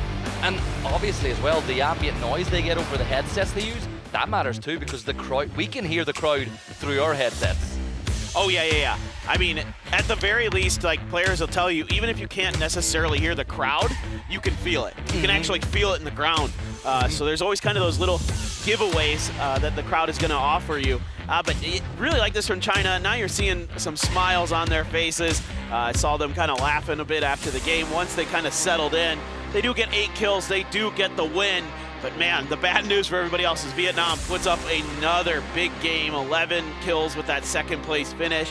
Thailand, steady stuff. You gotta like this from Australia as well. They got 5 kills. They got a player later into the game, kind of survived a little bit, got some extra placement points. Yeah, I think Thailand played that one a lot better, and they were very unlucky with that first C4. Had that gone to plan, they would have been in a much better situation going into that fight with Vietnam, but Vietnam were able to pick up those kills. So let's find out which Chinese player is going to get man of the match, and it's going to be X-Left. He's as always, one of the best players in the world, has been now for a long time. And if anything, I think he'll be disappointed that he wasn't able to get more kills than that, but China took what they were given. Yeah, for sure. I mean, hopefully this is like the stepping stone for them to kind of start picking things up, and I know how much this event actually means to Akeleft. You know, last year they had a horrible day one. I think it was like 5 or 6 points, something just absolutely garbage. And he was furious backstage. Like, normally the nicest guy will come and talk to me a little bit, give me a hug. He was not interested after that day last year. So this is an important event to him. He wants to win it this year. They want to take this home, especially taking it away from Korea on home soil would be really fun for them. So take a look at the total leaderboard. It's extended for Vietnam, bridging the gap between them and Korea, but China all the way up to third off of that win. Yeah, China rocket up to third, but look at the gap between them and Vietnam. 72 points. 74 is what Denmark were able to get yesterday on one of the best days in PNC history. Vietnam, with another good game here, could be in Cloud 9 by the end of the day. Elsewhere, another few talking points. I think it's worth it. Even though Chinese Taipei, I think I've had a couple of good maps, they've still only got 9 points total over the course of the opening day. Norway struggling to get the form that they were able to get on the survival stage, showing how difficult things are going to get. But this is the last chance on day one for anybody to get points on the board. It's going to be Erangel again, and I'll tell you what, all these players know the difference winning the final map of the day can do to your mental going into the weekend. Absolutely, absolutely. I mean, and at this point, a lot of the teams are probably thinking, can we slow Vietnam down? Is this possible? You know, they play such an interesting style. Again, one of those games where they're in it from the beginning until the end because they came in third party, the Pachinki fight. Thailand playing really well here again at PNC. Shouldn't be too surprising at all. I want to give a shout out to the Philippines, man. They're top 8 right now. They're playing great in their first opportunity, but one more game to go here today. One more Erangel to wrap up the final stage. Can Vietnam do any more damage? Can they extend this lead, or is somebody else going to challenge them? We're going to find out. 30 minutes. We'll know in 30 minutes from now who will be on top. But it is Erangel to finish tonight. The crowd trying to... That is, if you can hear that through your mics, that is the Chinese fans roaring from up on the stands. And they're making their presence known. The players are going to know it as well. And the players, they're right behind us. They can see those fans if they look up. Absolutely. You're trying to give them some energy, trying to see if they could go back-to-back on Erangel like Vietnam did on Miramar. Definitely, I think, very possible. I am obviously a believer. This is my prediction, my team to win this thing, because I like who's on this squad. I think, you know, with the half 17, half Petrichor Road, you know, double duo that they're bringing, firepower there, ideas are good. You know, you've got solid leadership with Akeleft. Should be very doable, and this is also going to be happening again, as Australia probably feeling good after that last one, but can the Philippines punch back? Yeah, the question is, will Vietnam get involved like they did last time as well? It looks like they're a little bit further away this time around, but we're going to get underway with our first hot drop of this map again, and I think Philippines, if they lose this time, might consider their options going into the weekend, right? But at the end of the day, aren't they above Australia in the leaderboard? Yes, they are. And that's going to be one of those way north circle. Shotgun for Tiggleton. Can't really find much out of that. Algenbot's scrape of damage. CJ up on the roofs already, though. This is one of those positions that can turn the tide of a fight if it isn't dealt with, if it isn't accounted for, because it opens up extra angles. It opens up quick changes of direction when your teammates find an opponent for you to kind of capitalize on it, catch them off guard, or at the very least get trades. This is part of the equation, I think, why Vietnam also might not be interested in trying to third party this, is because Chinese Taipei was so close. Is Sololzy trying to shepherd Mao Rush in towards the rest of Chinese? Is he trying to send them towards Tanvu? I don't know, but that got real dangerous for a second for Mao Rush. Is Sololzy just going to hunt him down? No way, surely not. Well, here Jia Wei is going to attempt to turn him around. Head-on collision here, and Sololzy, he is going to fall. And the Korean fans love that one, as Chinese Taipei's Leo on his farewell tour will get that kill. That was, they weren't even wearing seatbelts. That's the most APAC stuff I've ever seen right there. That is just that region in a nutshell. So there was CJ doing some damage from that position, but couldn't find any knocks. Flood took a whole bunch, but now he's going to get some healing through. Oh, but Algenbots has another roof, and Flood is down and out.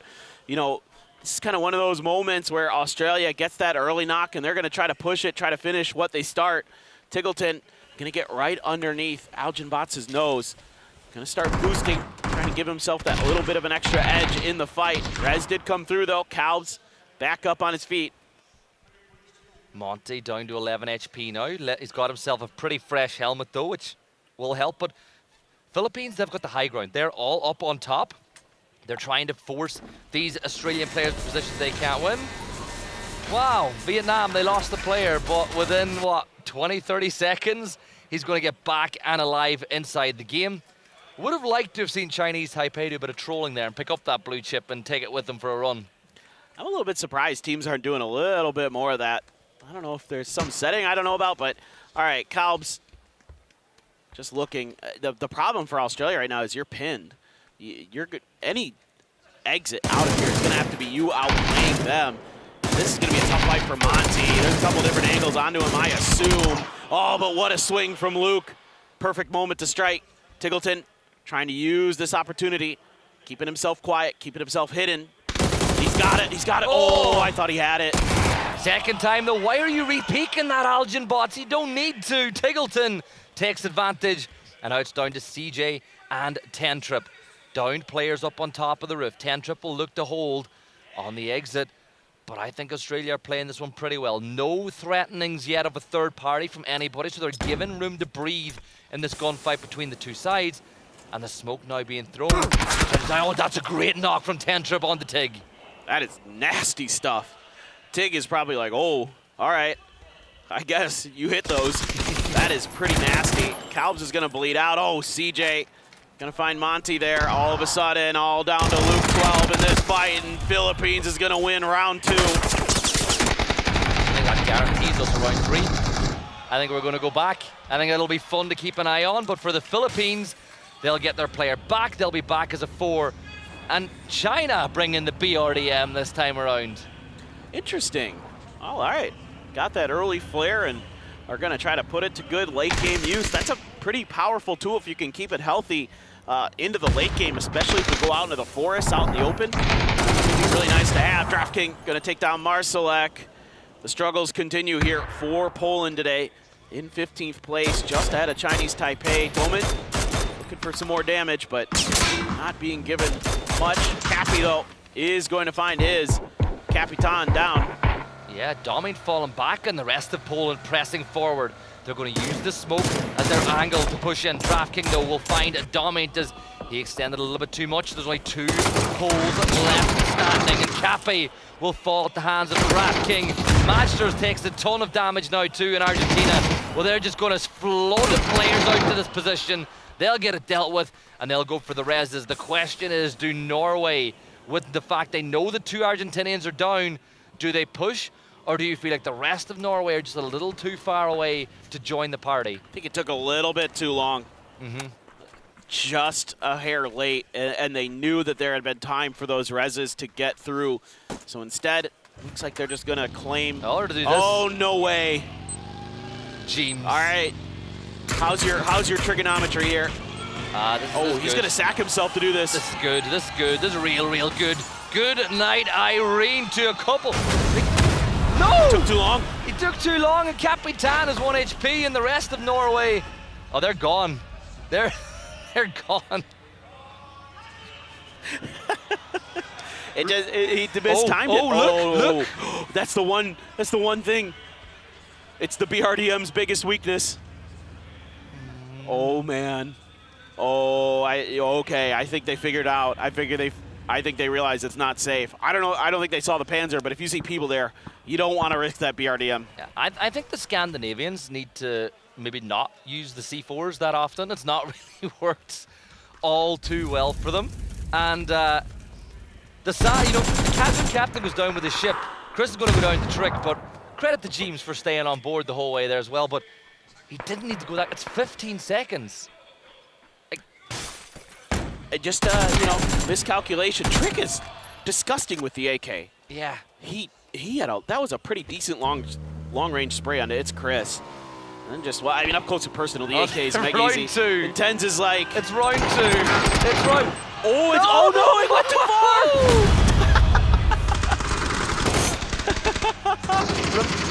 Remember when, like, everyone on... Oh, Rybo nearly got ran over there. But remember when everybody online was like, oh, the C4s are going to ruin PNC. It's going to be so OP. The C4 usage today has been... mostly bad. I was going to say art. You know. Maybe a little surrealism. Yeah. Yeah, that was... Denmark are probably, like, if Denmark see that, they're going to be like, where was this over the survival stage? Right. Why can everybody miss except on us? Yeah. Everybody else just nails it. Oh, the Chinese Taipei, they have a BRDM as well. Yeah, they're rolling coal behind that. Just pushing forward. They've got a ton of space before they get even into the phase 1 circle, but that's A-okay, because that is the Chinese Taipei way. Oh, Himas in trouble. Sparking there. Had an opportunity to maybe get the knock, but couldn't find that last bullet. Santastico now curious about what's going on up on that mountain. Some teams gambling that this is going to go north over towards Zarki, north of North George.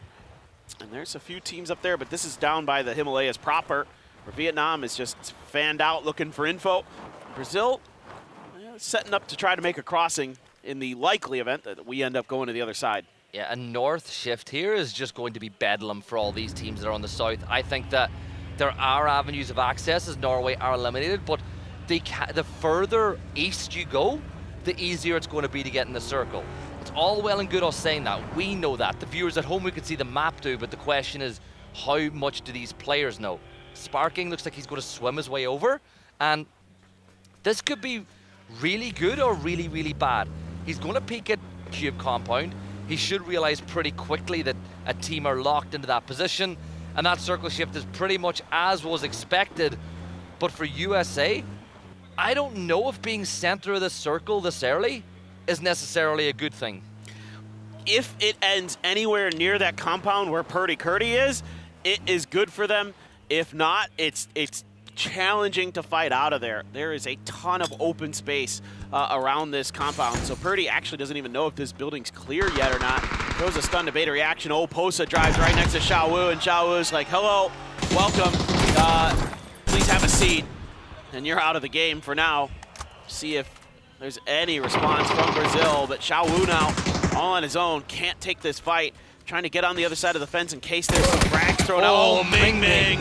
That is fast. Yeah, the BRDM is here now too, and Brazil, this is not what you wanted in this situation. Your day one is about to potentially end, but Santastico, he's not done anything yet. He might, you know, this goes to show Santa works every day of the year, not just at the end, but we will see what he can do. This is really, really good from China though. As always, great at defending compounds whenever they find themselves in these situations.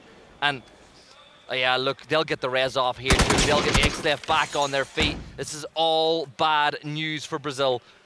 And now you know where Sparking is. Some shots at Ming Ming. Ming Ming just waiting for these reses. No more frags for him here. He could have made short work of Brazil, but they do have a blue zone here. Is it going to get there? The Molly's on top of it as well. Oh, it's bad news, Bears. Aches left. Gonna find the flush and the knock. Sparking trying to do what he can. He's actually getting shot by Himas from afar. It's nice to try to find a different spot. Aches left with Groza. Can't get the finish. Sparking trying to buy some more time. Yeah, and he'll get one, right? He might get one. What China's going to do now is they're going to rush, send 3 players in to try to clear Sparking. He's trying to bait them to make them think he jumped outside. But yeah, oh, no. Good molly. Sparking's going to erupt into flames. He'll dip into the corner once more as China look to deal with it. And this is the thing, Korea are the most interested spectators in the world right now. So Sparking gets a knock or two, you can bet yourself they're going to push in. Oh yeah, Seoul's licking his lips because it's the team right underneath them in the scoreboard as well. So if it is China, he is going to hammer down if possible. Otherwise, he's just going to watch for his opportunity to do some damage. Oh, poor Sparking. Yeah, he is just dealt with. That is a clean fight from China. Only suffered one knock through out of it. Oh, T-Bone took a headshot. Those are nice shots from Thailand. Kiss right there on the front lines doing work. Michael down as well, and the UK has to pull off. Well, it's kind of ironic, right? Because UK are really well known at these events for holding bridge camps. Wait, how did Vard get there? It's magic, the power of friendship.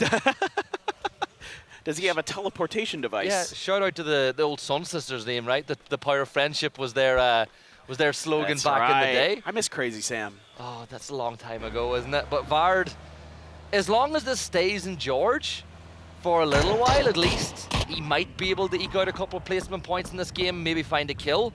But for Team UK, it's been a less than successful day one here at PNC. Chinese Taipei, they managed to cross the bridge that wasn't being camped as they get everybody on board. Well, what about that for a shift for Argentina?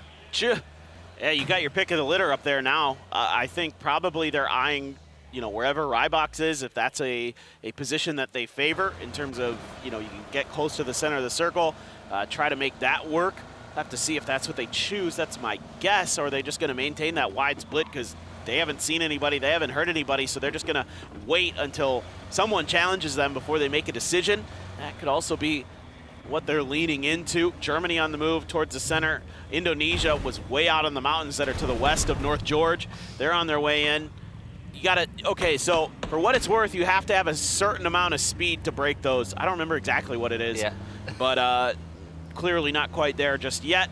Vietnam outside of the new circle. Denmark going to fan out around the crashed airplane to the west of shooting range. USA just going to have to hunker down. Korea, China driving right at them. Are they going to do anything about this? You could hear every time these teams get close together, you could hear the crowd picking up. Kurt gets a knock onto Vietnam. Delwyn was scouting out the compound. Did Delwyn, just in his sneaky little ways, think that he was going to rock up to a compound near the center of the circle and have nobody nearby? That one I don't have a good answer for. I'm not exactly sure. Or, if he was planning on driving by or trying something weird, but it didn't go his way no matter what it was. You can see Seoul still ready with that Panzer, knows that BRDM is in play, saw it earlier. So he is going to be the one to look to spoil and ruin the prize that Lil Ghost has. Here he goes. Can he find the moment? Can he find the shot? This is tricky.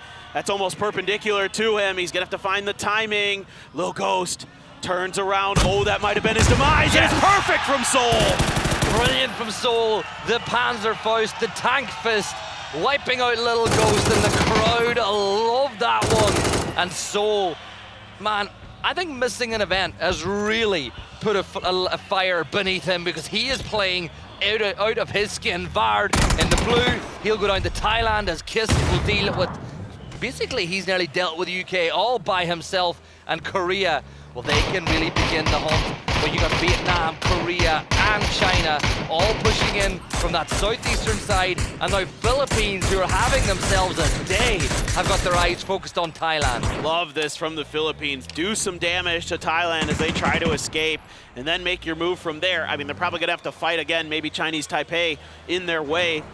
China, 3 players left. Gonna just be settling in here by that shack on the plateau. Trick. Okay, Thailand doesn't like it. I was curious if they were just going to try to swarm, but they're going to have to reroute. Yeah, look, Chinese Taipei have fronted up alongside Philippines here, just on those hills north of George, as Chinese Taipei continue to up the aggression. Remember, they have a BRDM of their own. That'll be easily outdriven as Thailand will lose Jacob to Setsuna, as he will find another kill on the board for Indonesia. As apart from Poland, a lot of our survival series teams have been doing pretty well. You look at like Denmark way up there at the top of the leaderboard. Germany are playing well. And obviously you've got a lot of love now for, I think, how Indonesia and Philippines have been playing. Average survival time, 15 minutes. Not the best as a full squad, but they're doing pretty well here. They're sitting in 8th spot. They've got the edge of the circle. Their big problem is Chinese Taipei, with the high ground looking down towards them when they leave this compound.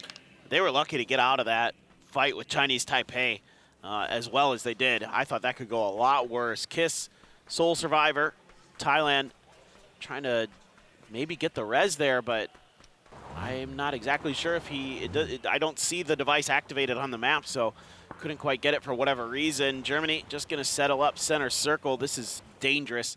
These dips like this with that much high ground around you, you just have to hope other teams are fighting and they never get the opportunity to look down. China also going to be gambling a little bit on that kind of similar idea with the Shack adding an extra layer of safety for them. Aches left with the Groza. Not something I would ever want to go up against. He is fearsome, especially given that level 3 gear, that level 3 helmet and vest. He is going to be deadly. And are they going to hunt Germany here? They're going to extend at least and do some scouting work, right? They've got the Shack and they're like, okay, nobody has shot at us yet, which means that we should be free up to this ridgeline. So they'll get there, they'll go for the res. Kiss, he should be able to put on that jammer pack, and there you go. Picks up the jammer pack, buys himself a little bit more time. Maybe he'll go for it. Yeah, Ming Ming, he'll get that knock on the Zerath, and China now will hunt Mika. But that all came from the fact that nobody shot them. They knew this position was free to push up to. Oh, Mika, though, able to answer back. Taking the Groza out of play. He hasn't taken much damage at all, and he's just backpedaling the blue zone there. And he hasn't been sussed out just yet, but the more noise that this fight makes, the more likely someone is going to show up and try to third party it. You'd love to get Akeslaft back up, get that level 3 gear, get that Groza firing. But Mika doing a wonderful job. He has completely thwarted this attempt from China. Oh, he spots Zhao Wu too. Oh, he's very lucky that he didn't fall there. Usually Zhao Wu doesn't need a second opportunity to get a knock, but China, they've got the res. They're going to go fall back to their Shack. They got their 1 point. And I think that they've just realized, as you said, the more noise you make in and around that area of the map, the more likely you are to bring attention your way.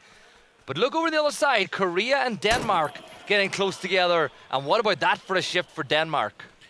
Yeah, if they can just hold the line here in the trench, yeah, Kiss, okay, you got the res, but there was not much else you could do there, my friend. And even if the Thai players are coming back, there's nowhere for them to grab gear, nowhere for them to really land. So not much to be done off the back of that. Some long-range shots with the Mark 12 by Gumin. Try to keep the other teams at arm's length. Argentina going to be on the other side. Indonesia on top of Philippines again. Everybody here on this western side, they're going to have to grind it out to get into this next circle. All right, at least going to get the crate called in for a little bit extra help. Yeah, what's he going to... Lynx. Hell yeah. Hell yeah.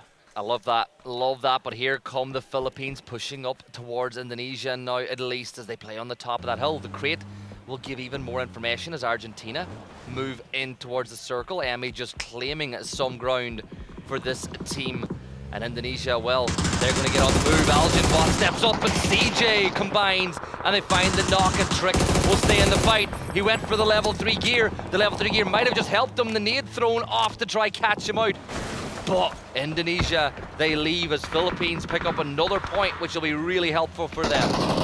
Yeah, great patience being shown, and Mika somehow, some way, still alive. Takes a bunch of damage, and Indonesia gonna look to flush him out, and they will. Meanwhile, Chinese Taipei in a battle with Vietnam. Imas looking for the end. The BRDM is gone, no more safety, and what in the world was that? There's a good C4. That's how you do it. Lands right on top of China. Are you watching Norway? The crowd go wild off the back of that one, and looks like USA. They have made a move now as well. They're pushing up onto this fight. Draft King. Look at this. Korea coming under the sword from Argentina. Raiding and Salute are down as Seoul will fight back, but Gumin, the last player up. Now Korea will rush to try to get these reses, and they're going to get at least one because nobody has a line of sight. Capitan will try to deal with Seoul, but Gustav, hear the crowd. Denmark helping out Korea, getting that knock, and Gumin will get a couple of kills confirmed for Korea. He goes and just starts stealing those. That's crazy. Seoul could be resable if Denmark doesn't reach out, but it looks like they are. So I think Seoul is going to be out of this game for Korea, but you still have plenty of firepower available. Meanwhile, the Philippines continue to harass. Yumi just gets shot right out of the vehicle. Gustav, fantastic with the mini. Yeah, that's what Gustav can do, and now Salute is pushing this way. They're going to bring the fight to Denmark. Ketter can see raining off in the distance, but Salute will find Gustav. Ketter gets Salute down to 1 HP, and Salute gets Ketter back the other way. Both players 1 shot away from falling. This is a big, big fight for Korea as they look to catch Vietnam, and Ketter will go down to raining, and Korea, are they cats? Do they have 9 lives? I don't know. Dolphy tried to wrap around him on the outside. Argentina busy now fighting the Philippines, who are just keen to take whatever battles in front of them. They're going to let the USA deal with the other side of things. CJ, though, immediately down by Rybox. Really nice stuff from him. Salute, I don't think has any idea that Dolphy's back here. Yeah, Dolphy is back. Denmark get Beamy and Gustav back on their feet. So Keter, the only player down, is Korea with 4 kills. But Tan Vu, Vietnam, pushing up now. They've stepped into the crater that was made by the crashed plane, and Philippines will be the next team to fall. Beamy dealt with by Tan Vu. Seoul now getting Dolphy as well, as Denmark are getting torn asunder here on the edge of the circle, and Argentina fully retreating inside their shack, but they need to move soon with the blue going to close in now. I am so impressed that Korea is able to get this res onto Seoul, and he's putting the hurt down. Kickstart on his knees. The rest of USA now having to leave the safety of their buildings, is trying to march forward. Circle has left them just a little bit. Gustav's still alive here. MP5 in hand, a broken, nearly broken level 2 helmet. Tanbu being carried away. Himas really wants to get him back up and running. There's that Groza in his hand. Shrimsy able to deal with Capitan. Gustav afforded a crate as USA wants to flesh out that northern end, keep themselves a little bit safer on their flanks, open up the fight in front of them. You do have Xiao Wu from China still alive, Gustav as well, 2 solo players in this, trying to fight their way through. I'm curious as to what Xiao Wu can do to the USA, right? He's all by himself. Has Himas managed to pull that one off? Have Vietnam gotten 2 players back into play? Now, it is dead, so I think that he might have. So Vietnam could be about to have every win, but again, the question is, where do they get loot? What are they going to have when they get boots on the ground? Rybo, he's going to pre-fire, thinking somebody might step in, but Argentina, it was a pleasure on day 1, and that'll be that for Xiao Wu to kickstart making quick work, and it's a 4v3v2 as Team USA look to kick off their PNC in earnest, but Korea and Vietnam still battling it out right up at the top. This is all about not giving freebies up as the USA. Try to corral the other 2 teams so that they fight each other first, and then you can come through with the win. You just want to use that extra advantage you have. Repair kit being used there. Get yourself a little bit more value out of those armors that you have. And it's just slow and steady. I mean, you have a ridgeline here as the USA. You don't need to really do too much right now. See where the next circle goes. Wait out Korea and Vietnam. See if they're going to fight each other. Purdy Curdy going to make landfall inside of the new circle. Get himself established just a little bit. Tanvu looking for the USA players, looking for that wrap. Korea, similarly, looking for Vietnam, trying to figure out where the hell they went. Yeah, this is Vietnam. They've gone all the way to the south. I think Korea have realized there's no point chasing that just yet. Just keep an eye on what's going on elsewhere. You know that USA are on the other side of the circle. You know Vietnam are to the south. You have 3 players up. If your kill feed counting has been correct, which, let's be real, it's Vietnam, it's Korea, it's going to be. They'll know exactly who has what. They are going to just wait and see. In an ideal world for Korea, Vietnam goes so far south that USA open up that engagement that it opened up the door for them.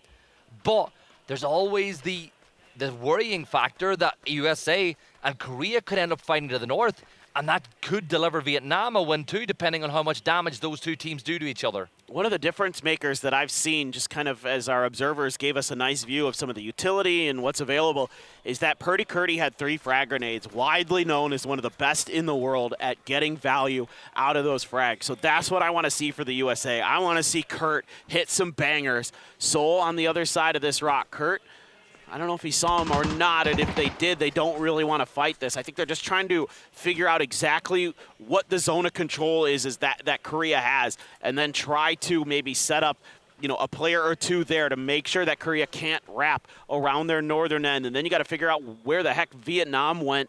Vietnam is just going to tuck along the edge. They're trying to play for the win. They're trying to play this out. Let Korea and USA do damage to each other. It's just kind of a game of tic-tac-toe here. Who's going to kick things off first? Who's going to find that first knock? Kick is going to upgrade to the MG3. That's more level 3 gear for them. Yeah, you said it. I call him quarterback Kurt. That's how good he is with those nades. I like that. But on the other side of it, you've got Seoul who has proven today he is every bit as good with a nade in his hand. Vietnam completely disengaged from this now, way off to the south, nowhere near Korea or USA.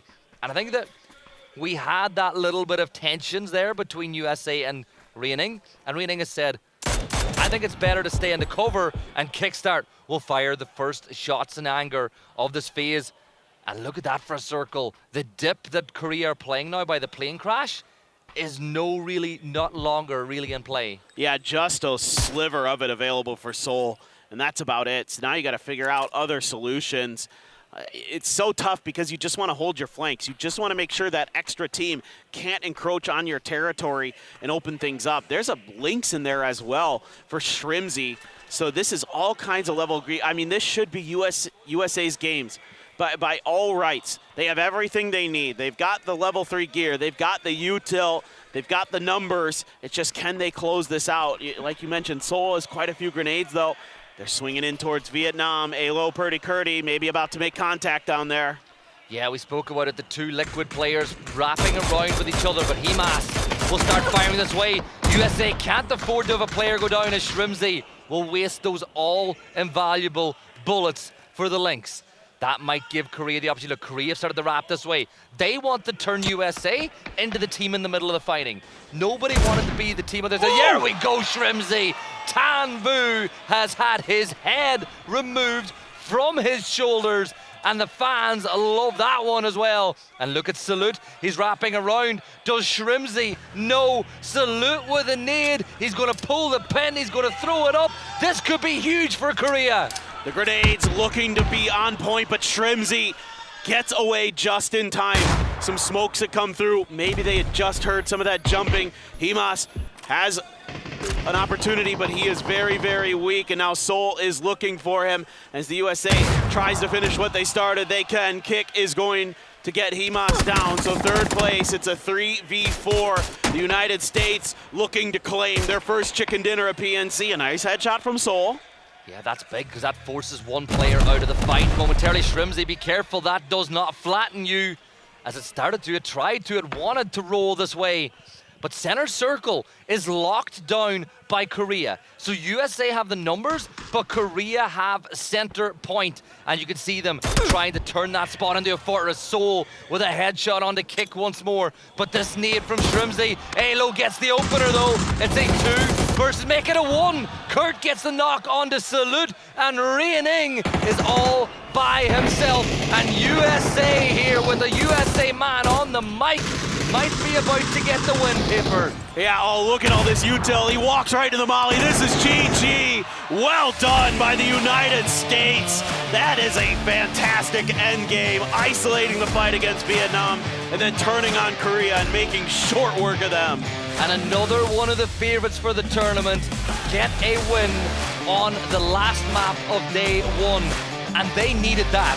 Had USA not been able to pick up a double-digit point game there, they would have been a long, long ways off the top. They're still far away from Vietnam, but they needed that. And to be honest, it's the first time we saw what looked like proper cohesion from the side.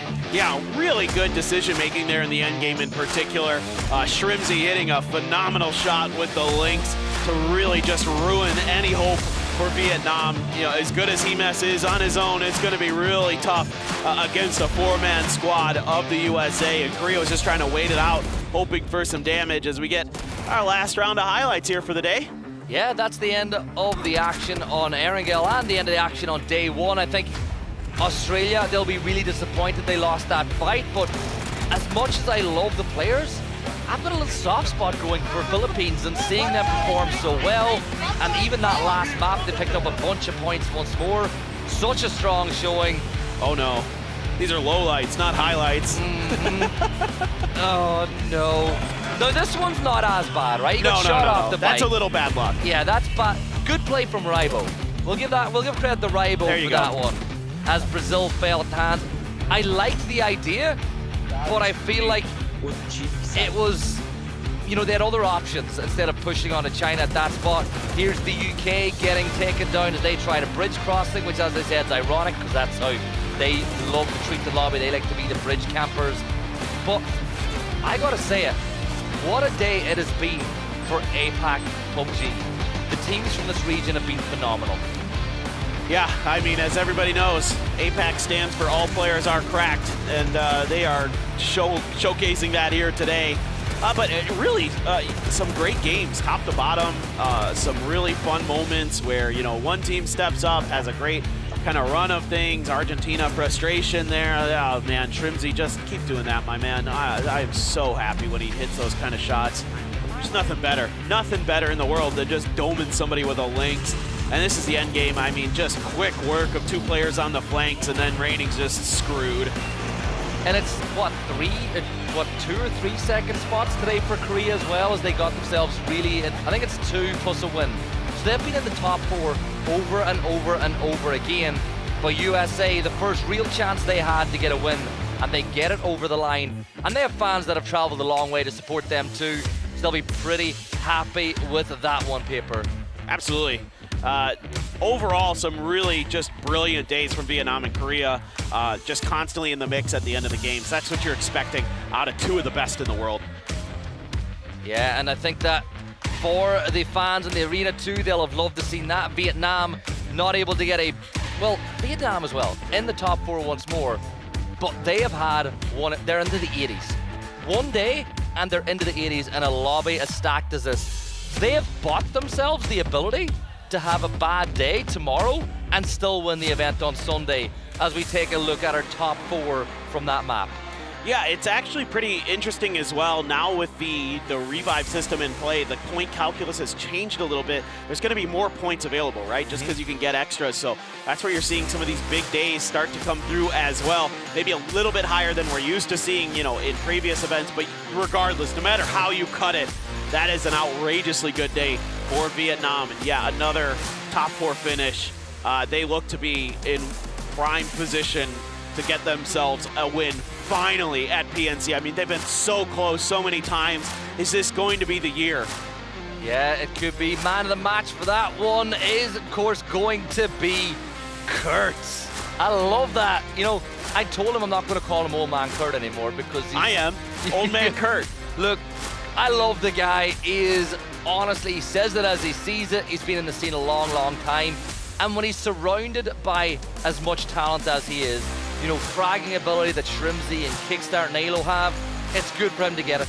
25% of his points, the point contribution, by the way, so I think everybody in USA got around 3 kills. Yeah, no, it's just a really good team effort there, and you know, you don't even need to help Kurt get the cane onto the stage, get the walker out. He was just fine. Love to see it from the USA. 22 points there, another big game from a team here at PNC. Korea, Vietnam right in there. I mean, this is just such an exciting lobby. So top heavy so far though, but it's all like always the best teams are in the mix at the end. Yeah, you want to see that. Let's see the overall leaderboard. Vietnam, of course, 83 points, top of the pops today. Korea in second, China in third, and then we've got a bit of a gulf, 8 points, where then we see Thailand, Denmark, and USA all into the 40s. But this has set the weekend up so well because we now have 2 teams who are going to be haunted by the rest of the lobby. Yeah, no doubt about it. But right now, those are kind of the 3 teams that a lot of people are expecting to be the top, and they're showing you why. But love to see Thailand still in the mix, 4th place. Denmark has a phenomenal day, but that's going to do it for us here at the caster desk. Bella's got some interviews down at the stage for us. We'll see you guys tomorrow.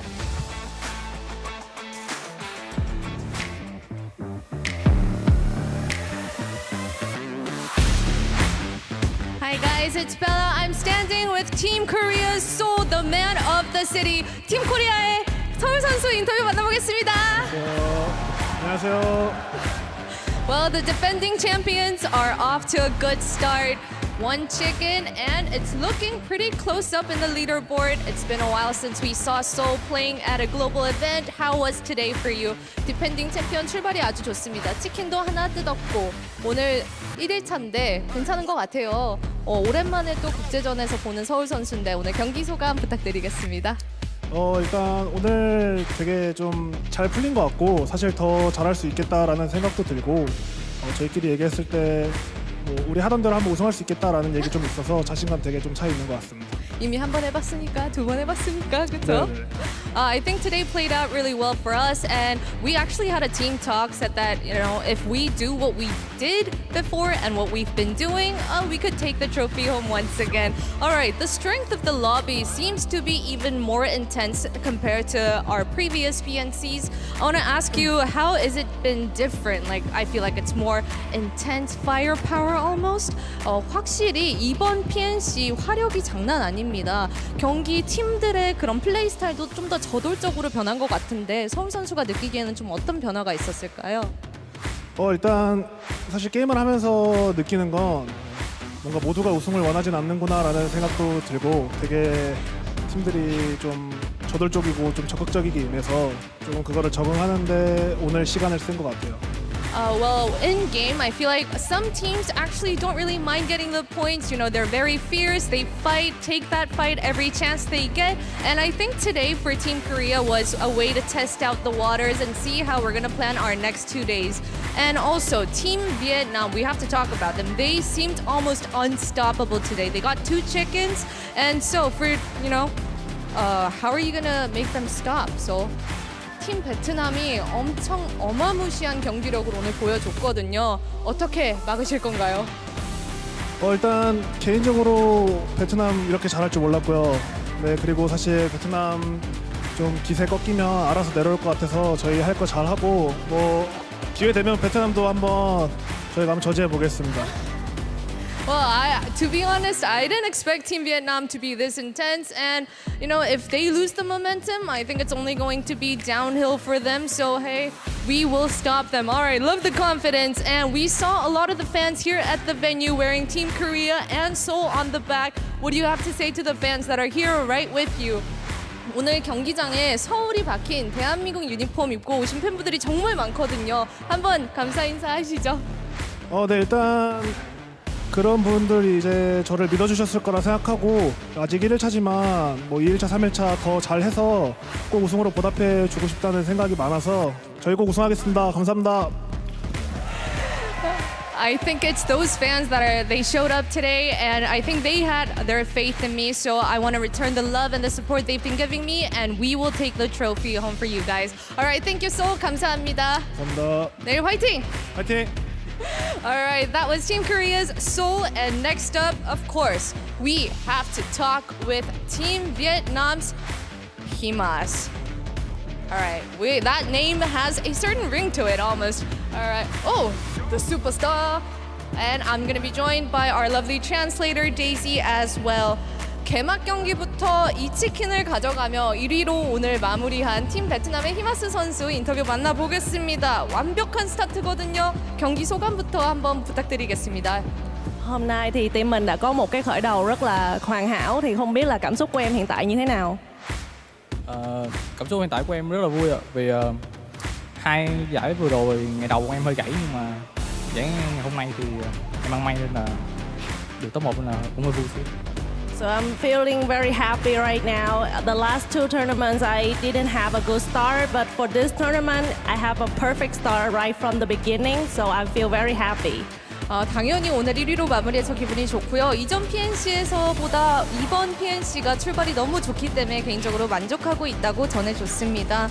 첫 PNC 출전하는 멤버들과 함께 로스터를 꾸몄는데 좀 본인 제외하고 새로운 멤버들이 합류한 이 팀 베트남 어떻게 강해졌는지도 들어보고 싶어요.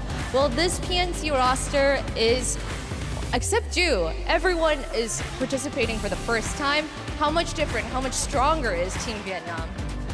Ngoại trừ em ra thì tất cả các thành viên còn lại của đội tuyển Việt Nam đều là thành viên lần đầu tiên tham gia BNC hết. Thì em nghĩ là đội tuyển Việt Nam mình đã có những cái điểm khác nhau như thế nào so với những năm trước, và mình mạnh hơn như thế nào so với những năm trước.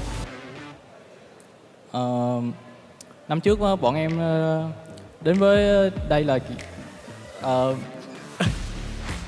giải đấu lần này bọn em được bắn chung với 2 nhà vô địch BGC nên là game hơi dễ xíu. So comparing to the last 2 tournaments, I think for this time I'm playing with 2 PGC champions, so the game was a little bit more easier. 이전 PGC 우승자인 팀원들 2명과 함께하기 때문에 이번 경기들이 되게 쉽게 진행되고 있다고 이야기를 해줬습니다. 그리고 방금 서울 선수랑 인터뷰했을 때 베트남 뭐 기세 잃으면 우리가 잡을 수 있을 거라고 되게 재밌게 이야기를 해줬거든요. 히마스 선수의 반응 한번 듣고 싶습니다. Well, Seoul just said that if Vietnam, loses their momentum, I think we could catch up to them. What do you have to say to that, Himas? Thì lúc nãy tuyển thủ Seoul đã có một cái lời nói là nếu mà team Việt Nam mình sơ sẩy á, thì team Hàn Quốc sẽ bắt kịp. Thì em có phản ứng như thế nào đối với lại lời nói này? Thì cũng ngược lại thôi, nếu mà team Hàn Quốc gãy thì tụi em sẽ bắt kịp. So the same for team Korea. So if they lose a moment, we will be able to catch up with them as well. 팀 베트남이 느끼기에는 코리아도 똑같다. 우리도 잡을 수 있다라고 대답을 해줬습니다. Alright, love that. Alright, well, let's say thank you to your Vietnamese fans. 팬분들에게도 한마디 해주시죠. Em muốn gửi lời cảm ơn đến các bạn fan Việt Nam không? Cảm ơn mọi người đã lặn lội xa xôi đến đây của bọn mình. Bọn mình sẽ không làm mọi người thất vọng đâu ạ. Thank you everyone for coming to support us, coming from far away, and we won't let you down. 실망시키지 않드리겠다고, 실망 안 해드리게, 안 할 수 있게 열심히 하겠다고 이야기를 해줬습니다. 팀 베트남의 히마스 선수 인터뷰 만나봤습니다. 저희는 내일 2일차로 돌아올 테니 내일도 많이 보러 와주시고 집에서도 봐주세요. Alright, thank you, Himas. Let's say bye, everyone. Come back tomorrow for day 2 here at final stage of PNC 2025. Bye bye. Say 안녕. 안녕.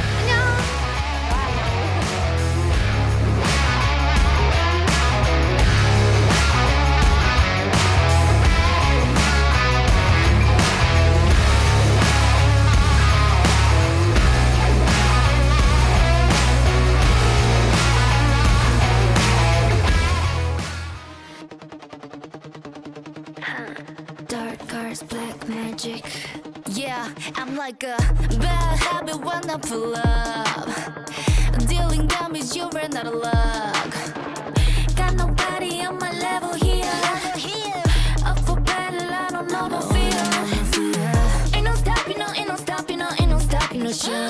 Got you moving, I got you moving, I got you moving, I slow. I was savage when I pull up. Oh yeah, I'm a classic, you can't get enough. But you love to taste the wicked games, raising all the stakes. Oh no.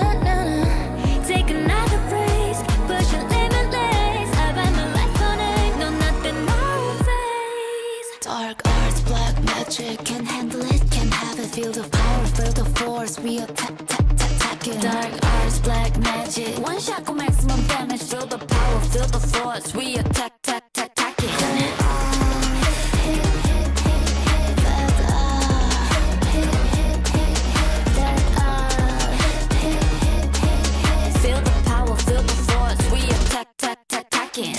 Wanna tap it, wanna trap it, can't have it, that's what's happening.